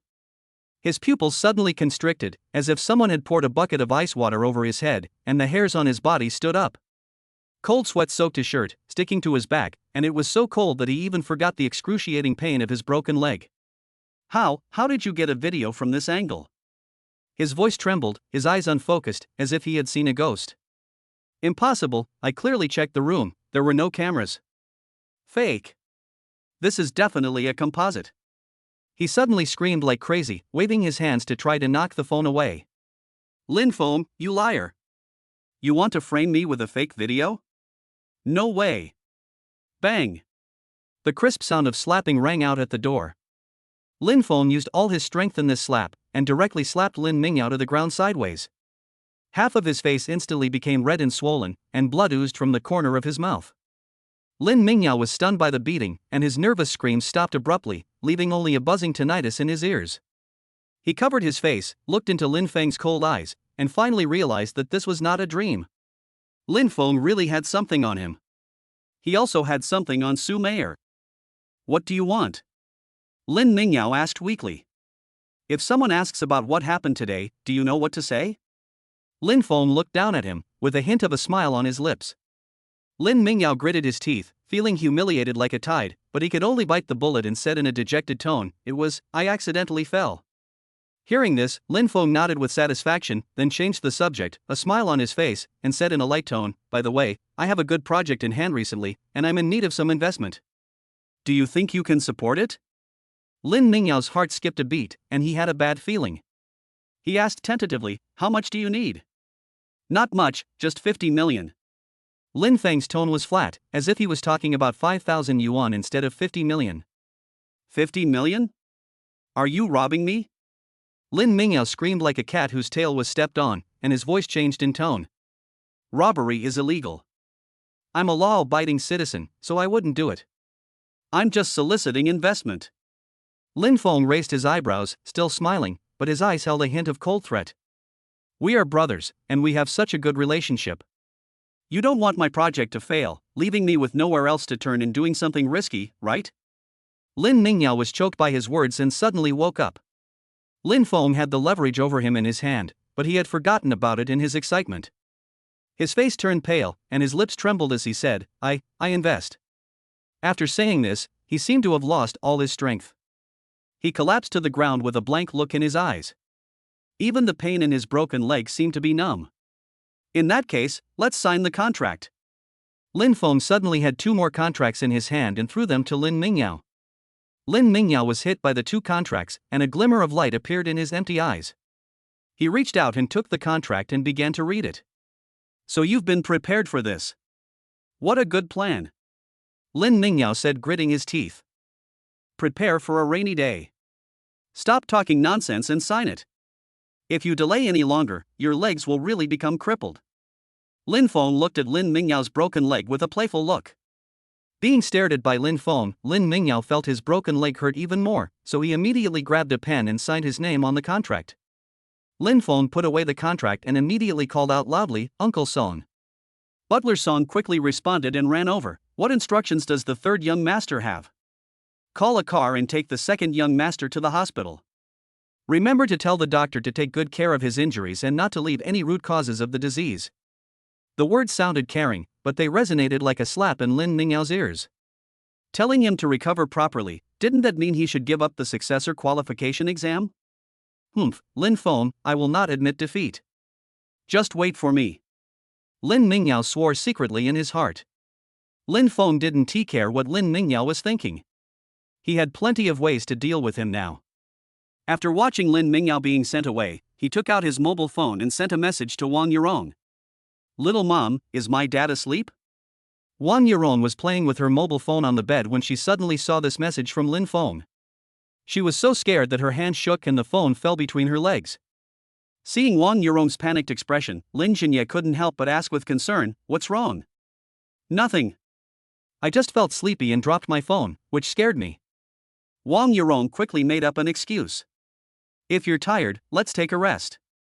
Lin Jinye said. Okay. Wang Yurong nodded in agreement. With Lin Jinye around, even if Lin Feng is crazy, he shouldn't do anything, right? She didn't dare to meet Lin Feng alone. Who knew what Lin Feng, who was already in a half-crazy state, would do? What if he asked her to calm down again? So she turned her phone to silent mode, put it on the bedside table, turned off the lights and went to sleep. Lin Feng waited for 10 minutes but still did not see Wang Yurong reply to his message, so he immediately raised his eyebrows and sneered. Since you are not behaving well, I don't mind coming to your house and giving you a lesson myself. Then he walked towards Lin Jinye and Wang Yurong's room on the 3rd floor. Chapter 30 Night Party. Wang Yurong surrenders. Standing outside Lin Jinye's bedroom door, Lin Feng placed his palm lightly on the brass door handle and pressed it down. The door did not open. You thought I couldn't get in if you locked the door? Innocent. Lin Feng sneered, turned and walked into the next room. The balcony of the next room is adjacent to Lin Jinye's bedroom. Although there is a railing blocking the way, can that stump Lin Feng? Obviously not. The 2 adjacent balconies are separated by only a half-meter high carved railing. The moonlight flows on the iron patterns of the railing, casting a cold white light. Lin Feng jumped onto the balcony with nimble agility, grabbed the railing with both hands as a fulcrum, and easily crossed the railing with a flip of his body. He quietly landed on the balcony, bent down to take off his shoes, and walked on the balcony tiles wearing only black cotton socks, taking every step very lightly. The small door to the balcony was ajar. He pushed the gap wider little by little, and with the moonlight coming in from the window, he saw 2 figures lying on the big bed. Lin Feng walked lightly to the bedside and his eyes fell on Lin Jinye's face. Lao Dang, you should have a good sleep. He put his fingertips together and pressed the opponent's acupuncture points quickly, accurately and fiercely, controlling the strength just right. Lin Jinye frowned slightly, then completely relaxed. His breathing became longer and longer, and there was no possibility of him waking up in a short time. After doing all this, Lin Feng stood up, reached out, and pressed the switch of the bedside lamp. The warm yellow light instantly filled the head of the bed, dispelling the darkness here. Wang Yurong was awakened by the sudden light. She immediately opened her eyes and saw a familiar figure standing beside the bed. Lin Feng. She sat up suddenly, her long hair sticking to her cheeks in a mess, her pupils suddenly contracted, and her voice was full of panic and disbelief, as if she had seen a ghost. The neckline of her nightgown slipped down, revealing her delicate collarbone and a little bit of cleavage, but she didn't bother to adjust it. She just stared at the person in front of her, and a layer of cold sweat instantly broke out on her back. How did he get here? How did he get in? Why didn't Lin Jinye react? Wang Yurong's mind is in a mess now. If you don't reply to my message, you are not a good boy. Lin Feng said to Wang Yurong with a playful look in his eyes. Then he walked slowly towards Wang Yurong and said jokingly, not only will naughty children get candy, they'll also get spanked. Wang Yurong looked at Lin Feng's malicious eyes and immediately felt something was wrong, her heart instantly rising to her throat. She subconsciously shrank back into bed, clutching the corner of the quilt tightly with both hands, and asked in panic, "What do you want to do?" "Don't mess around, your dad is still here." Wang Yurong tried to bring up Lin Jinye to intimidate Lin Feng. Her voice trembled slightly due to nervousness, but her eyes involuntarily glanced at Lin Jinye, who was sleeping beside her. She wanted him to wake up suddenly but also didn't want him to wake up, which made her feel very complicated. What's wrong with him being here? Lin Feng shrugged indifferently without stopping at all. He stared straight at Wang Yurong, as if admiring the panic-stricken look of his prey. He stood by the bed, looking down at the huddled Wang Yurong from above, a meaningful smile on his lips. "I'm not doing anything else, I just want to remind you to reply to my messages in time, to be obedient and good. Do you understand?" Before he finished speaking, he suddenly reached out and pinched Wang Yurong's chin, and lifted it up slightly with his fingertips. Wang Yurong was forced to look up, and her eyes met his. Lin Feng's eyes were too sharp, carrying a strong sense of oppression, which made her breathe cautiously. She had no thought of resisting at all and could only nod obediently. Understood. Although Wang Yurong's voice was as thin as a mosquito, it still contained an unconcealable sense of obedience. Only then did Lin Feng release the hand that was pinching her chin with satisfaction, and his fingertips brushed across her delicate skin, leaving a hint of coolness. "Now that you understand, you should pay the price for your misbehavior. I told you that misbehaving children will be spanked. Now stick your butt up and prepare for the punishment." Lin Feng's voice carried a sense of oppression that left no room for questioning. What? Wang Yurong suddenly looked up, her pupils shrank, and she looked at him in disbelief. Lin Feng actually made such a punishment request in front of Lin Jinye, which made her feel humiliated. "Why, you're not listening again? You're not being nice again?" Lin Feng's eyes narrowed, and a dangerous aura came towards him, making Wang Yurong tremble. I'll be obedient. Wang Yurong was worried that Lin Feng would do something even more outrageous, so she had no choice but to give in. She threw back the covers and lay down on the soft mattress, her silk nightgown outlining her exquisite curves. She stiffly straightened her upper body, her long hair falling to cover her cheeks. Even her ears were red, and every inch of her skin was burning. She felt humiliated at this moment. Pa! Lin Feng pulled the belt from his waist, folding it in half with a sharp, piercing sound in the silent room. The black belt buckle shone coldly under the light, and Wang Yurong shuddered. Her fingertips clenched the bed sheet tightly, her knuckles turning white. "Don't!" she begged subconsciously, her voice as thin as a mosquito and filled with tears. Lin Feng just smiled evilly and raised his belt. "Be good, it will be done soon." At this moment, Lin Feng suddenly heard footsteps approaching outside the door, and he immediately paused the punishment. "Master, are you asleep?" Butler Song's voice came through the door with some hesitation. Silence. Lin Feng gently slapped Wang Yurong on the buttocks and whispered to her, "Answer me." Wang Yurong finally came to her senses, took a deep breath to calm her emotions, and replied, "The master is asleep, and I'm about to go to sleep too." "Is there anything wrong, Steward Song?" It's okay. "Madam, please go to bed early," Butler Song said quickly. He just came to report about the 3 young masters tonight. Since Lin Jinye had already gone to bed, he would not disturb him. "Okay," Wang Yurong responded. Then the footsteps of Butler Song were heard gradually fading away. The room became quiet again. Lin Feng put away his belt and stopped hitting her. He turned around and sat next to Wang Yurong, put his arm around her waist, and pulled her into his arms. Wang Yurong pressed against Lin Feng, her hot breath spraying on his collar. The tingling and warm feeling made Lin Feng a little distracted. He reached out his other hand and grasped Wang Yurong's chin, not with much force, but with an irresistible intensity. The next second, his warm lips pressed against hers, sucking and rubbing with a powerful, predatory intensity. Wang Yurong already had a certain resistance to kissing Lin Feng, so the initial resistance only lasted for a moment before she accepted it psychologically. As their lips and teeth intertwined, her eyelashes trembled, and she finally closed her eyes. She slowly wrapped her arms around Lin Feng's neck, and her response gradually became more enthusiastic. Chapter 31: The Joy of Training, planning to intercept Lin Chuan. Lin Feng released the hand that was pinching Wang Yurong's chin and instead rubbed her body. Wang Yurong frowned slightly, feeling somewhat resistant to Lin Feng touching her. However, Lin Feng's hands only lingered around her sensitive parts and did not touch her bottom line, making her want to resist but not having such a strong motivation to do so. Lin Feng was constantly trying to break through Wang Yurong's bottom line, making her fall little by little, and he enjoyed it. This is the joy of training. It's not about possession in one go, but about watching her gradually sink into the struggle, and watching those hard lines of defense slowly melt like ice and snow. That is a very fulfilling thing. As the passionate kiss deepened, Wang Yurong's breathing became faster and faster, and her body involuntarily moved closer to him. Just when her blood was about to rush to her head, her consciousness suddenly returned. What am I doing? Lin Xinye is still sleeping soundly next to me. Lin Feng noticed her hesitation and a barely perceptible smile appeared on the corner of his mouth. He kissed her deeper, hugged her tighter, and applied more force to her fingertips, causing her little bit of rationality to disappear again. Don't. Her resistance was drowned out between her lips and teeth, sounding more like a whisper of passion. After a long time, their lips parted. Lin Feng stood up without warning, left like the wind, and disappeared from the room in the blink of an eye. Lin Feng walked away gracefully, but Wang Yurong froze in place, her fingertips falling on the bed sheets that still retained his warmth, and her heart felt inexplicably bitter. He just left like that?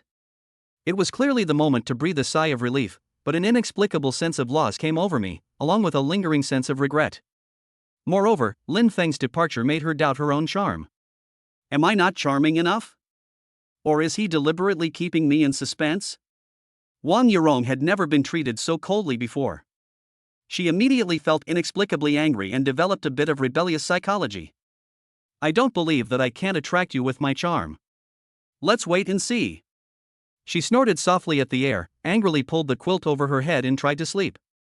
But when I closed my eyes, all I could think about was Lin Feng's eyes, the warmth of his fingertips, and his aggressive kiss. I tossed and turned but couldn't fall asleep. On the other side, Lin Feng returned along the original route and entered his room. After taking a shower, he half lay on the bed and chatted with Qin Shuan. How is the acquisition progress? Lin Feng asked. Qin Shuan quickly replied, we have already acquired the shares of two individuals, Director Ma and Director Li, totaling 8% of the shares. The other 3 directors are still hesitating. Lin Feng praised, well done, keep up the good work. Seeing Lin Feng's praise, Qin Shuan felt that making a request at this time might not make him unhappy, so she sent a message asking, Shenyu Company's order bidding meeting is about to be held. What preparations should I make now? When he saw this message, a gleam of light flashed in Lin Feng's eyes. It's time to tell her the news so she can go and intercept Lin Chuan. In the previous life, Kale Company had won the bid for Shenyu Company's tender, but just when the contract was about to be signed, Lin Chuan suddenly appeared with a young man. That young man was the long-lost son of Ma Hongtao, chairman of Shenyu Company. Lin Chuan relied on the favor of helping Ma Hongtao get his son back that made Ma Hongtao disregard the rules and forcibly change the bidding results and give the order to her company. It was precisely with this order that Lin Chuan's company made rapid progress and rose strongly. In just 1 year, her company, which had a market value of 1 billion, increased its market value to 7 billion. In this life, he will never let Lin Chuan succeed again. Lin Feng's fingertips tapped quickly on the screen. Ma Hongtao, the chairman of Shenyu Company, has a son named Ma Xiaoyu who has been missing for many years. Someone is already looking for his whereabouts, and what you have to do is find him in advance and hand him over to Ma Hongtao safely. When the time comes, Ma Hongtao will definitely accept your favor and hand over Shenyu Company's order to you. When Qin Shuan saw the news, her eyes lit up at first, but then she became depressed again. Ma Hongtao has been searching for Ma Xiaoyu for so many years but hasn't found her. How could she possibly find her in just a few days? It seems that the key to breaking the deadlock still lies with Lin Feng. Since Lin Feng mentioned Ma Xiaoyu, he would definitely not just give a vague clue. There must be more detailed information. She believed in Lin Feng's intelligence ability. Qin Shuan asked, "Do you have any specific information about Ma Xiaoyu?" Lin Feng replied, yes, what can you give me in return?" When Qin Shuan saw the message, her cheeks immediately turned red, and even her ears felt hot, as if she thought of some embarrassing scene. She bit her lip, her fingertips hesitated on the screen for a moment, and then replied, "Whatever you want, is fine." When Lin Feng saw the message, he couldn't help but laugh. He looked at Qin Shujuan's reply message over and over again, with a hint of anticipation in his eyes. "System, I want to purchase Ma Xiaoyu's location information." In his previous life, he only knew that Lin Shiwen found Ma Xiaoyu, but he didn't know where she found him. But it doesn't matter, he has an intelligence system. Successfully purchased Ma Xiaoyu's intelligence for 1 million. His location and brief personal information have been transferred to your phone. Lin Feng opened the file and first looked at Ma Xiaoyu's brief personal information. When Ma Xiaoyu was young, a high fever damaged his brain. He not only lost his memory, but also stumbled when speaking. After being picked up by a family surnamed Lu, he was renamed Lu Wei. The family treated him like an animal. Not only did they not allow him to go to school, they also made him do all the housework. When he was 13 years old, Lu's family asked him to do odd jobs and pick up scraps to supplement the family income. What's even more tragic is that Lu Dajuan has a drinking problem and becomes very violent when he drinks too much. Lu Wei is his human punching bag and is always beaten all over by him. At the end of the file was a recent photo of Ma Xiaoyu. In the photo, Ma Xiaoyu looked pale and thin, short in stature, and appeared to be malnourished. There were bruises on his cheeks that had not yet healed, and his eyes were timid, like a frightened little animal. After reading Massachusetts Xiaoyu's brief message, Lin Feng couldn't help but show pity and sighed, "He's living an even worse life than me. What a poor child." Although he was abused by the legitimate children in Wang Yurong and the Lin family, his life was still relatively rich. However, Ma Xiaoyu not only did not have enough food to eat, was not warm enough to wear, and had no schooling, but was also often beaten. He was much worse off than him. Lin Feng closed the brief information file and clicked on the location information, room 401, building 2, Shantytown East, Haicheng. After getting the exact address, he sent all the information about Ma Xiaoyu to Qin Shuan. Qin Shuan paid to help him acquire shares, and he helped her get the order from Xianyue Company. This was something they had agreed on long ago. Chapter 32: A Greedy and Heartless Family. After Qin Shuan received Lin Feng's message, she immediately checked it. Women are very emotional when they are sentimental.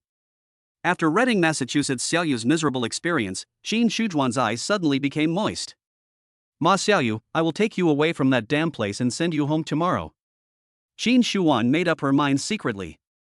At the same time, after once again witnessing Lin Feng's powerful intelligence capabilities, she became even more wary and attracted to him. She is now half afraid of Lin Feng and half fond of him. She took a deep breath, pressed the voice button, and spoke with a seriousness she had never had before. "Lin Feng, thank you. I will definitely get that 5 billion order from Xianyue Company and will never let you down." Lin Feng raised his eyebrows when he heard this, and a meaningful smile appeared at the corner of his mouth. He leaned his head back against the bed, gazing at the exquisite chandelier on the ceiling, his tone full of teasing. Lin Shiwen, in your last life, you soared to the sky thanks to this opportunity. In this life, your opportunity has been snatched away by me. I want to see how you can rise as easily as in your last life." The next morning, Qin Shuan quickly finished her breakfast and immediately took more than 10 bodyguards and drove 5 luxury cars towards the shantytown in the east of the city. As the vehicle went deeper into the shantytowns in the east of the city, the surrounding environment became increasingly dilapidated. The originally wide and smooth asphalt road has become a bumpy dirt road, and the high-rise buildings on both sides of the road have been replaced by low and dilapidated bungalows or 5-story self-built buildings. The walls are covered with mottled graffiti, and the air is filled with a damp and moldy smell. When 5 luxury cars drove into the shantytown, the entire area was in an uproar. "Oh my god, what kind of car is this? It looks very expensive." An old man in patched clothes exclaimed with his eyes narrowed and his mouth open. "This is a Maybach, a luxury car worth millions. If it were a limited edition, it would be worth tens of millions," said a young man who knows a little about cars with envy on his face. What important figure is coming with this scene? Several middle-aged women were talking to each other, looking at the convoy curiously. The children ran after the car excitedly, shouting, "Wow, what a beautiful car!" The convoy stopped in front of a dilapidated residential building, and Qin Shuan opened the car door and got out. She was wearing a well-tailored professional suit, exquisite high heels, delicate makeup, and outstanding temperament. She was out of tune with the dilapidated environment around her, but she had a strong aura. Seeing more and more people gathering around, Qin Shuan frowned slightly and ordered the bodyguards, "Immediately surround Building 2, Room 401. Don't let anyone out." "Yes." The bodyguards responded in unison, moved quickly, and surrounded Room 401, Building 2. The crowd watching saw this and immediately started talking about it. "Building 2, Room 401, isn't that Lu Dajuan's home? He must have offended a big shot. Serves him right. No one in Lu Dajuan's family is a good person. They're always cheating, stealing, and making trouble for the neighbors. If assaulting someone wasn't illegal, he would have been beaten to death long ago. In my opinion, Lu Dajuan must have cheated this beautiful lady out of her money. Otherwise, why would they mobilize so many troops to stop him? It must be a scam. Look at this beautiful woman, driving such a nice car, her family must be very rich. Lu Dajuan is greedy for money, he must have cheated her out of her money. If you ask me, maybe it's a sex scam," someone joked. "Come on," the person next to him immediately retorted, "look at Lu Dajuan's character. He's ugly, a heavy drinker, and reeks of rancidity. How could such a beautiful woman possibly be interested in him? That's right, even if a toad wants to eat swan meat, this is not the way to eat it." The discussions became louder and louder, with all kinds of speculations, but without exception, they all expressed contempt for Lu Dajuan's family. Qin Shuan stood outside the crowd, listening to the discussions, her eyes growing colder. She hadn't expected Lu Dajuan's family to have such a bad reputation here. It seemed that Ma Xiaoyu had suffered far more here than she had imagined. "Mr. Qin, it's safe, you can go up." A bodyguard came down to report the situation.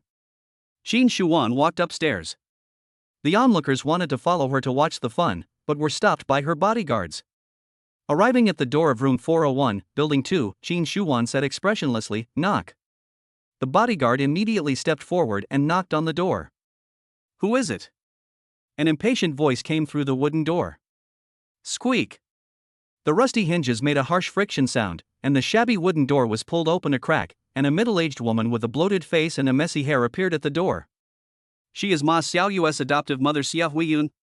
She froze when she saw a group of strangers wearing suits, ties, and sunglasses standing outside. "This outfit is very clubby." "Who are you?" she asked guiltily. At this time, Qin Shuan stepped forward and said in a cold voice, "Let's find Lu Wei." "Looking for him?" Xia Huiyun rolled her eyes and asked tentatively, "He's just a poor boy, what connection can he have with big shots like you?" "He stained my car, and I came to him to pay for it." "You are Lu Wei's mother, right? Then you should pay the money back for him." Qin Shuan said with a cold face. "Why should I pay for him?" Xia Huiyun screamed like a cat with its fur standing on end. She originally thought that these big shots were here to recognize Lu Wei as their relative, but unexpectedly they were here to collect debts. Her face looked very ugly at this moment. "Since you won't pay it back for him, I will take him away and let him work for me to pay off the debt," Qin Shuan said. "Work? How much can you offer him?" A hint of greed flashed in Xia Huiyun's eyes. She didn't care whether Lu Wei was a child laborer or whether he was doing a life-threatening job. She only cared about whether he could make money and how much money he could make. 2,000 yuan a month, until you pay back the 500,000 yuan you owe me, said Qin Shuan. "What, 500,000? You are robbing me!" Xia Huiyun shouted. At this time, Lu Dajuan's voice came over, "What 500,000? She said Lu Wei scratched her car and asked her to pay 500,000 yuan in compensation. Isn't this robbery? Xia Huiyun shouted angrily.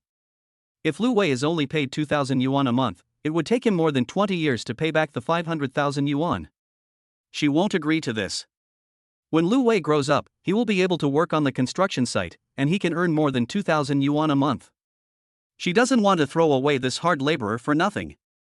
Lu Dajuan came out of the inner room in slippers, his nose red, his eyes cloudy, and the smell of alcohol still lingering on him. He rubbed his sleepy eyes, glanced at Qin Shuan at the door, and was immediately stunned. Beautiful, so beautiful. Are you still hiring? Do you think I can do it? Lu Dajuan asked with a flattering face. Seeing Lu Dajuan's stupid look, Xia Huiyun became jealous and kicked Lu Dajuan hard. Lu Dajuan was immediately brought back to his senses by the pain, and immediately changed his attitude and asked, "What car requires a compensation of 500,000 yuan?" Chapter 33. Lin Qiwen gets information about Ma Xiaoyu. Lin Feng confronts Lin Jinya. "My car is a luxury car imported from abroad, worth 20 million. The paint he scratched needs professional foreign repainting technology to repair it. 500,000 is too little for me," Qin Shuan said coldly. "What? 20 million? Lu Dajuan and Xia Huiyun exclaimed at the same time. They feel that they can never afford a car worth 2 million yuan in their lifetime, let alone a car worth 20 million yuan. Qin Shuan glanced at her watch, her tone carrying an undeniable sense of pressure. "My time is limited. Today, either you pay me and I leave, or I take Lu Wei away and work for me to pay off my debts. I'll count to 3, and you pick one. 3. 2. Xia Huiyun and Lu Dajuan looked at each other, their eyes full of calculation. Compensation? They couldn't even come up with 50,000 yuan, let alone 500,000. Let Lu Wei go out to work? Although 2,000 yuan a month wasn't much, at least they didn't have to pay for it, and they could also get rid of a burden who was eating for free. If Lu Wei gets a promotion and a raise, they can still take advantage of him." 1. As soon as Qin Shuan finished speaking, Xia Huiyun said, "We'll let Lu Wei go with you. But we agreed on 2,000 a month, not a penny less. Also, leave your contact information so we can visit the child anytime we miss him." Qin Shuan took out a business card and handed it to Xia Huiyun. Xia Huiyun took the business card and looked at it. It said General Manager of Qingtian Entertainment Club Zhang Qing. Qin Shuan had cunningly given someone else her business card, so Lu Dajuan and his wife wouldn't be able to find them when they needed to. And Zhang Qing wasn't someone to be trifled with. If they went to the club and started causing trouble, they wouldn't be able to blame anyone else for getting their limbs broken. "Call Lu Wei out quickly and don't waste my time," Qin Shuan said coldly. Lu Dajuan immediately turned around and yelled into the inner room, "Lu Wei! Get out there! Someone's looking for you!" There was a rustling sound coming from the inner room. A moment later, a thin young man walked out with his head lowered. He was wearing old clothes that were washed white, and his trouser legs were too short, revealing the bruises on his ankles. Seeing so many strangers at the door, he was so scared that he trembled all over and lowered his head even lower. Qin Shuan looked at the frail young man in front of her, her heart tightening. "Is this Ma Xiaoyu?" He looked even more haggard than in the photo. She took a deep breath, suppressed her emotions, and said to Lu Wei, "Come with me." Lu Wei timidly raised his head, glanced at Qin Shuan, then quickly lowered his head and asked worriedly in a low voice, "Where are you taking me?" Xia Huiyun said with an unhappy expression, "You dirty this boss's car, and she wants you to work for her to pay off her debt." Just when Lu Wei was stunned, Xia Huiyun pushed him and said impatiently, "What are you standing there for? Hurry up and follow this boss. Work hard in the future and don't cause us any trouble." Lu Wei staggered after being pushed, but fortunately the bodyguard supported him in time. At this time, Lu Dajuan did not forget to remind him, "Work hard over there and send some money back home." Qin Shuan looked at the cold and greedy couple with a colder look in her eyes. Once Ma Xiaoyu returned to his ancestral home, the couple's good days would be over. Without even looking at Lu Dajuan and Xia Huiyun, she turned around and took Lu Wei away from the dilapidated home. When they got downstairs, Qin Shuan asked Lu Wei to get in the car, but Lu Wei was afraid of getting the car dirty and didn't dare to get in. "It's okay, the car can be washed if it's dirty," Qin Shuan said softly, completely changing her cold and sarcastic image just now. "Get in the car." Qin Shuan pushed Lu Wei into the car with a hint of force. After everyone got in the cars, the 5 luxury cars immediately drove away from the shantytown. At the same time, at the Lin family manor, Lin Qiwen received a mysterious phone call. "The Ma Xiaoyu you're looking for is in the shantytowns east of the city. He's been adopted by a man named Lu Dajuan." Lin Qiwen was immediately delighted when she heard this. She had spent a lot of money and searched for so long, and finally there was news. She immediately ordered someone to prepare a car, and she would go to the shantytown in person to pick up Ma Hongtao's son who had been lost for many years. With Ma Xiaoyu, Xianyue Company's 5 billion orders are secure. Lin Qiwen walked down the stairs in high heels and just saw Lin Feng being scolded by Lin Jinya. Lin Jinya angrily hit his crutch and looked at Lin Feng with a cold expression. "Do you know your mistake?" Lin Feng looked at Lin Jinya calmly, and asked in a neither humble nor arrogant manner, What have I done wrong? You broke Mingyao's leg, and you still say you are not wrong? Lin Jinye asked angrily. When Lin Shiwen heard this, she stopped and looked in the direction of Lin Jinye and Lin Feng. Lin Mingyao's leg was actually broken by Lin Feng? This was shocking news. When did this illegitimate child Lin Feng become so cowardly? Isn't he very cowardly and often bullied by them, but he dares not fight back? Dad, my second brother broke his leg by himself. What does it have to do with me? Lin Feng's words were still calm, and even had a hint of confidence. Butler Song has already told me what happened last night. How could it be false if he saw it with his own eyes? It's no use trying to argue. Lin Xinye slammed his crutch hard, as if he was going to beat Lin Feng up. Butler Song gave Lin Feng an apologetic look, but he had no choice.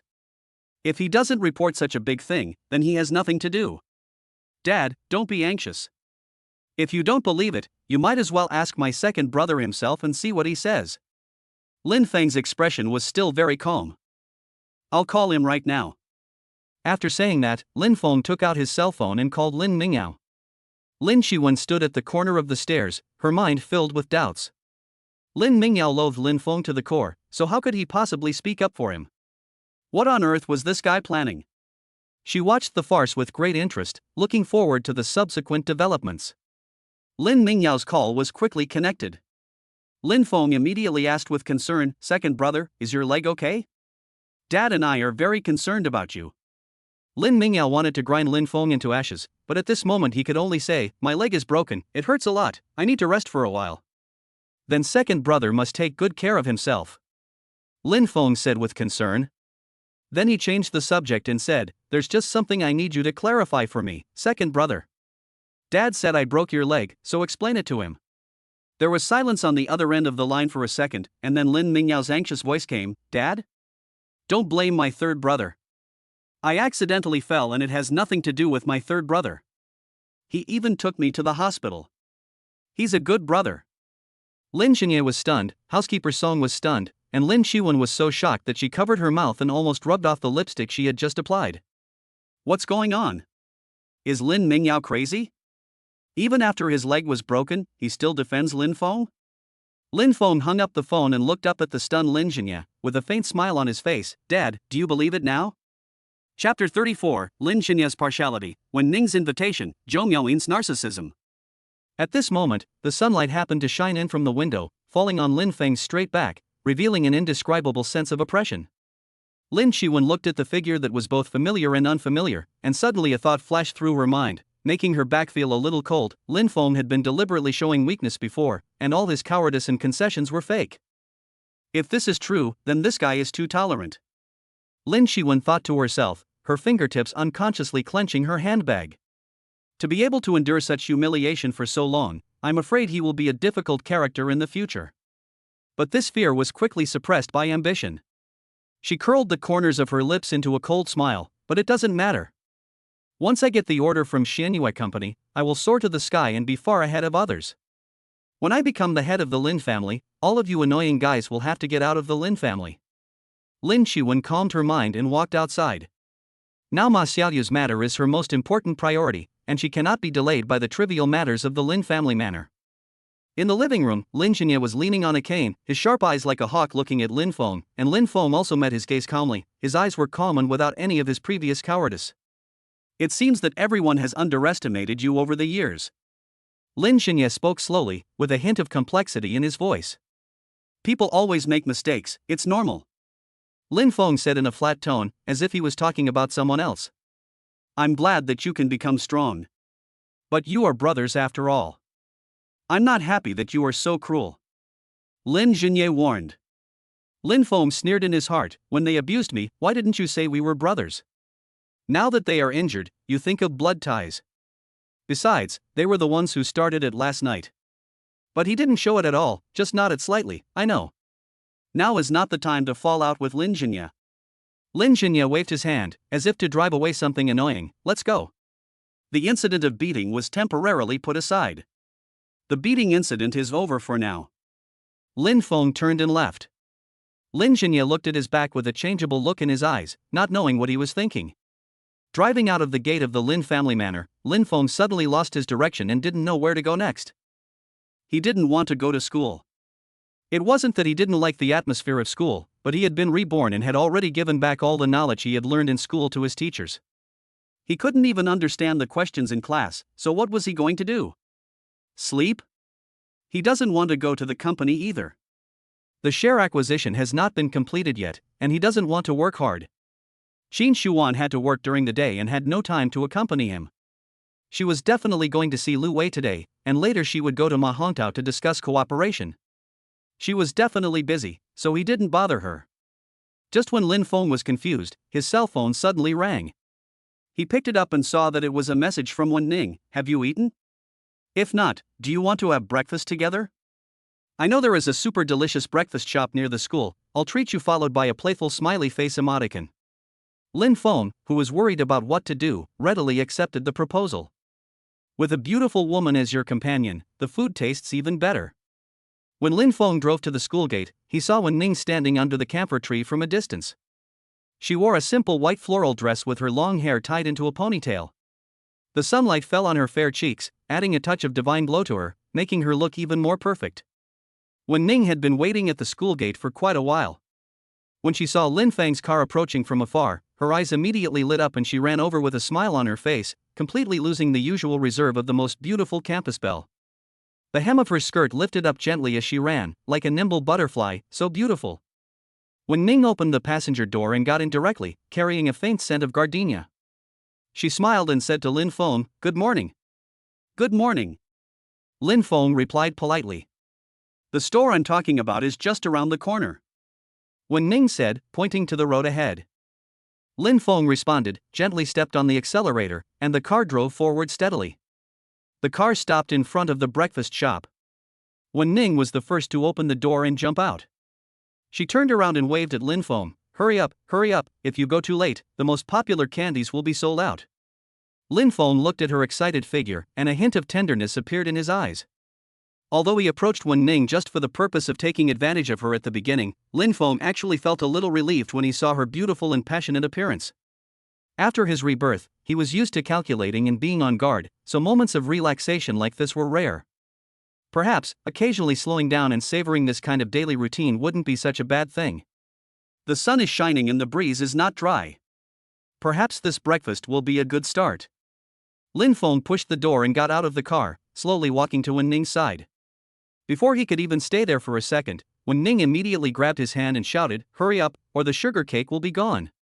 Wen Ning's fingertips were cool in the early morning, yet surprisingly soft, giving people a very comfortable feeling. Wouldn't it be awesome if this could be used somewhere? Before Lin Feng could dump out the yellow waste in his mind, they walked into the breakfast shop hand in hand, and a sweet smell immediately hit their noses.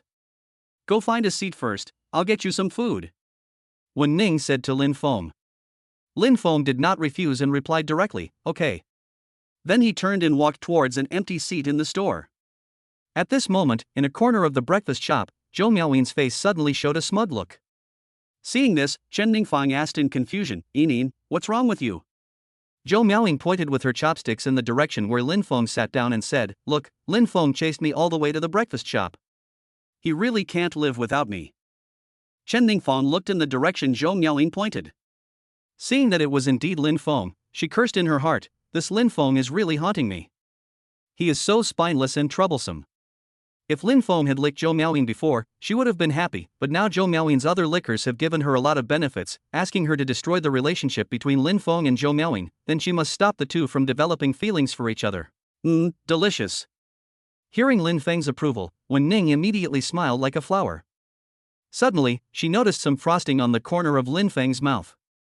She immediately took out a tissue, gently wiped the corner of his lips with her fingertips, and said softly, "Eat slowly, it's all overflowing." Lin Feng turned to look at her, and Wen Ning also looked at him. Their eyes met, and they saw each other's figure in each other's eyes, which made an indescribable subtle atmosphere quietly spread between them. At this moment, Wen Ning suddenly plucked up the courage, leaned forward slightly, and pecked Lin Feng quickly at the corner of his mouth. The touch was as light as a feather, yet it was hot and delicately soft.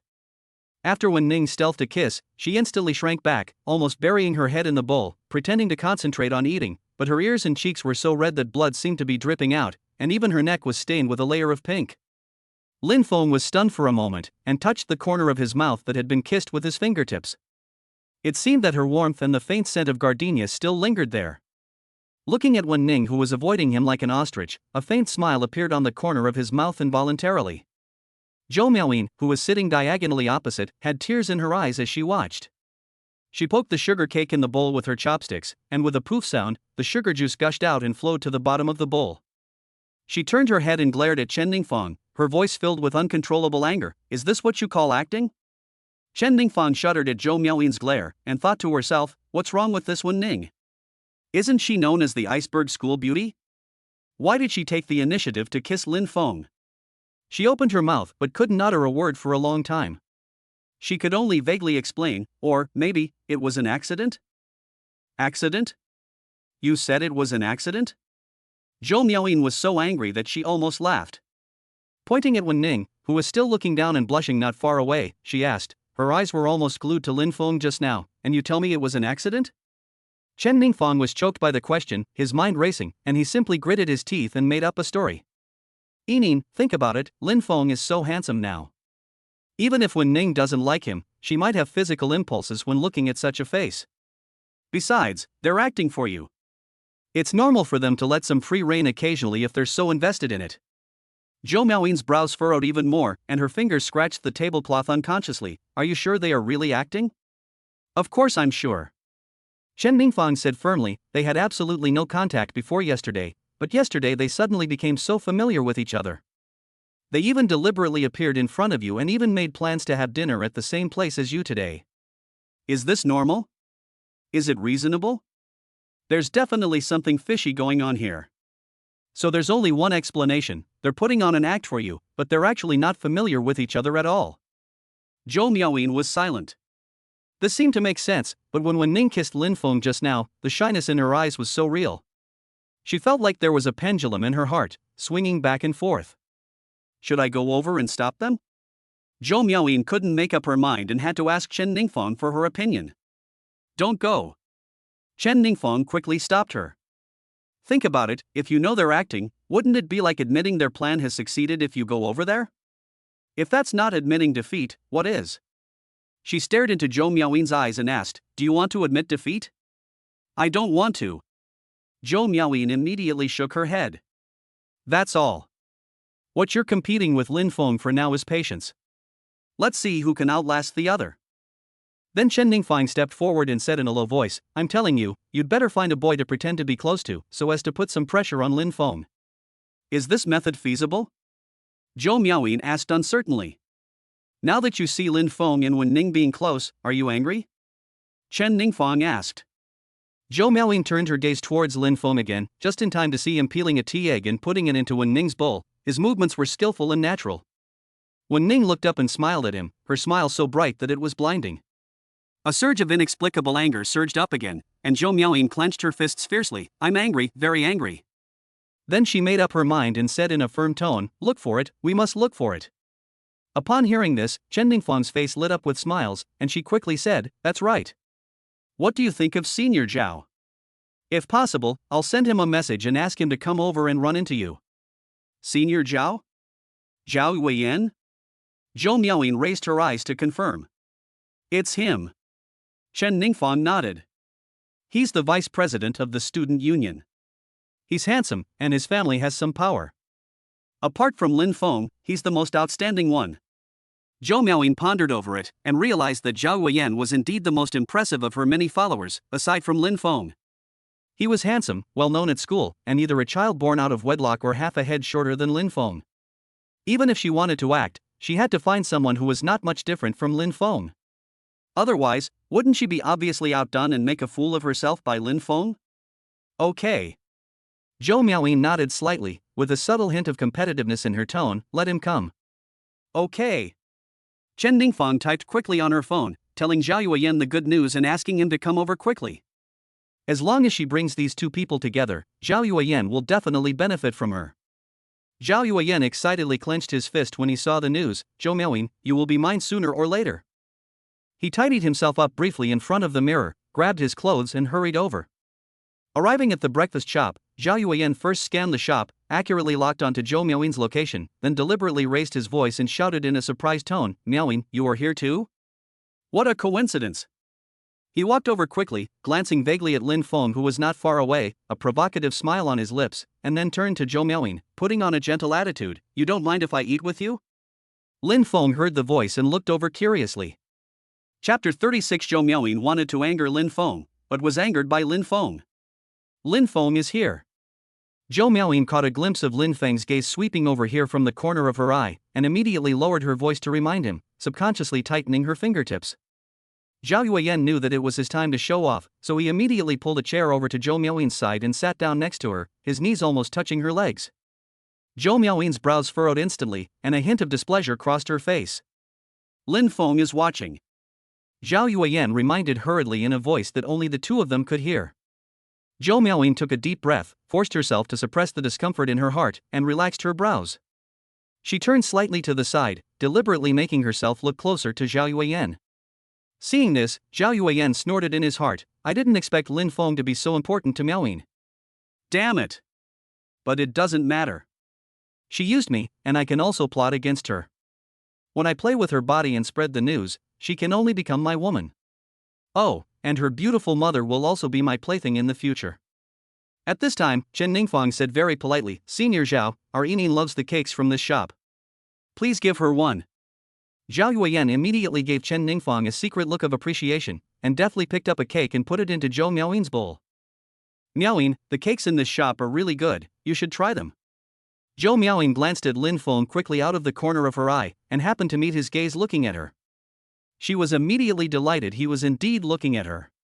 She deliberately raised her chin, a smug arc appeared at the corner of her mouth, picked up the candy cake and took a small bite, slowing down her movements a bit, as if she was enjoying the moment of being sought after.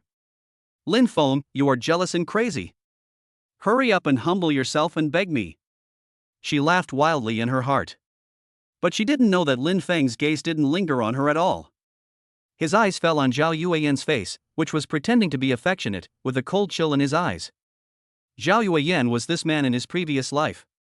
He used his position as vice president of the student union to coerce some female students into spreading rumors that he had sneaked into the women's restroom to peek. Although Lin Feng did not receive any punishment in the end because there was no substantial evidence, his reputation in school was ruined. Many girls pointed fingers at him and kept their distance from him when they saw him. In this life, it's time to settle old scores. Lin Feng's eyes were cold and a sneer appeared at the corner of his mouth. Zhou Miaoying instantly perked up after seeing this scene, her heart almost overflowing with pride. "It works, it really works." Lin Feng's expression clearly shows displeasure. He must be extremely jealous. If I try harder, he might get jealous and go crazy. Zhou Miaoying thought to herself. She raised her eyes to look at Zhao Yueyan beside her, and said in a somewhat commanding tone, "Peel a tea egg for me." "Good." Zhao Yueyan immediately put on a fawning smile on his face and nodded in response, but in his heart he cursed Zhou Miaoying 1,000 times. If it wasn't for the desire to get Zhou Miaoying and get close to her mother Qin Shuan, who would be willing to serve this unruly and headstrong young lady?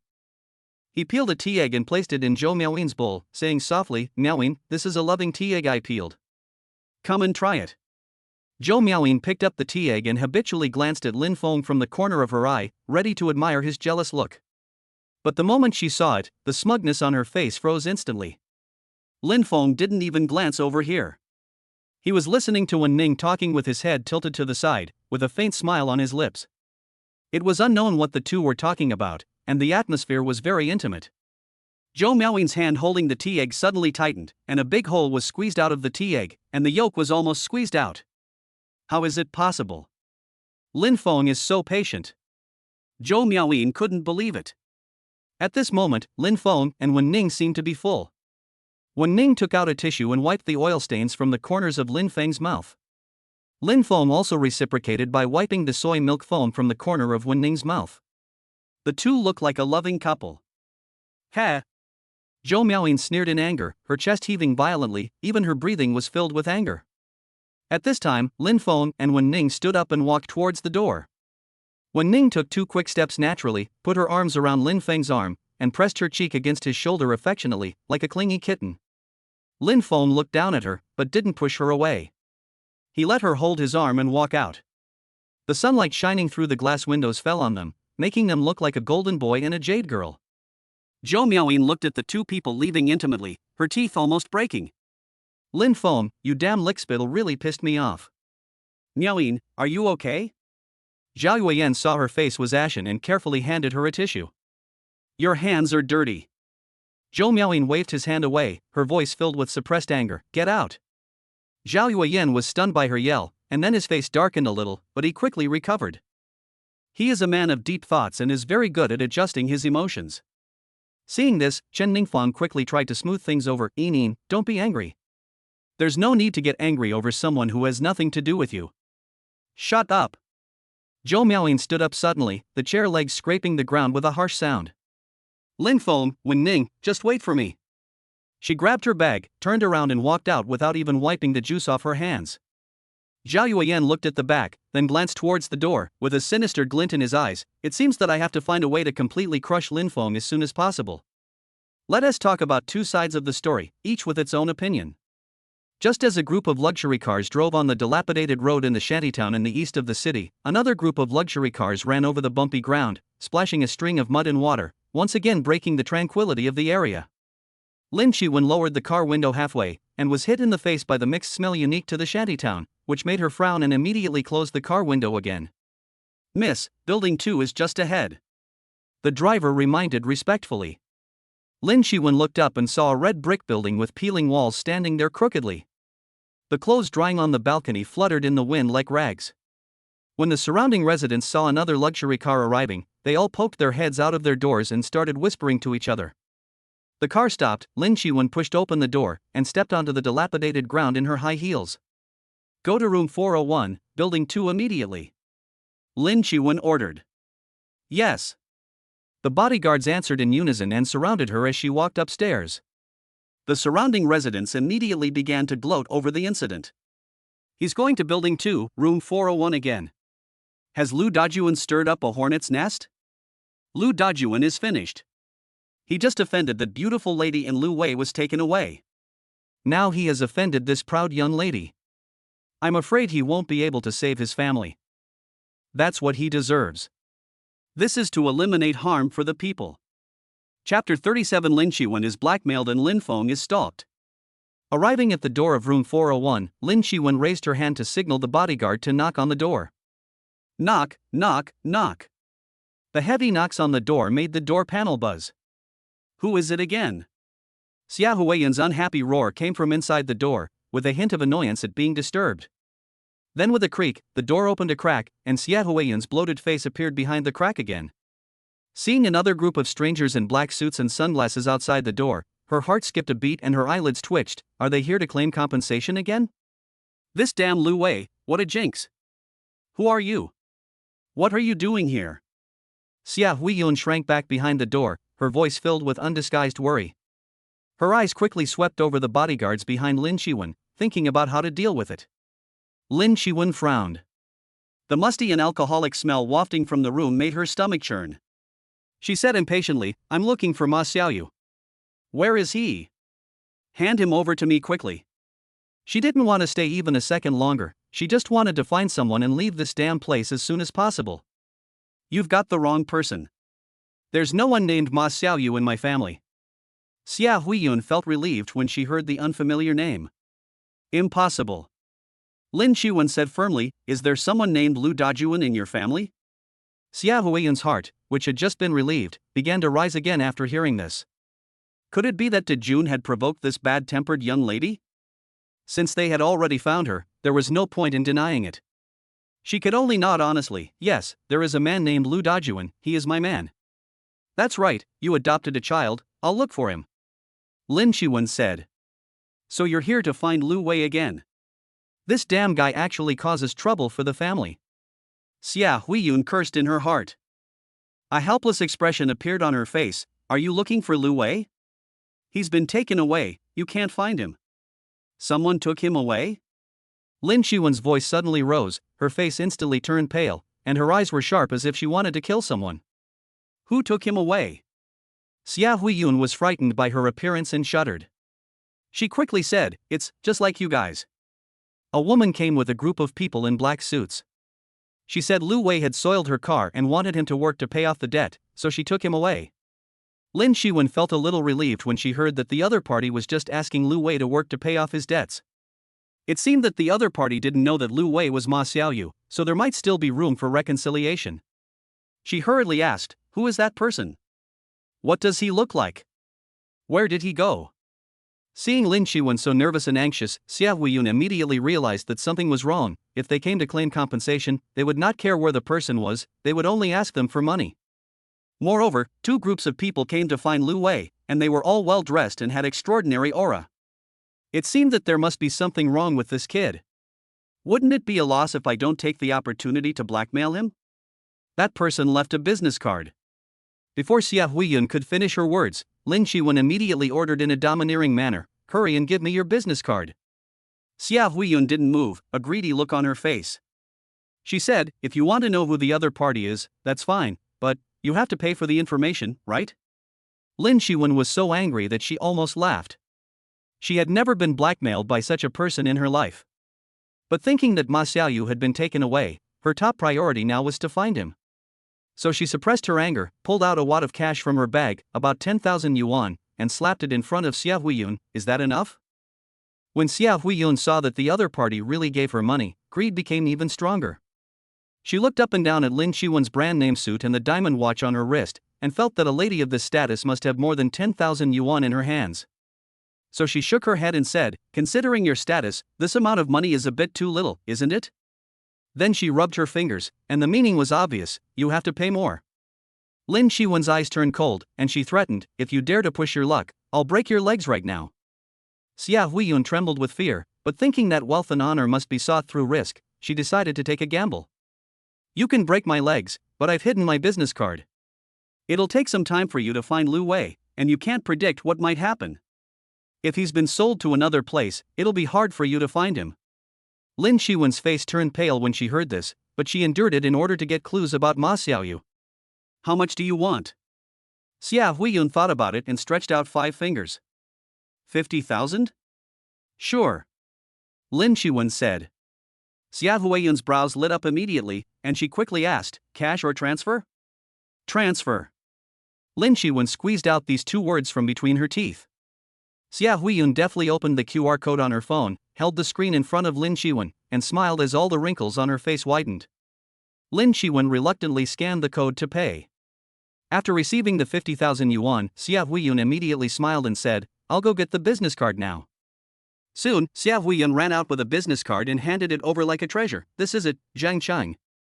Lin Shiwen snatched the business card and started looking at it. It's actually the Qingtian Entertainment Club, a place where all kinds of people gather. It's not easy to get someone there. Lin Shiwen frowned slightly. Then she looked at Xia Huiyun and a plan came to her mind. "You and Lu Dajuan come with me to the Qingtian Entertainment Club to redeem Lu Wei. I will help him settle his debt," Lin Qingya said. Upon hearing this, Xia Huiyun began to rub her fingers again, her greedy eyes swirling around Lin Shiwen. "Then we've made this arduous trip. I'll give you another 100,000 after the deal is done." Lin Shiwen interrupted her, her tone full of impatience. "Okay." Xia Huiyun agreed immediately. Then he turned and shouted into the house, "Dajuan! Stop drinking! Come on!" A vague response came from the room, followed by the clatter of tables and chairs. Lu Dajuan staggered out in slippers, his nose red and his eyes hazy. "What are you yelling about? I'm just getting high. Drink, drink, drink. You only know how to drink." Xia Huiyun snatched the bottle from his hand and threw it to the ground. "If you have a job that can make money, go with this young lady and I'll buy you some good wine when I come back." When Lu Dajuan heard about the money to be made, he suddenly sobered up a bit. He squinted his eyes and looked at Lin Shiwen, grinning. "What do you want, miss?" "As long as there's money, I'll go through fire and water." Lin Shiwen looked at the couple, a trace of disgust flashing in her eyes. She turned and walked downstairs, shouting coldly, "Follow me." Xia Huiyun quickly pulled Lu Dajuan to follow, muttering, "Dajuan, hurry up, it's 100,000 yuan." When Lin Shiwen's car was driving on the road, Lin Feng happened to see it, which immediately aroused his curiosity. "What is Lin Shiwen doing?" "I just happened to be free, so I decided to join in the fun." So Lin Feng stepped on the accelerator and drove behind Lin Shiwen's convoy. Chapter 38, when Ning forcefully kisses Lin Feng. This is my first kiss, you must be responsible for me. Lin Shiwen's motorcade sped all the way and finally stopped in front of the Qingtian Entertainment Club. What are you doing in the club in broad daylight? Lin Feng was sitting in a car not far away, watching Lin Shiwen and her group get out of the car, his brows slightly raised, somewhat puzzled. At this moment, Wen Ning followed his gaze and saw Lin Shiwen, who was protected by many people. The woman was wearing a well-tailored black suit and high heels. She had a strong aura, and even if she was just standing there, she exuded a sense of distance that kept strangers away. Wen Ning felt a pang of bitterness in her heart and asked quietly, "Do you know that woman?" Lin Feng turned his head and looked at Wen Ning. Seeing that she was pouting slightly with a hint of subtle wariness in her eyes, he suddenly felt playful and wanted to tease her. He deliberately said in an ambiguous tone, "I know her, and we are very familiar with each other. We grew up together." "Ah? So you're childhood sweethearts?" Wen Ning's face instantly fell, and the corners of her mouth drooped, like a dejected little rabbit. The destructive power of her childhood sweetheart was so great that she couldn't help but wonder. They grew up together and knew each other very well. Could it be that the reason they weren't together was because they loved each other but didn't realize it? If they broke through that window paper, would it be easy for them to be together? When she thought of this, Wen Ning felt a sense of crisis rising in her heart, making her feel uneasy. "Lin Feng." Wen Ning suddenly called him seriously, with a barely perceptible tremor in her voice. "Ha? What's wrong?" Lin Feng was stunned by her sudden seriousness and looked at her in confusion. The next second, Wen Ning suddenly came up, held his face with both hands, and with a bit of desperate courage, kissed him hard on the lips. The soft touch touches the lips, carrying the unique fragrance of a young girl. Lin Feng was stunned at first, and then he felt a little amused and helpless. This girl actually took advantage of him. But after making this bold move, Wen Ning froze completely. She closed her eyes and just pressed her mouth against Lin Feng's. She had no idea what to do next. She even forgot to breathe, and her cheeks flushed red. Lin Feng looked at her clumsy and shy appearance, and his mood suddenly became complicated. Such a beautiful and innocent girl should have been held in the palm of his hand and enjoyed the most sincere, pure, and intense love in the world, but he could not give her anything, and he didn't even dare to make the promise of being together for a lifetime. He reached out and gently grasped Wen Ning's shoulders. With a little force, he pushed her away a little and said in a serious tone, "Wen Ning, I'm not a good person. I don't deserve you to do this." When Wen Ning heard this, her cheeks, which had originally turned red with embarrassment because of the forced kiss on Lin Feng, turned pale in an instant. "You don't intend to take responsibility for me?" Wen Ning's crying in a grieved voice was heartbreaking, and Lin Feng felt that he had become an unforgivable scumbag. He hugged Wen Ning, patted her back gently, and said softly, "It's not that I don't want to take responsibility, but I'm not a good person. If you insist on being with me, you will be hurt. I don't care." Wen Ning seemed to have made up her mind. Her eyes turned red, tears welling up in them. She said with a bit of rogue willfulness, "This is my first kiss, you have to be responsible for me." Lin Feng was stunned by her unreasonable behavior, and then he didn't know whether to laugh or cry. Everyone has their first kiss. What you just took away was my first kiss of the day. Lin Feng raised his chin and said righteously. "First kiss today? What a fresh word." Wen Ning rolled her eyes at Lin Feng. "I've told you I'm not a good person. I'm very fickle." Lin Feng revealed his shortcomings. "Humph, I don't believe it." Wen Ning didn't know whether she really didn't believe it or didn't want to believe it. After she finished speaking, she buried her face in his arms. Soft hair brushed against his neck, carrying a faint scent of gardenia. Lin Feng put his arm around Wen Ning's shoulders. Since she didn't want to leave, he wouldn't force her to leave. He had already told Wen Ning that he was unfaithful, so even if Wen Jigui gave him trouble, he would have something to say. At this moment, a group of people came out of the Qingtian Club not far away, standing in a semi-arc, forming a confrontation with Lin Shiwen and the others. Lin Feng's attention was instantly attracted by this grand scene, and he lowered the car window to look over. "Lin Shiwen, you brought so many people to block the entrance of our club, are you trying to ruin it?" A woman in a red suspender skirt walked out from behind the group of strong men, with a sneer on the corner of her flaming red lips. She is Zhang Qing, the general manager of Qingtian Club, a strong woman who was well known in Haicheng City. Lin Shiwen looked at the other party's aggressive posture and quickly waved her hand and said, "Don't get me wrong, I'm not here to cause trouble, I'm here to find someone." "Looking for someone? Who?" Zhang Qing asked in surprise. "Find a teenager named Lu Wei." Lin Shiwen said. Are you kidding? How come there are teenagers here? Zhang Cheng asked back in a somewhat unfriendly tone.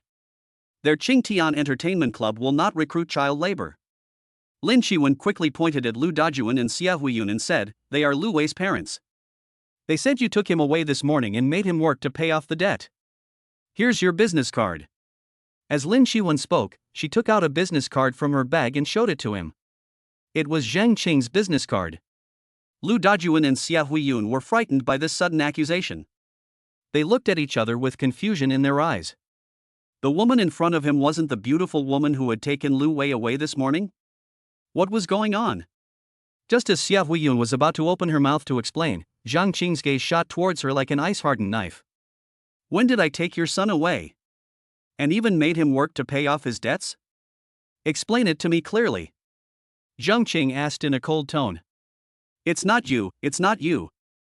Xia Huiyun quickly waved her hands to explain.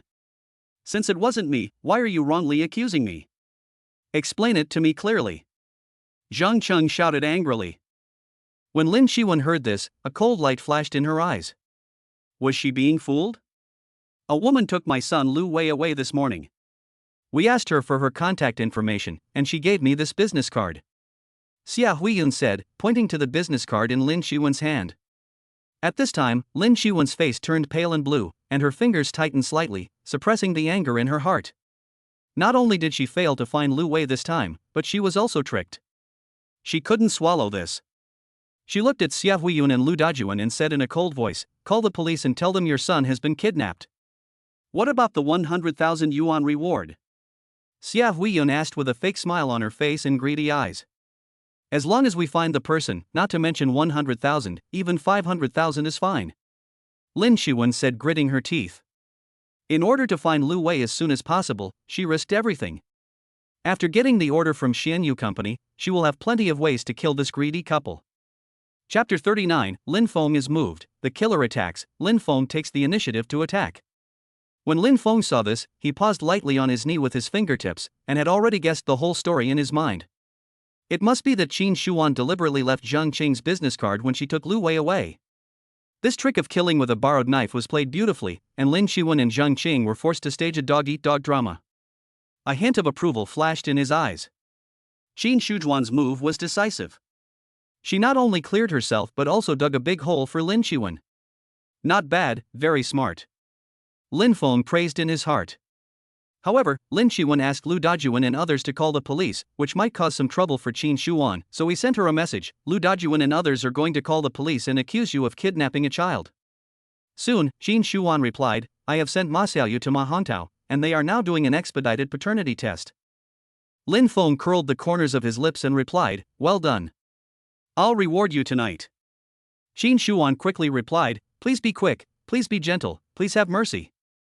She then posted a cute rabbit emoticon saying please, with her round eyes showing a pitiful look. Lin Feng couldn't help but smile when he saw it. At this time, when Ning came up and asked, what are you looking at? You look so amorous. Lin Feng looked at her sideways, stretched out his hand and scratched her upturned nose, and said unhappily, you are the one with the amorous feelings on your face. Unexpectedly, when Ning didn't refute him. Instead, she looked up at him with a smile in her eyes like shattered starlight, I'm just feeling excited. Seeing you makes me smile and feel excited. You. Lin Feng looked at Wen Ning's undisguised affection, and a warm feeling surged in his heart, and he was actually a little moved. He put down his phone, reached out and gently held Wen Ning's face, stroking her delicate skin with his fingertips, and asked in a serious and earnest tone, are you really sure of me? Yes. Wen Ning's eyes flashed with determination, and she answered solemnly without any hesitation. Lin Feng looked into her clear eyes, which contained only admiration and trust for him, and the softness in his heart was completely touched. He held Wen Ning's face and pulled it towards him, while lowering his head and kissing her lips. This time it was no longer a simple kiss, but a passionate kiss filled with strong emotions. When the kiss reached a deep point, Lin Feng noticed that Wen Ning was having difficulty breathing and her cheeks were flushed. He slowed down the pace in time, gently bit her lips, and softly guided her to breathe. After a long time, their lips parted. Wen Ning slumped in the chair, breathing heavily with a dazed look in her eyes, but her face was filled with an excited and shy smile. He kissed me first, does that mean I'm his woman? How happy. she thought sweetly in her heart. Lin Feng looked at her flushed cheeks and moist lips, his Adam's apple rolled, and he had the urge to kiss her heart again. But this was Wen Ning's first kiss, and he didn't want to hurt her the first time. So he turned his head and looked out the car window. At this time, Lu Dajuan had already called the police and was talking to Lin Qiwen. After a while, they all got in the car and left the place quickly. Lin Feng looked at the direction they left and chose not to follow them. Because there was nothing to see anymore, Lin Qiwen was doomed to fail and she was destined not to get the order from Shenyue Company.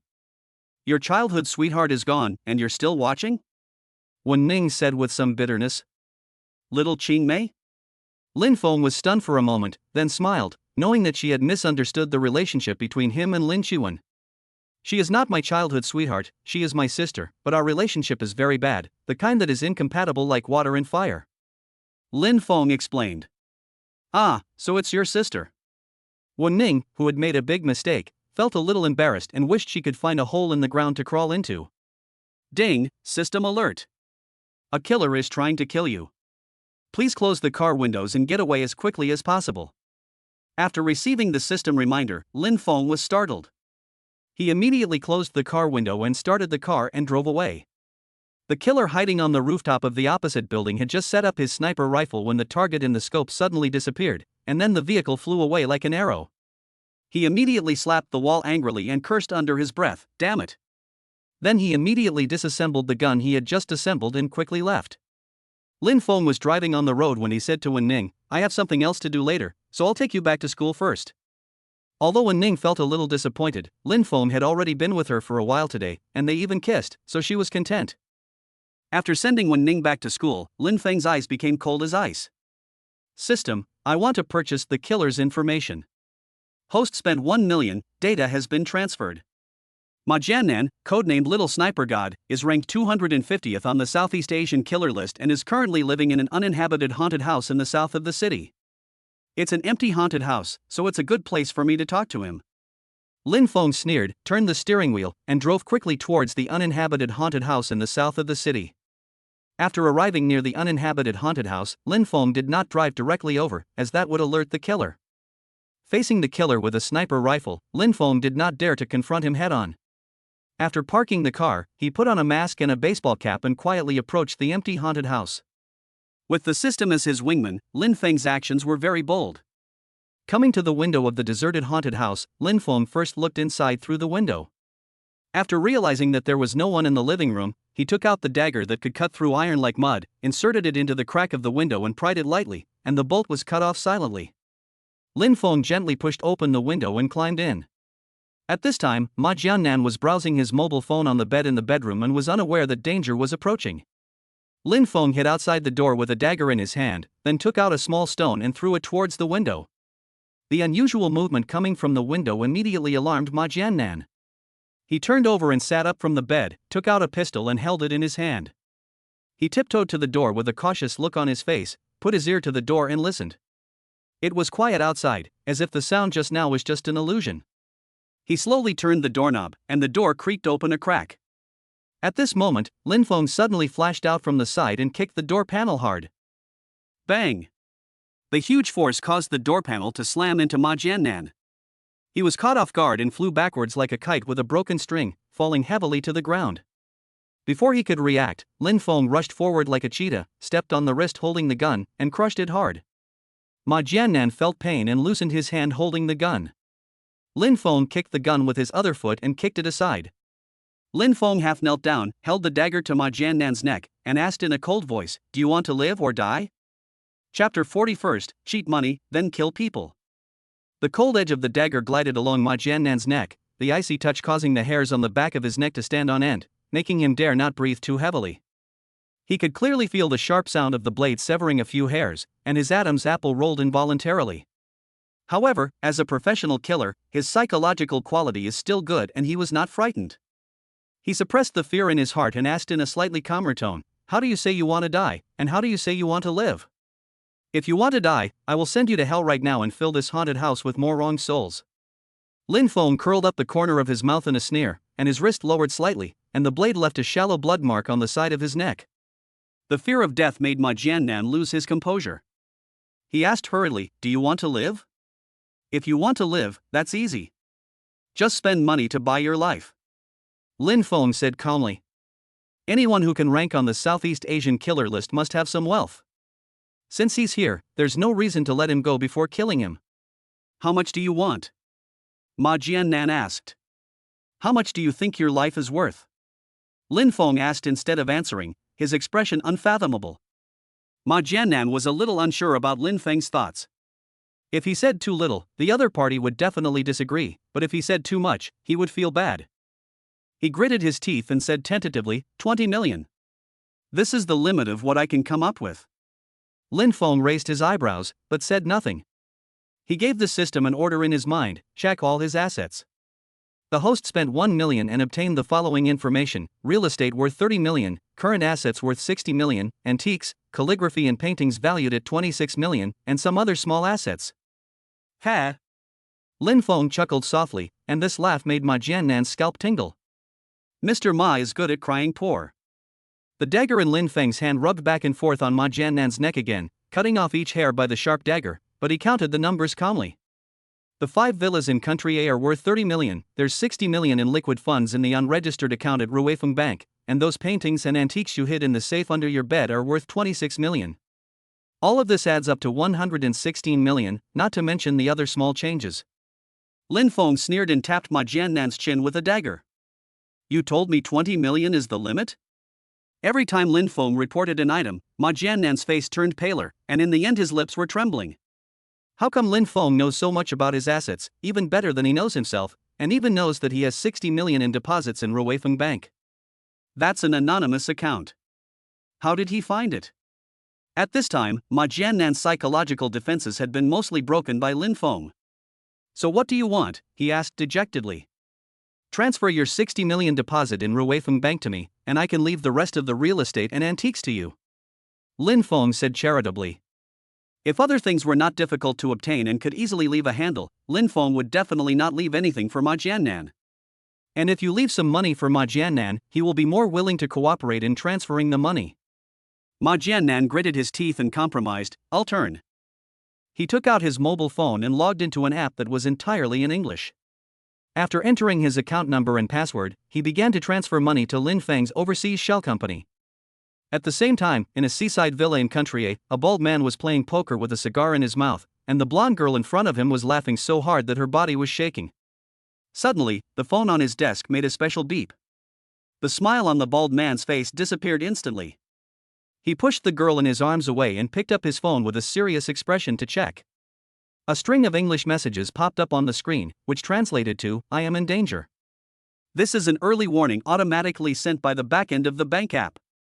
Ma Jiannan always had to enter the password to disable automatic sending before transferring money, but he didn't do it this time, which obviously meant he was coerced. Leave now. The bald man took out a stack of bills from his wallet and slammed it on the table, his tone unquestionable. Seeing that his expression was not right, the blonde girl slipped away tactfully with the money in her hand. The moment the door was locked, the bald man had already dialed the number, investigate the whereabouts of Ma Jiannan's money, immediately. He spoke rapidly, his eyes sinister. Also, book a flight to China as soon as possible. I want to go there myself. The person on the other end of the phone did not dare to delay and immediately agreed. The bald man hung up the phone and looked at the surging waves outside the window, his knuckles clenched until they turned white. Ma Jiannan was not only his right-hand man, but also his brother, and nothing could happen to him. In the haunted house, Lin Feng looked at the deposit information on his mobile phone, a smile appeared on his face, and he sighed in his heart, it's so fast to make money by robbing others. The 60 million has been transferred to you. Can you let me go? Ma Jiannan asked, staring at Lin Feng. Of course, I always keep my promises. Lin Feng patted his chest and spoke with a solemn tone, but there was a barely perceptible coldness in his eyes. Then put the gun down. You're pointing it at me and I'm scared. Ma Jiannan said, pointing at the pistol in Lin Feng's hand. No problem. Lin Feng responded readily and really put the pistol behind his back. To outsiders it looked like he had put it in his waistband, but in fact he had quietly put it into his personal space. Ma Jiannan was a little surprised. He didn't expect Lin Feng to put away the gun so easily. It seemed that he really intended to let him go. He's a pretty nice guy. When I kill him next time, I'll give him a quick death. Ma Jiannan thought to himself. At this moment, Lin Feng suddenly changed the subject and threatened, "I'll let you go this time, but next time we meet, I won't be merciful. Don't worry. I will leave right away and will never set foot in China again in my life," Ma Jiannan quickly assured. "Very good," Lin Feng said lightly. Then he turned around and pretended to walk towards the door. Ma Jiannan's eyes were fixed on Lin Feng's back, and his body functions remained in a state of high alert. Suddenly, Lin Feng turned around with a mischievous smile on his face and shouted, "Surprise! See you again." At the same time, a red object flew towards Ma Jiannan's door. Hidden weapon. Ma Jiannan's pupils suddenly shrank and he subconsciously dodged to the side. The object flew past his face and hit the wall with a bang. Upon closer inspection, it turned out to be an unopened box of condoms. It was just this half-second of hesitation that allowed Lin Feng to pounce on him like a cheetah, and his powerful hand knife, with the sound of breaking wind, went straight for his throat. Ma Jiannan hastily raised his arm to block, but at the moment of collision, he felt his arm hit by a piece of steel, and his bones were almost broken. The severe pain made Ma Jiannan tremble all over, his arms instantly lost strength and he lost the ability to block. Lin Feng did not give him any chance to breathe. Taking advantage of the moment when he was distracted, his other hand turned into a hand knife and cut towards his throat again. Crack! The crisp sound of bones breaking was particularly harsh in the empty room. Ma Jiannan's throat was cut. Chapter 41: Obtaining the Face-Changing Technique and Sniping Zheng Yuxuan. Gurgle. Ma Jiannan's neck was twisted at a strange angle, his mouth was wide open, but no sound came out, only the sound of blood foam flowing into his mouth. Lin Feng was quick to act and pinched his mouth to prevent the blood from flowing out. Lin Feng didn't want to leave any blood here, so as not to leave any clues. That's why he didn't use a gun to deal with Ma Jiannan. Looking at the already dead Ma Jiannan, Lin Feng said seriously, "I already said that I would not show mercy on our second meeting. I didn't break my promise." Then he folded Ma Jiannan's body in half and put it directly into his personal space. The carry-on space is only 1 cubic meter, which is 1 meter long, wide, and high. An adult cannot fit in it horizontally or vertically, so it can only be folded in half. Ding! The host kills someone for the first time after binding to the system, triggering a hidden reward. Obtain the skill face-changing. Face-changing? What kind of skill is that? A skill that allows you to turn against someone? Face-changing can be considered an advanced version of disguise. Without makeup, one can directly transform their face into that of the target person. It's so magical. Lin Feng was shocked and immediately used the face-changing technique to transform into Ma Jiannan's appearance. Oh my god, they're exactly the same. Lin Feng touched the completely different face and was amazed. Even the height of the cheekbones and the texture of the skin can be transformed to be exactly the same. It's amazing. Then from now on, my sister-in-law will open the door, and I am my brother. This is not just empty talk. When he thought of this, Lin Feng showed a wicked smile on his face. Lin Hongshang, I'm sorry. Lin Feng changed back to his original appearance, walked to the wall, picked up the box of condoms, and threw it back into the space. In addition to a suitcase, Ma Jiannan also had a gun box disguised as a music box, which contained a Chaitak M200 sniper rifle. The M200 sniper rifle is known for its ultra-long range and precise striking capability. The bullets it fires can fly at supersonic speeds at a distance of 2,000 meters, and can achieve an accuracy of less than 1 minute of arc at a distance of 2,286 meters. This gun is definitely the best choice for performing high-precision long-range sniping missions. However, it is impossible for an ordinary sniper to hit the target with one shot from 2,000 meters away, but it is a piece of cake for Lin Feng, who has the skill of hitting the target every time.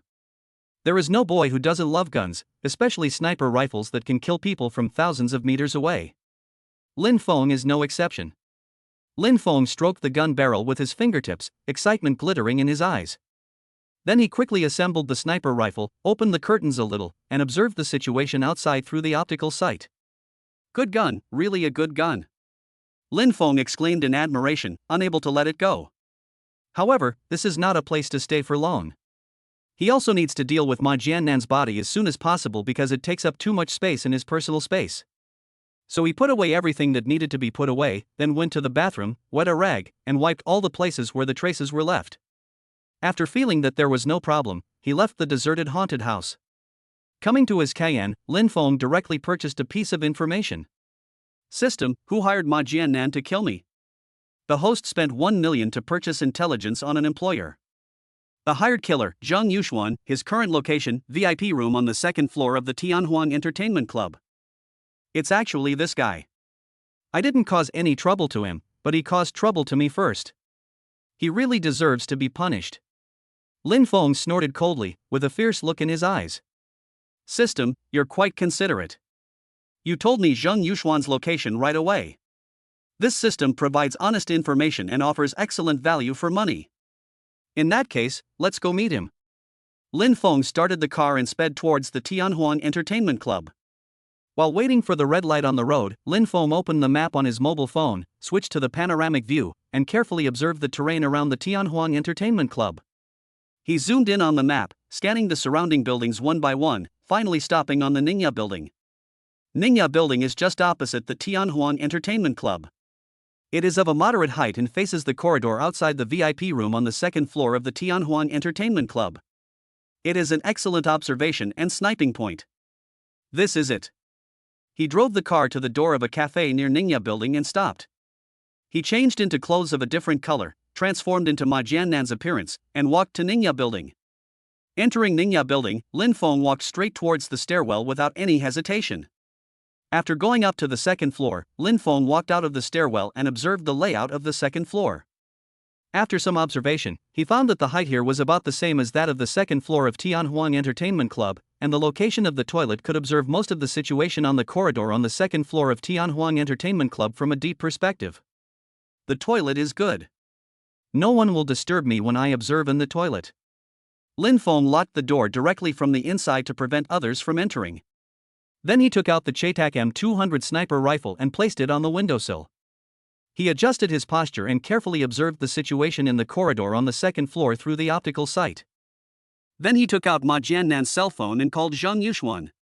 After a few seconds, the call was answered, and Zhang Yuxuan's slightly drunken voice came from the receiver. Hello, who is this? Someone wants to plot against you today. Someone put drugs in the wine you drank. Lin Feng deliberately lowered his voice, making it hoarse and mysterious. After saying that, he hung up the phone without waiting for the other party to respond. Zhang Yuxuan didn't believe it. Looking at the hung-up call, he muttered unhappily, he's crazy. What did Master Zhang say? A hot girl came over and groped his chest in an ambiguous way. Because she didn't hear what he said clearly, she asked. Nothing. Zhang Yuxuan said perfunctorily. Then let's continue drinking. The hot girl picked up a glass of wine and handed it to Zhang Yuxuan's mouth, wanting to feed him the wine. Zhang Yuxuan was about to open his mouth, but Lin Feng's words "someone put drugs in the wine" flashed through his mind, and he closed his mouth again. He said he didn't believe it, but the seeds of doubt had already been planted quietly. It's better to believe it exists than not to believe it exists. Zhang Yuxuan thought to himself. He reached out and pushed the hot girl's hand away, and said indifferently, no more drinking today, I'm going back first.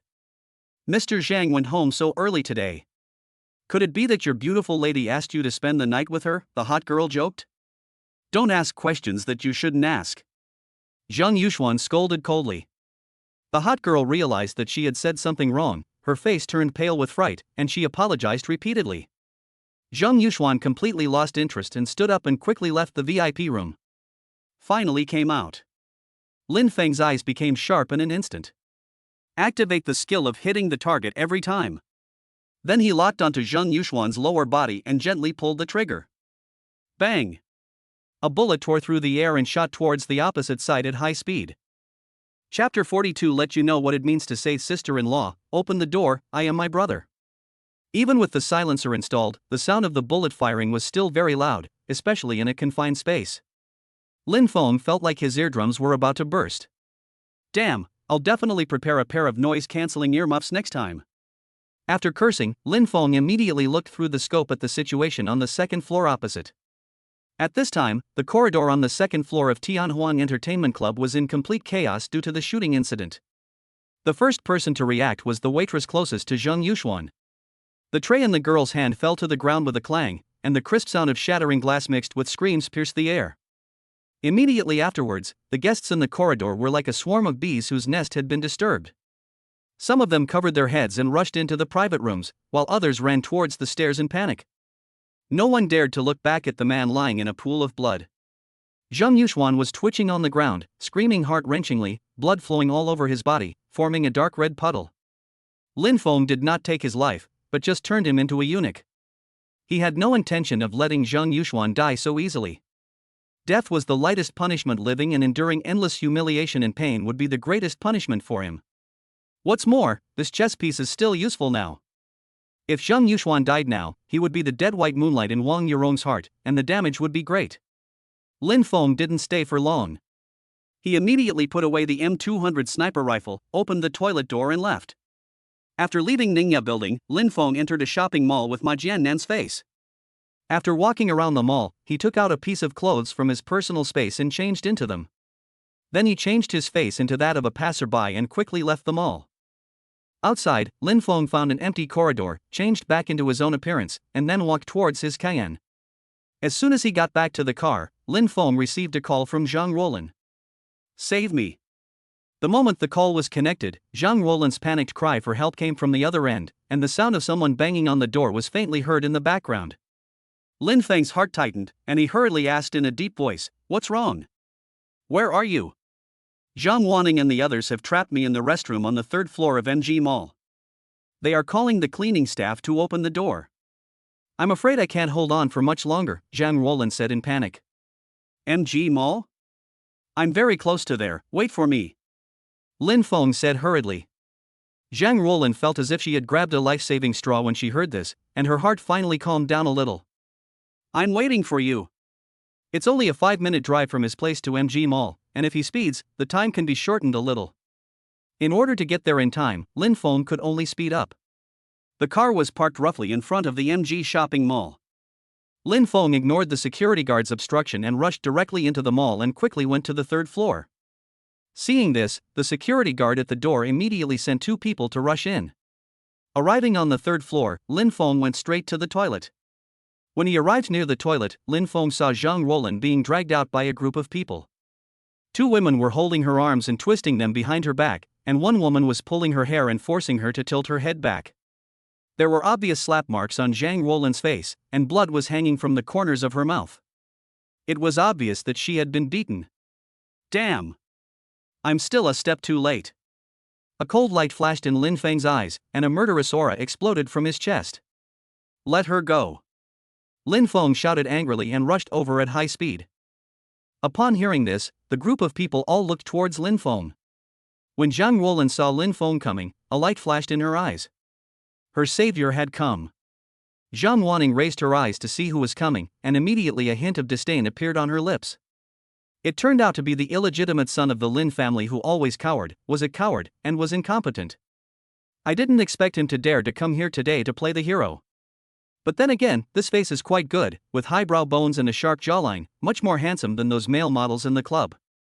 Recently, her sisters have been dissatisfied with the quality of the male models in the club, so Lin Feng should be able to catch their eyes.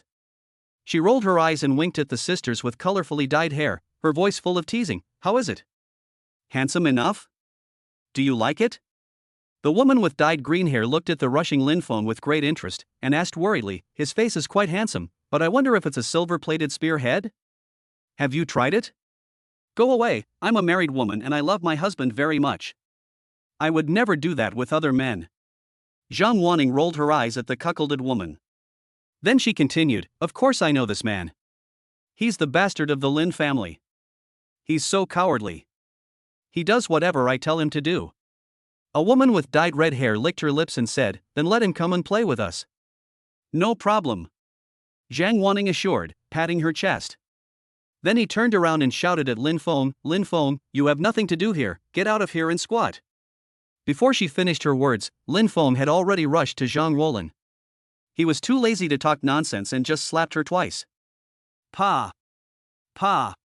With 2 sounds, the 2 women who were twisting Zhang Roland's arms were knocked unconscious and let go of Zhang Roland. The red-haired woman who was pulling Zhang Roland's hair was about to curse when her wrist was suddenly grabbed by a hand like an iron clamp. Lin Feng's knuckles exerted a little force, and the red-haired woman burst into tears in pain, crying out, "It hurts! It hurts so much!" As soon as the red-haired girl's hand loosened, Zhang Roland took the opportunity to run forward 2 steps, hid behind Lin Feng, and looked at Lin Feng's back with obsessed eyes. But at this time Lin Feng did not give up. He raised his foot and kicked the red-haired girl hard in the stomach. The red-haired girl flew out like a rag doll, rolled twice on the ground, and stopped only after hitting the toilet door frame. She held her stomach for a long time and couldn't get up. Zhang Waning's pupils shrank suddenly. Is this still the same coward who let herself be manipulated by her before? But seeing her sisters being beaten, she naturally wouldn't sit idly by. She screamed, "Lin Feng, you're so brave. Aren't you afraid that your eldest brother will find out and punish you? If you know what's good for you, kneel down and apologize to my sister immediately." Lin Feng turned his head to look at Zhang Wanning, his eyes as cold as ice. He raised his hand and slapped her in the face. Zhang Wanning shrank her neck in fear and closed her eyes. But Lin Feng's hand stopped in mid-air, and he didn't slap it. A meaningful smile appeared on the corner of his mouth. "Hitting you is too easy for you." A more evil idea came to his mind. Since she likes to play with others so much, then let her play with it to her heart's content. Although Zhang Wanning's appearance was only 86 points, her figure was excellent, and Lin Feng could give her a score of 96. If the main lights were turned off and only the dim bedside lamp was on, more attention would be paid to her figure in the hazy light. "Tonight I'll let you know what it means to say sister-in-law. Open the door, I'm your brother." Chapter 43. Become Lin Hongsheng, sister-in-law, come with me. Lin Feng retracted his hand that was suspended in the air, turned around and walked to Zhang Roland. His fingertips gently brushed the slap mark on her cheek, and his tone was filled with subtle heartache. "Are you okay?" Zhang Roland slowly shook her head and said, "It's okay." But the place on her cheek where Lin Feng touched felt like it was gently swept by an electric current, and it felt slightly numb, making her somewhat greedy for this comfortable feeling. "I really hope he can keep touching me." As soon as this thought came to her mind, Zhang Roland suddenly woke up. "What am I thinking about?" She quickly raised her eyes to look at Lin Feng, with a sincere light flashing in her eyes. "Thank you." "You're welcome.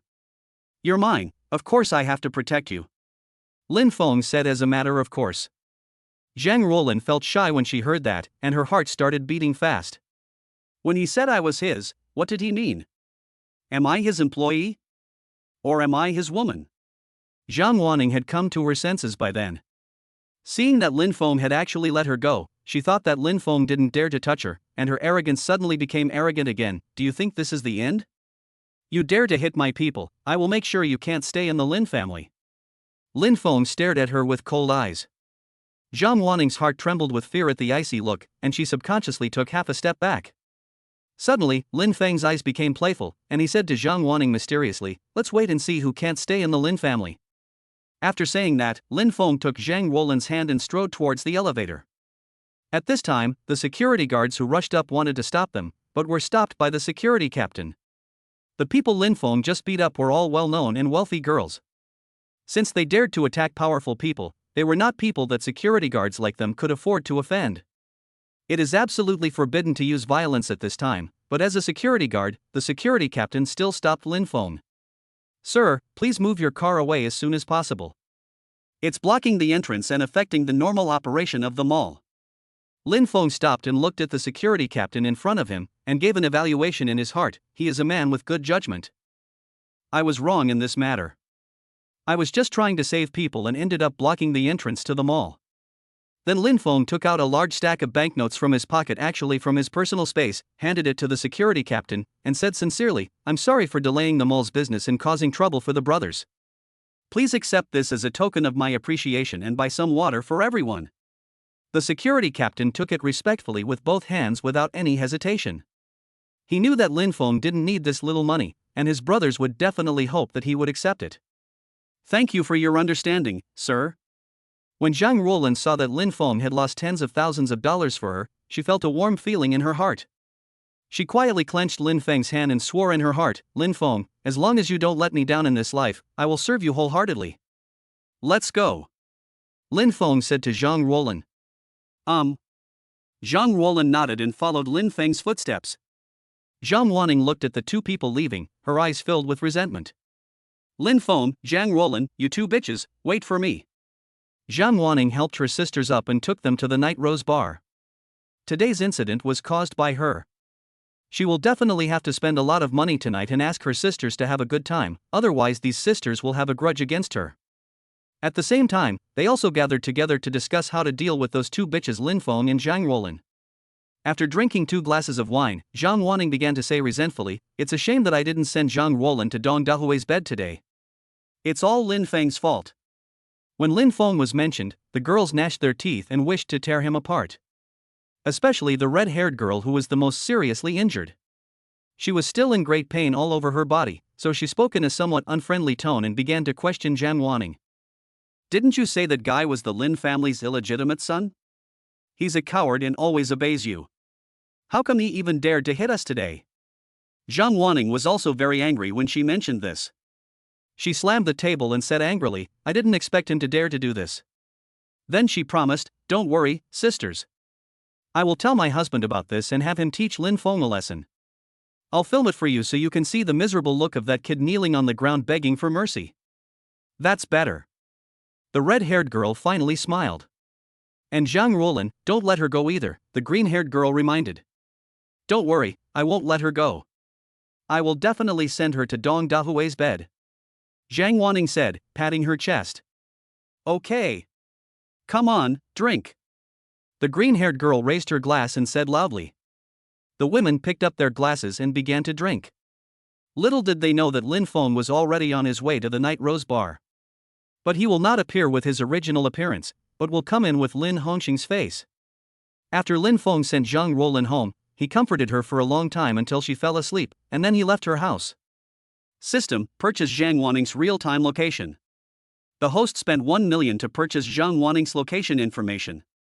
She is currently in room 206 of the Night Rose Bar and is currently 50% intoxicated. Being 50% drunk is good. This way she will be even more confused about whether this Lin Hongqing is not that Lin Hongqing. Lin Feng curled the corners of his lips and smiled. After arriving at the Night Rose Bar, Lin Feng went straight to private room 206. When the door of the private room was pushed open, Lin Feng saw Zhang Wanning sitting in the middle of the sofa. Her cheeks were flushed and her eyes were blurred. She was holding up a wineglass and clinking it with the cuckolded girl. He strode over, sat beside Zhang Wanning, put his arm around her waist, and began to caress her slender waist wantonly. Zhang Wanning was startled and looked up through her drunken eyes. When she saw who it was, she immediately smiled like a flower. "Husband? Why are you here?" "A friend of mine saw you drinking here and sent me a message. I happened to be nearby, so I came to pick you up and take you home," Lin Feng said, imitating Lin Hongqing's usual calm tone. "Husband, you are so nice." Zhang Wanning blinked her drunken eyes, put her arms around Lin Feng's neck, and kissed him on the lips. Lin Feng didn't hesitate and kissed Zhang Wanning in public. Zhang Wanning's sisters were surprised when they saw the two kissing. When did Lin Hongqing become so open? Doesn't he dislike showing off his affection in public? Who knows, maybe he was stimulated by something, or maybe he was drunk. Isn't it a good thing that they are in love? I really envy Wan Ning for finding such a loving husband. Unlike my husband, who goes out and spends all day drinking and partying. Lin Feng sneered inwardly when he heard everyone's discussion. He then patted Zhang Wanning on the back and released her lips. He half carried her and stood up, saying to everyone, "You guys continue to play, I'll take her away first, and put tonight's expenses on my account." "Okay, Mr. Lin, take care." The girls did not suspect anything and gave him their blessings. A cold light flashed in Lin Feng's eyes. He half hugged Zhang Wanning and left the private room, rushing to the guest room upstairs from the bar. Chapter 44 Sister-in-law, you like to play, then you will suffer the consequences. Lin Feng half carried Zhang Wanning into the guest room and threw her on the bed. The soft mattress sank under the pressure, then suddenly rebounded, shaking Zhang Wanning. "Honey, please be gentle," she said drunkenly. But she immediately stood up and hugged Lin Feng's neck, put her mouth close to his ear and said in a sweet voice, "Husband, we haven't been intimate for a long time, and we must pay our dues today."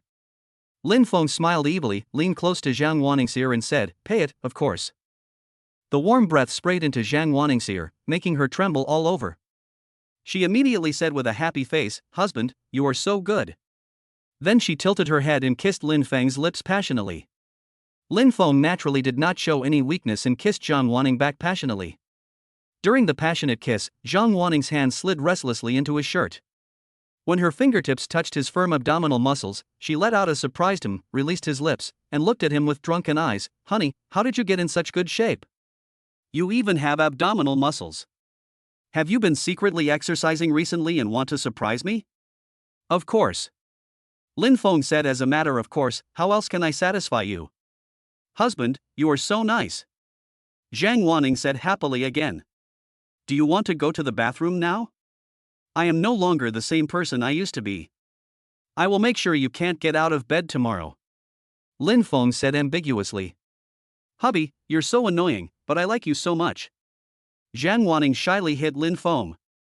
Then she kissed Lin Feng, blinked and said, I'm going to the bathroom and clean up at the same time.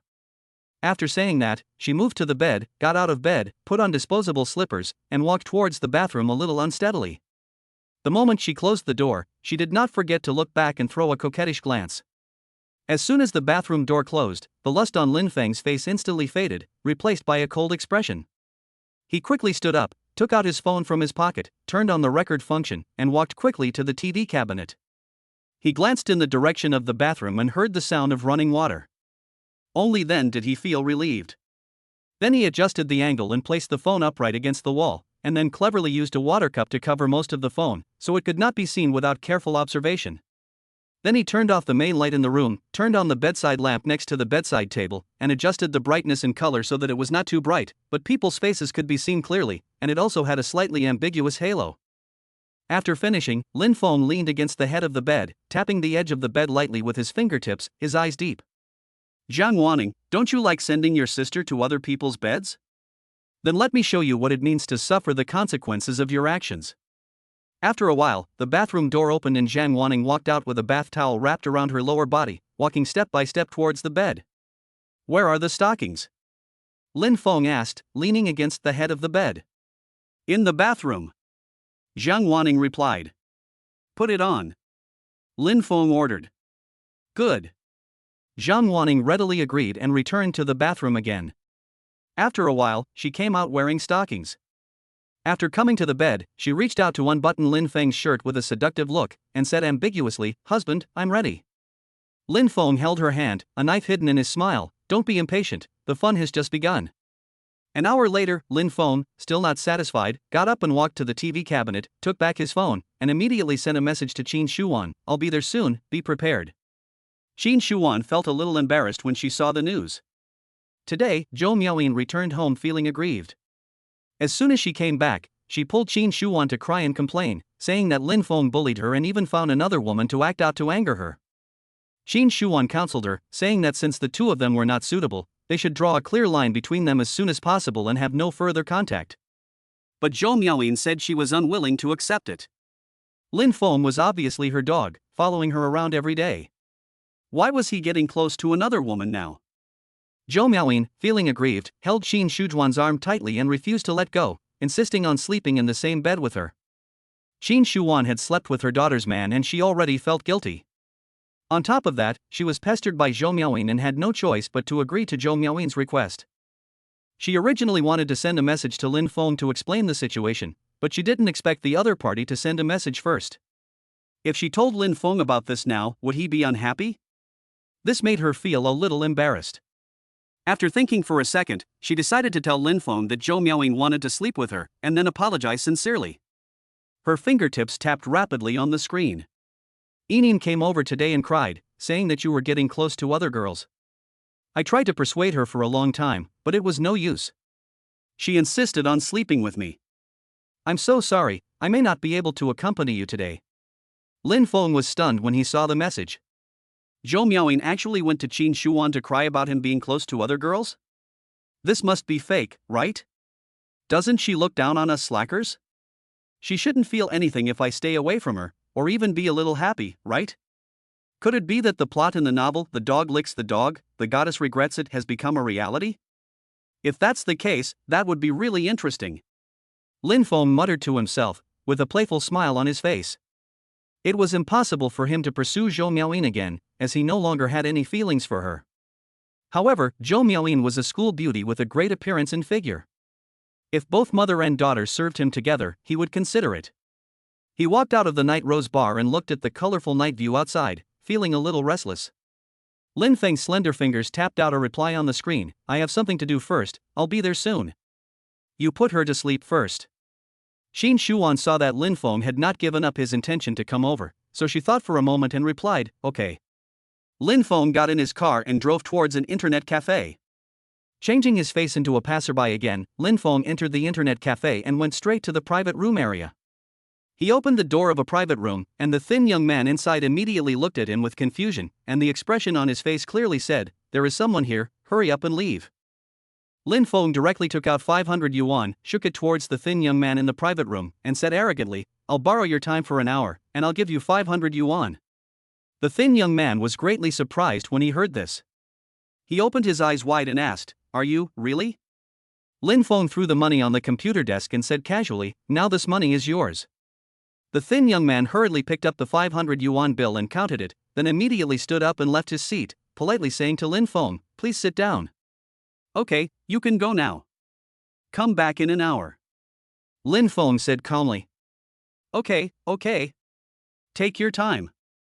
The thin young man put away the money, immediately walked out of the private room and closed the door. Chapter 45 Lin Feng's gift. Zhou Miaoyin noticed something unusual. Lin Feng locked the door of the private room, sat down, connected his mobile phone and computer, then lit a cigarette and started smoking. He then downloaded a video editing software and edited the video on his phone. He blurred his face in the video, but at one point he deliberately showed his face for half a second. The face looked to be in his 40s, with a somewhat rough appearance and pockmarks all over the face. It couldn't be said to be ugly, but it was definitely not good looking. This pockmarked face is neither Lin Feng's face nor Lin Hongxing's face, but the face of one of the big brothers of Haicheng's underworld, Zhang Matzi. Lin Feng deliberately changed his face into Zhang Matzi's just to let Lin Hongxing and Zhang Matzi fight each other. In the previous life, Lin Hongxing and Zhang Matzi had colluded many times, causing a lot of trouble to Lin Feng. Even Zhang Matzi's men killed one of Lin Feng's brothers. In his previous life, Lin Feng failed to avenge his brother, so in this life he must make Zhang Matzi pay the price. After editing the video, Lin Feng watched it at double speed. After feeling that there was no problem, he registered a new email address and sent it to Lin Hongxiang. "Lin Hongxiang, Zhang Matzi, Zhang Wanning, I hope you like this great gift I give you." Then he put away his phone, restarted his computer, and left the private room. After leaving the internet cafe, he sent a message to Qin Shuan, "I'm done with my work. I'm coming over now. Is Zhou Miaoyin asleep?" Soon, Qin Shuan sent a message, "Not yet." Then she sent another message, "Come over first, go directly to the basement audio-visual room, I'll go over after I put her to sleep." Lin Feng looked at the screen, tapped the steering wheel with his fingertips, and replied, "Okay." Throwing the phone into the passenger seat, Lin Feng drove straight to Qin Shujuan's villa. After opening the door of the villa, Lin Feng first went to the restaurant to pour a glass of water, and then went to the basement audio-visual room. Lying on the soft leather sofa, Lin Feng browsed today's news.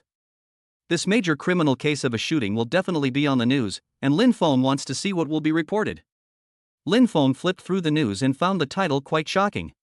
He clicked on it and saw several pictures, including a picture of the cordon, a picture of the bloodstains left at the scene which was lightly mosaicked, and a picture of the overall appearance of the club which looked like an advertisement.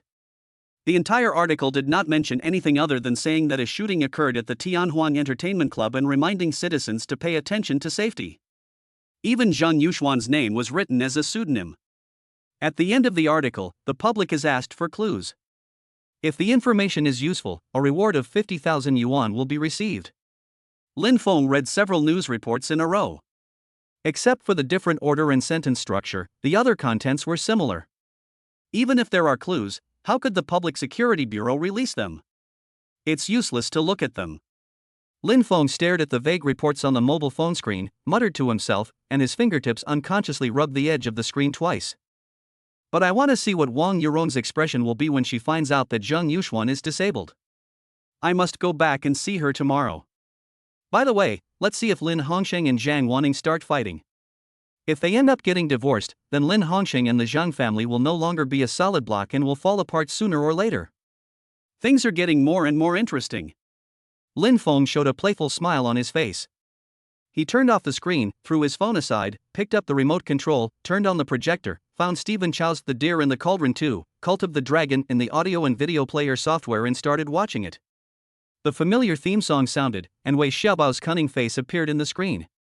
Lin Feng leaned back into the sofa, put one hand on the armrest of the sofa, supported his head and tilted his head to watch. When the film was halfway through, the door of the audio-visual room opened and Qin Shuan appeared at the door. Lin Feng looked back, and the moment his eyes met the figure at the door, his breathing suddenly stagnated and his body began to feel hot.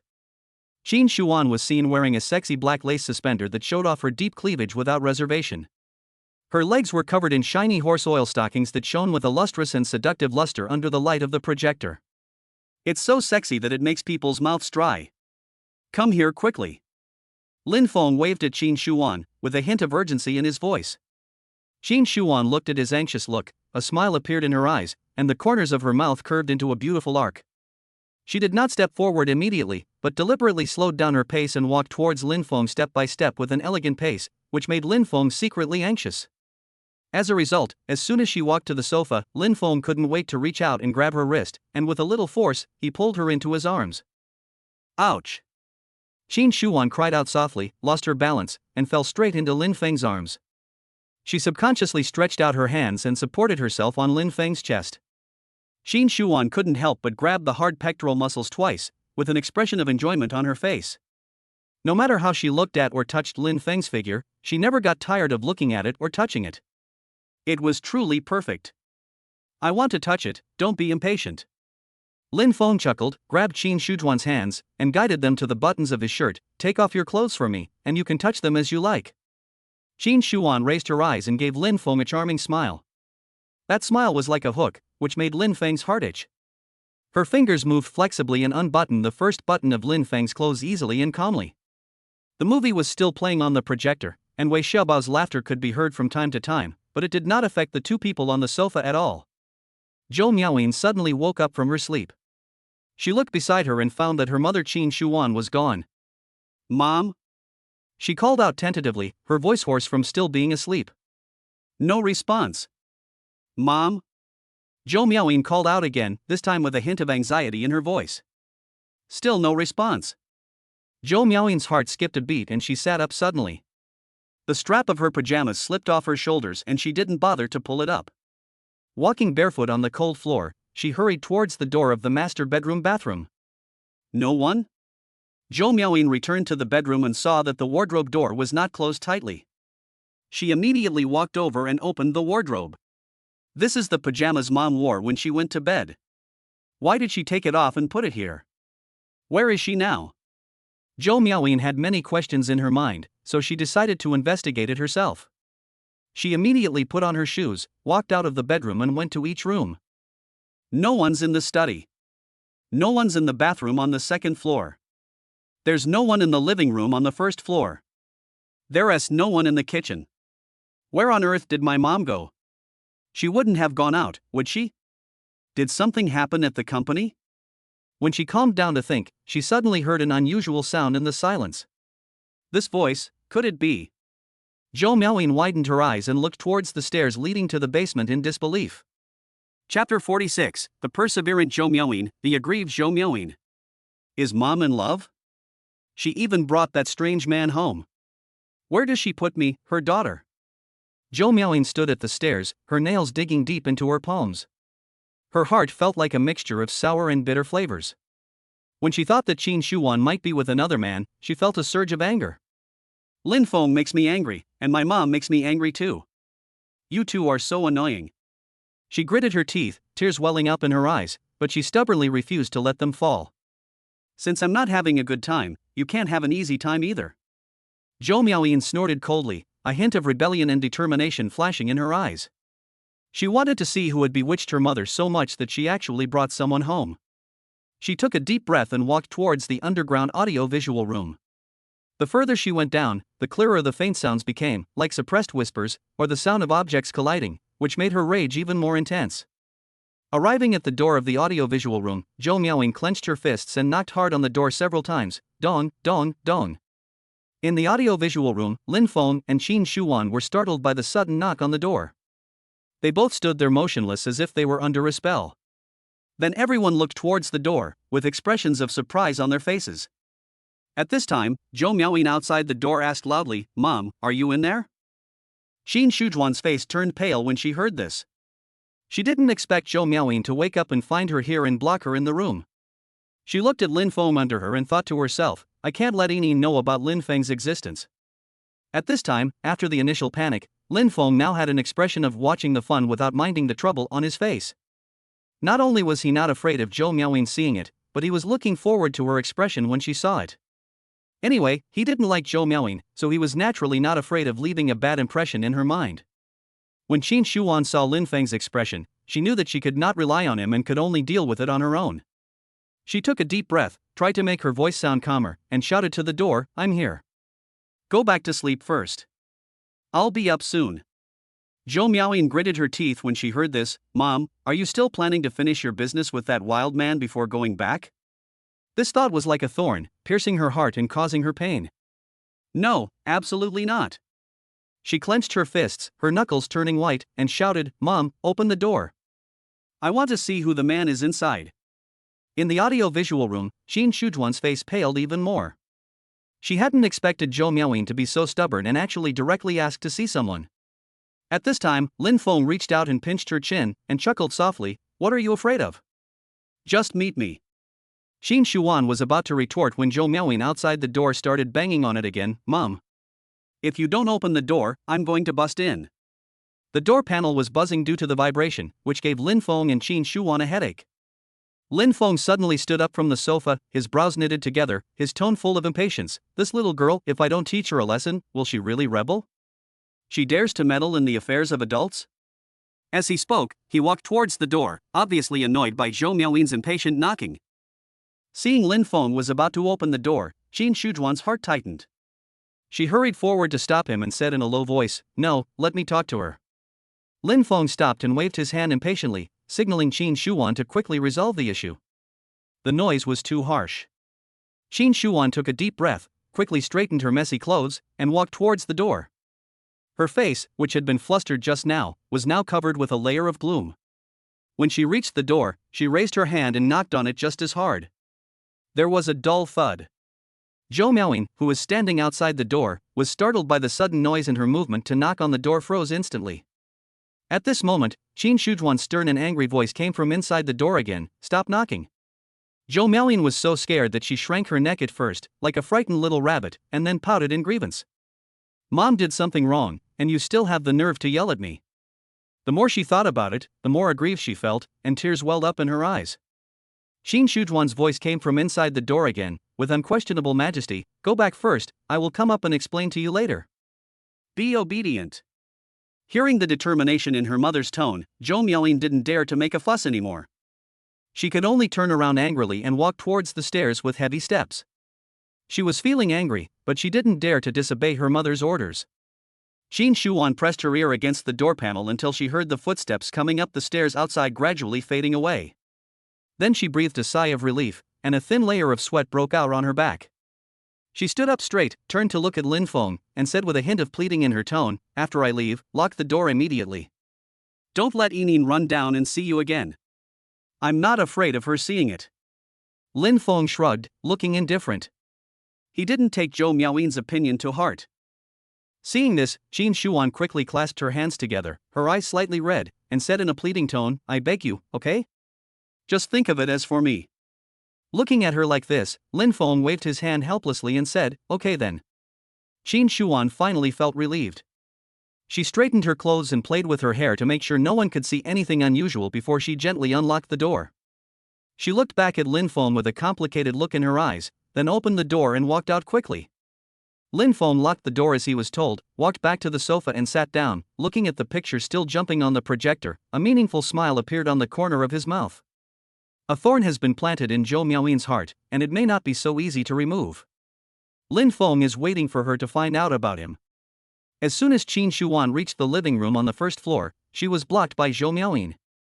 Her red and swollen eyes stared at her intently, as if she wanted to tie her down with her eyes, afraid that she would run away. Qin Shuan sighed and pulled Zhou Miaoyin to sit on the sofa. "Yining, I'm sorry, but I can't help myself." Qin Shuan came up and said sincerely, "Mom, what kind of magic does that man have that can make you ignore your daughter?" Zhou Miaoyin asked in a tearful voice. Qin Shuan heard this and thought to herself, "He's tall, handsome, has a great figure, is very capable, and the power behind him is mysterious. More importantly, being with him makes me feel the joy of a young woman. It's like I've been transported back to 20 years ago."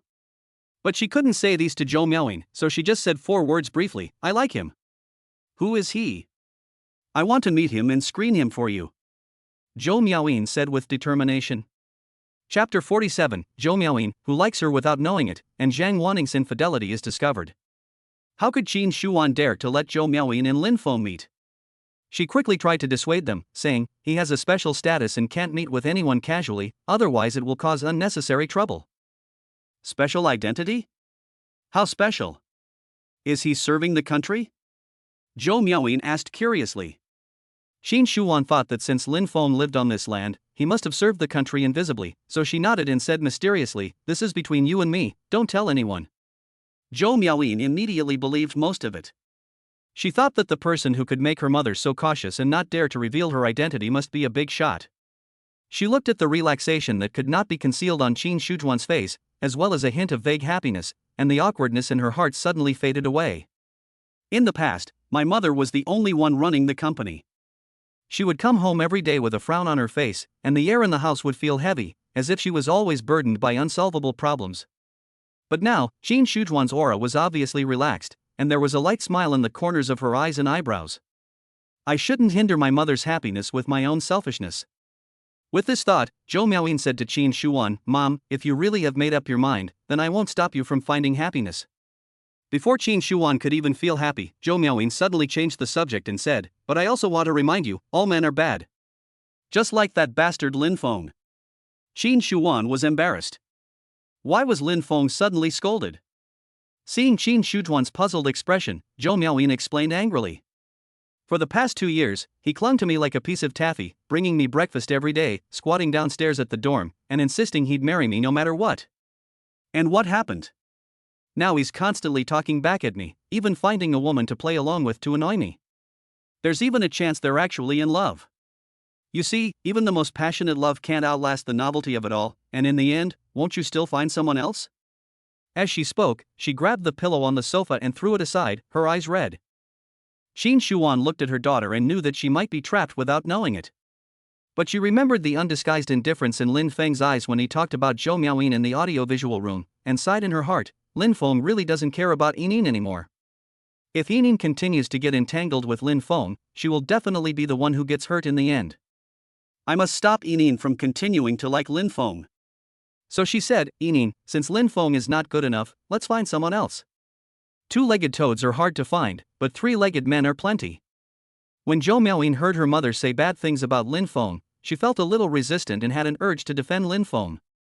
But she swallowed the words back as they reached her lips, and said to herself proudly, he is not a good person to begin with, he is just a big pig's hoof. Zhou Miaoying didn't want to discuss Lin Feng anymore, so she immediately stood up and ran upstairs. When she reached the corner of the stairs, she said, Mom, be careful. Don't get pregnant. It's very dangerous for older mothers.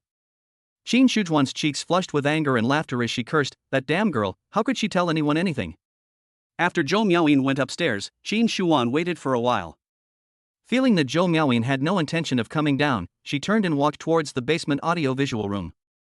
The unfinished business has to be continued. At night in the Lin family manor, Lin Hongsheng had just finished a meeting with the company's senior management and was about to turn off his computer when he suddenly received an email reminder. He was already very tired today and had planned to deal with it tomorrow, but the title of the email suddenly startled him. Evidence of Zhang Wanning's cheating. These big words made Lin Hongsheng's heart skip a beat. Impossible. He muttered to himself. Zhang Wanning loves him so much, how could she betray him? But he still opened the email for some unknown reason. The main text only has one line of words, click on the attachment to see how sexy your wife is. The attachment is a compressed file. Out of caution, Lin Hongsheng did not download the attachment directly, but forwarded it to an email address that he rarely used. Then he took out another computer, logged into the email account that he seldom used, downloaded the attachment and unzipped it to open it.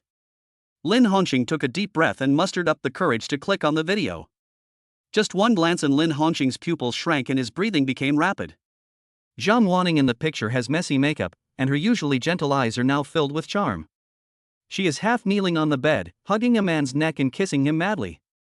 Zhang Wanning's appearance was clearly captured in the photo, but that man was blurred. Lin Hongsheng slammed the table and shouted angrily, bitch. He suppressed his anger and continued to watch. When he heard Zhang Wanning praising another man, husband, "You are so great," Lin Hongsheng couldn't help it. He grabbed the cup on the table and threw it out. A maid heard the loud noise and came over to check the situation. When she got closer and heard the voice coming from the computer, she was immediately embarrassed. "I caught the young master doing something embarrassing. He won't fire me, will he?" Maida thought worriedly. Seeing that the young master's attention was not on her, Maida did not dare to say a word and immediately retreated quietly. After leaving the room, the maid immediately walked away quickly. She didn't breathe a sigh of relief until she reached the end of the corridor. "What's wrong with you? You look guilty." "Did you steal something?" asked another maid B. "I didn't steal anything. I caught the young master doing something and I was afraid of being fired," Maida hurriedly explained. "What's wrong with the young master?" asked maid B. "I'm telling you, don't tell anyone else." Maida lowered her voice and said mysteriously. Maid B's curiosity was immediately piqued, and she immediately promised, Tell me, I promise not to tell anyone else." Maida glanced around and made sure there was no one else around before whispering, "I just went in and heard that sound coming from the young master's computer." Maid B immediately asked curiously, "What kind of sound is that? Please explain it clearly."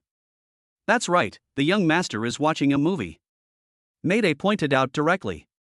"What? Is this true?" Maid B asked in shock. "Of course it's true, and that voice sounds familiar to me," Maid B said confidently. "How do you know him? Have you seen any movies starring this actor?" Maid B teased Maid A with a playful look on her face. "Go away." Maid A reached out and hit Maid B. She then went on to say, "I really felt that voice was familiar." Suddenly, an idea flashed in her mind, and she blurted out, "It sounds like the eldest young lady's voice." Chapter 48. Lin Hongsheng went to catch the adulterer, and Lin Shiwen followed secretly. "You're crazy." Maid B was so frightened that she almost jumped up and reached out to cover Maid A's mouth. "How dare you say something like that? If someone hears this and tells our boss, we'll lose our jobs, and we might even be banned from the entire industry." Maida pushed Maid B's hand away and said stubbornly, "I'm not talking nonsense. That panting sound, and the tone of calling husband, is exactly the same as the way the eldest young lady usually acts coquettishly." "Shoo." Maid B hurriedly put her finger to her lips and nervously scanned the two ends of the corridor. She dragged Maida 2 steps back into the darkness, and after confirming that no one was around, she whispered, "If that was really the eldest young master's wife's voice you heard, maybe the eldest young master was watching a video of their past passion in the study." "I don't think so. Otherwise, why would the young master be so angry? And even smash things?" Maida paused, swallowed, and said, "It's probably the eldest young lady's wife. There's someone outside." His Maid B took a breath and covered her mouth subconsciously. "This is the boss's scandal, big news that shocked everyone. Don't tell anyone else about this, otherwise if the boss finds out, we'll both be finished," Maida reminded. "Don't worry, this is known to heaven and earth, and you and I know it," Maid B assured. They didn't know that while they were discussing such a secret, in the room separated from them, Lin Shiwen's eyes were as bright as day. "Brother, your sister-in-law actually dared to betray you. How can I, as her sister, let her go? I will definitely help you teach her a lesson." Lin Shiwen muttered to herself with a wicked smile on her lips. Missing out on Ma Xiaoyu today cost her a chance to soar to the sky. She was still sad and upset, but suddenly she heard about the big scandal of the sister-in-law cheating on her husband, which finally brought some comfort to her wounded heart. She immediately pulled out her phone and sent a message to her assistant, "Send someone to keep an eye on Lin Hongsheng and Zhang Wanning immediately. They're bound to have a huge fight soon. Be sure to capture them arguing. The more embarrassing the better." Soon the assistant sent a message, "I'll do it right away." Lin Shiwen put away her phone, walked to the window and opened the gauze curtain. The street lights in the manor cast mottled light and shadows on the grass, just like her twisted mind at the moment. Lin Hongsheng has always been very concerned about his reputation. If the news of Zhang Wanning's infidelity became known to the whole city, it would definitely make him lose face, and it would be difficult for him to avoid divorce. Without the strong support of the Zhang family, Lin Hongsheng will lose a great helper. "Ah, wow, ha ha ha." By the window, Lin Shiwen laughed wildly. In the study, Lin Hongsheng gritted his teeth and continued to watch the video. The mosaic-covered face of that man made him furious. "I can't believe such a long video doesn't even have a mosaic." Lin Hongsheng's knuckles were white from clenching, his eyes fixed on the screen like a trapped animal going mad. Wait until I find you, you bastard, and I'll grind you to dust. Suddenly, a pockmarked face flashed by, causing Lin Hongxing's pupils to shrink suddenly. He immediately clicked pause and rewinded a few seconds. Then he slowed the playback down and started watching again. When the pockmarked face appeared again, he immediately clicked pause. Zhang Mozi? Turns out it's you, you bastard. He roared in a low voice and slammed the mouse on the table. Zhang Wanning, you're really so hungry that you can't even eat a man as ugly as Zhang Mozi. You're such a dirty, stinky bitch. Lin Hongsheng felt nauseous at the thought of sharing a woman with an ugly man like Zhang Mozi. He took out his cell phone, his fingers trembling with anger, and called Zhang Wanning more than 10 times in a row, but there was only a cold reply from the receiver. The user you dialed is currently unavailable. Okay, great. You didn't even answer the phone, did you? Zhang Wanning, you are really great. At this moment, Lin Hongxing's anger level has exceeded the limit. He immediately called his assistant, his voice as cold as ice, find out where Zhang Wanning is right now. The assistant on the other end of the phone cursed in his heart and closed the small video on the computer, complaining in his heart, slaves have no human rights. But he still said respectfully, okay, boss, I'll check it right away. After hanging up the phone, the assistant muttered, the boss is looking for the boss's wife so late at night and is so angry. Could it be that the boss's wife is meeting her lover at night? But he was just thinking about it, and as a small assistant he didn't dare to say it out loud. 10 minutes later, the assistant called Lin Hongxing and said, boss, the lady is at the Night Rose Bar. Take people to the Night Rose Bar immediately. Lin Hongxing said angrily. Yes. Lin Shiwen stood by the window and watched Lin Hongxing's car drive out of the Lin family manor. A playful smile appeared on the corner of her mouth, and she immediately sent a message to her assistant, Lin Hongxing has taken action and just left the Lin family manor. Keep an eye on him. The assistant replied, got it. After a while, the assistant sent a message, boss, our people have already followed Lin Hongxing with video equipment, and we guarantee to record high-definition footage. Lin Hongxing, Zhang Wanning. I hope you can put on a great show for me tonight. I will definitely help you promote it. Lin Shiwen lit a lady's cigarette and leisurely blew out a smoke ring. Lin Hongxing came to the Night Rose Bar and went straight to the restrooms upstairs. After calling the waiter to open the door, Lin Hongxing asked others to wait outside and he walked into the room alone.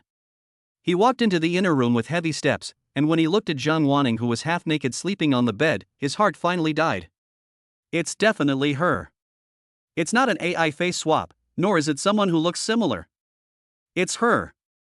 Having lived with Zhang Wanning for so many years, it is impossible for Lin Hongxing to have recognized the wrong person. When his eyes swept over the messy sheets and the obviously used condoms in the trash can, he could no longer suppress the anger in his heart. He picked up the clothes on the ground, threw them at Zhang Wanning, and shouted angrily, get up!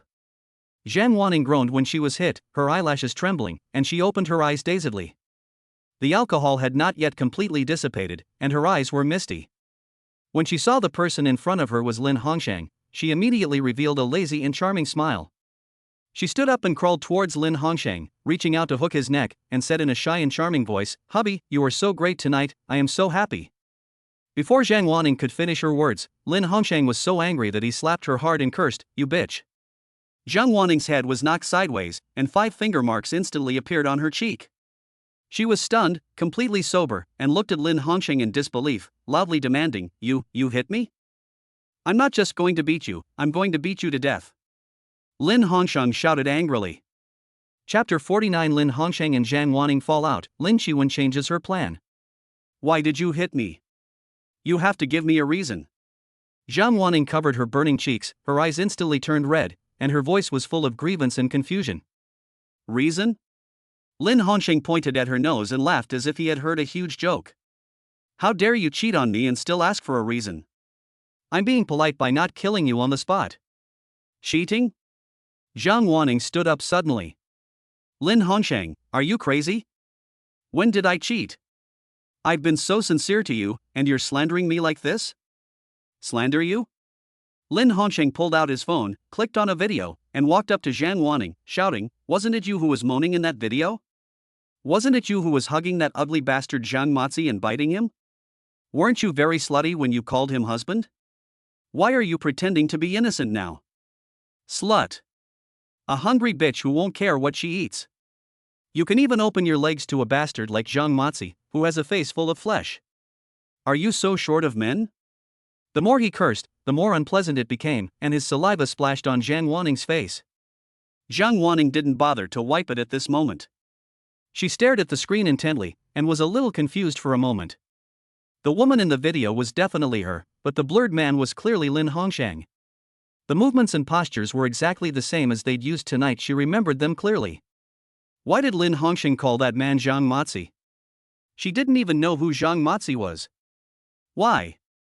Why would Lin Hongshang secretly film their passionate scenes? And why did he say the man was Zhang Matzi? Why did he use this video to accuse her of cheating? Zhang Wanning's mind seemed to be filled with a tangled mess, leaving her baffled. Suddenly, a light bulb went off in her head, and she suddenly looked up at Lin Hongshang. A flash of panic crossed her eyes, and then was replaced by a biting chill.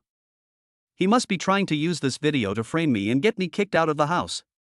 We've been married for 6 years and have no children. He must have thought I was a deadbeat, so he found another woman to bear him a child. Maybe now that he has a child, he wants to kick me out and make way for that mother and child.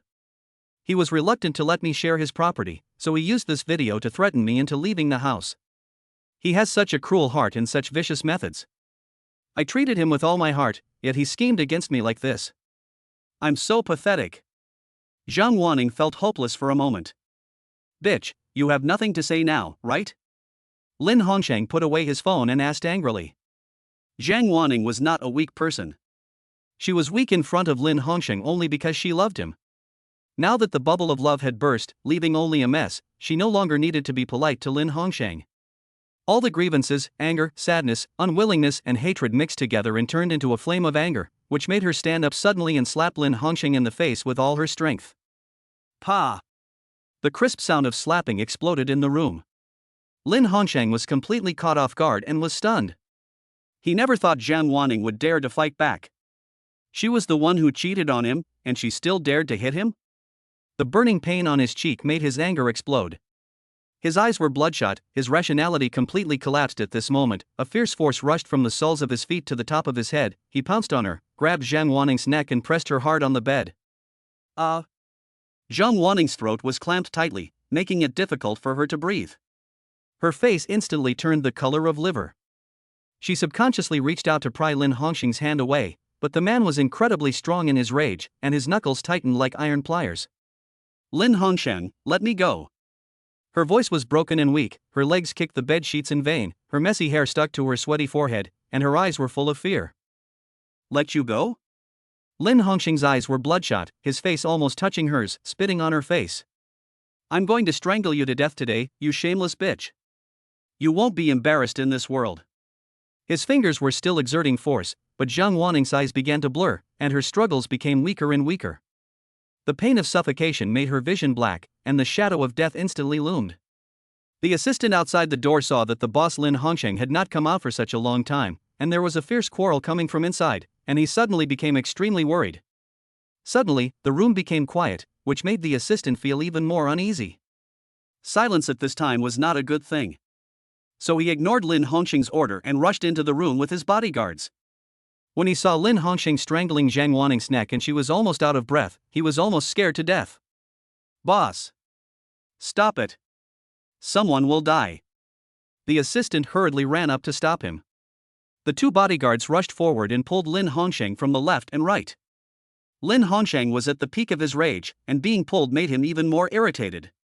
He roared, "Get out of here! No one can stop me!"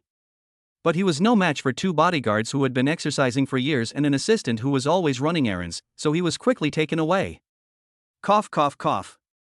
Zhang Wanning took a deep breath of air and started coughing violently, leaving several clear finger marks on her neck, which was shocking. After being pulled away, Lin Hongshang continued to act like a wild animal out of control, pointing at Zhang Wanning and cursing, "Bitch! Just wait! I won't let you go! Boss, calm down!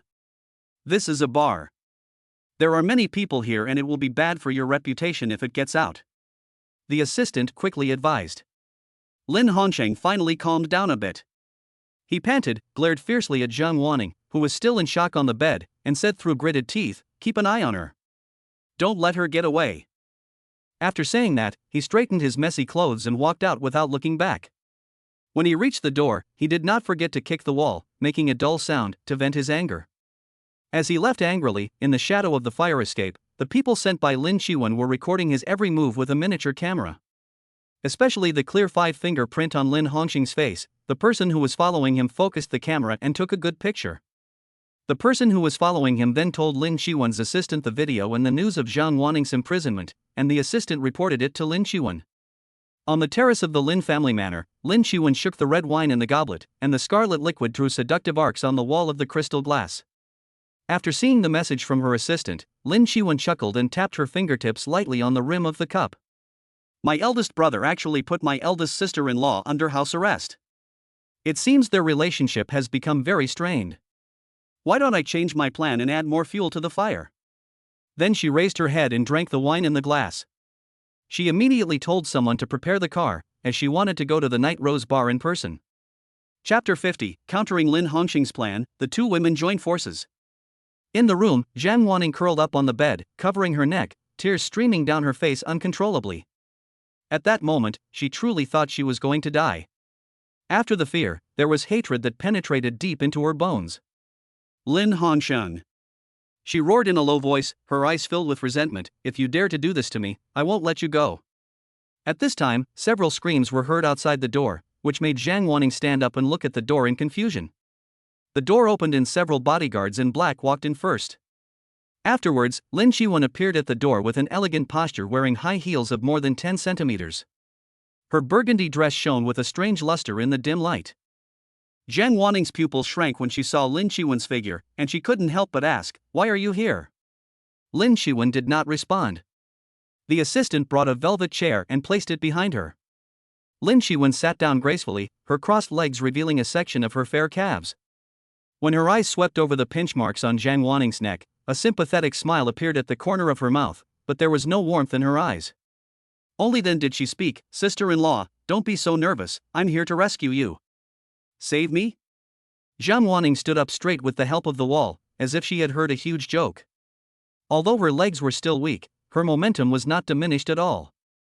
"Lin Shiwen, don't think I don't know what you're planning. Your brother just put me under house arrest, and you brought people in. Are you trying to use me to bring him down? As expected of my sister-in-law, your brain works quickly." Lin Shiwen clapped her hands, her tone full of undisguised admiration. "But the word exploit is too harsh. We should call it win-win cooperation."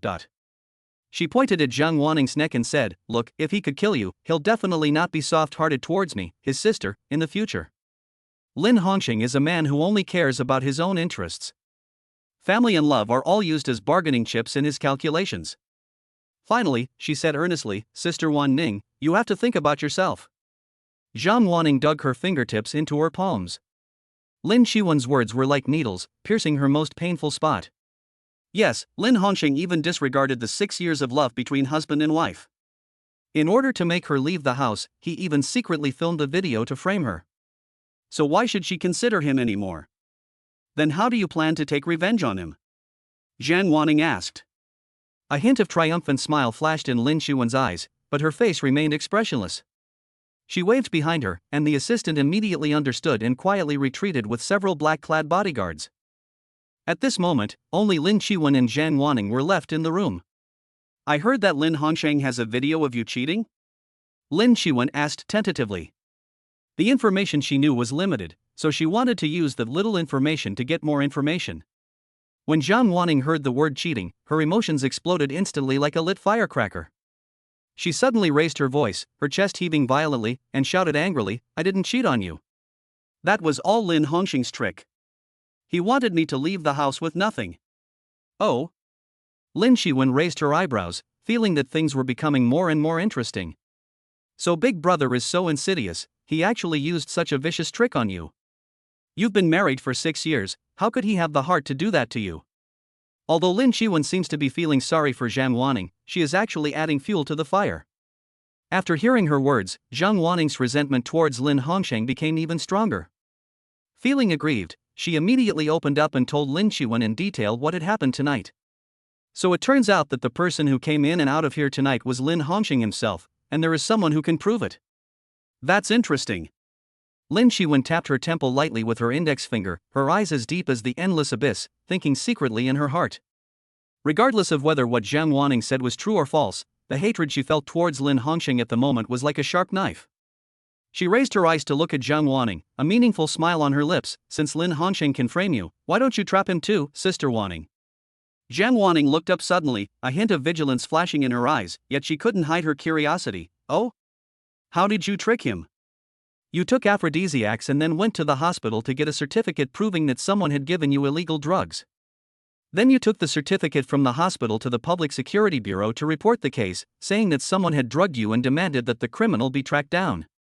Lin Shiwen said. Zhang Wanning's pupils suddenly contracted when she heard this, and she sighed in her heart. What a brilliant countermeasure. In this case, the video evidence in Lin Hongsheng's hands that could prove her infidelity would be of no use.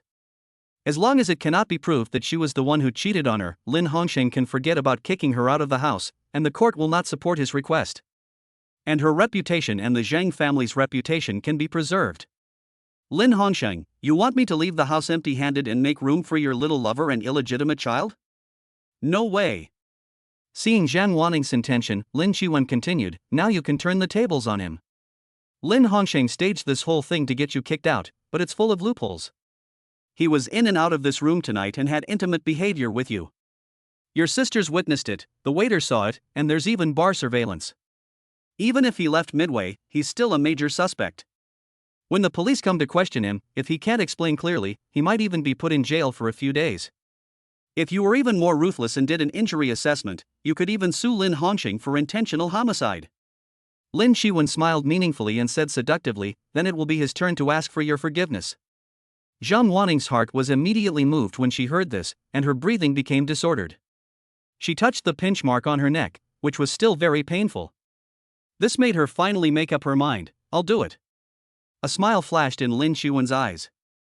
She uncrossed her legs, stood up, took out a small pill from her bag and placed it in front of Zhang Wanning. This is a love potion. Do you know what to do? Lin Shiwen leaned over and asked. Zhang Wanning took the small pill, a hint of determination flashed in her eyes, and she nodded and said, I know. Then she immediately reached out to take the small pill and swallowed it in one gulp. Sister Wan Ning is really courageous. I admire her. Lin Shiwen gave a thumbs up. Take me to the hospital. Zhang Wanning said. No, that won't work. We can't get involved now. You can only take a taxi to the hospital by yourself. Lin Shiwen shook her head. Zhang Wanning thought about it and it made sense, so she changed her words and said, then have your people follow me all the way, so that I won't be robbed by the driver halfway. That's no problem. Lin Shiwen agreed immediately. Now that she and Zhang Wanning are allies, she must of course ensure her allies' safety. Then Lin Shiwen ordered 2 bodyguards to escort Zhang Wanning to the hospital. After getting a certificate from the hospital, Zhang Wanning went to the Public Security Bureau to report the case. At this time, the development of things has exceeded Lin Feng's expectations and is moving in an uncontrollable direction.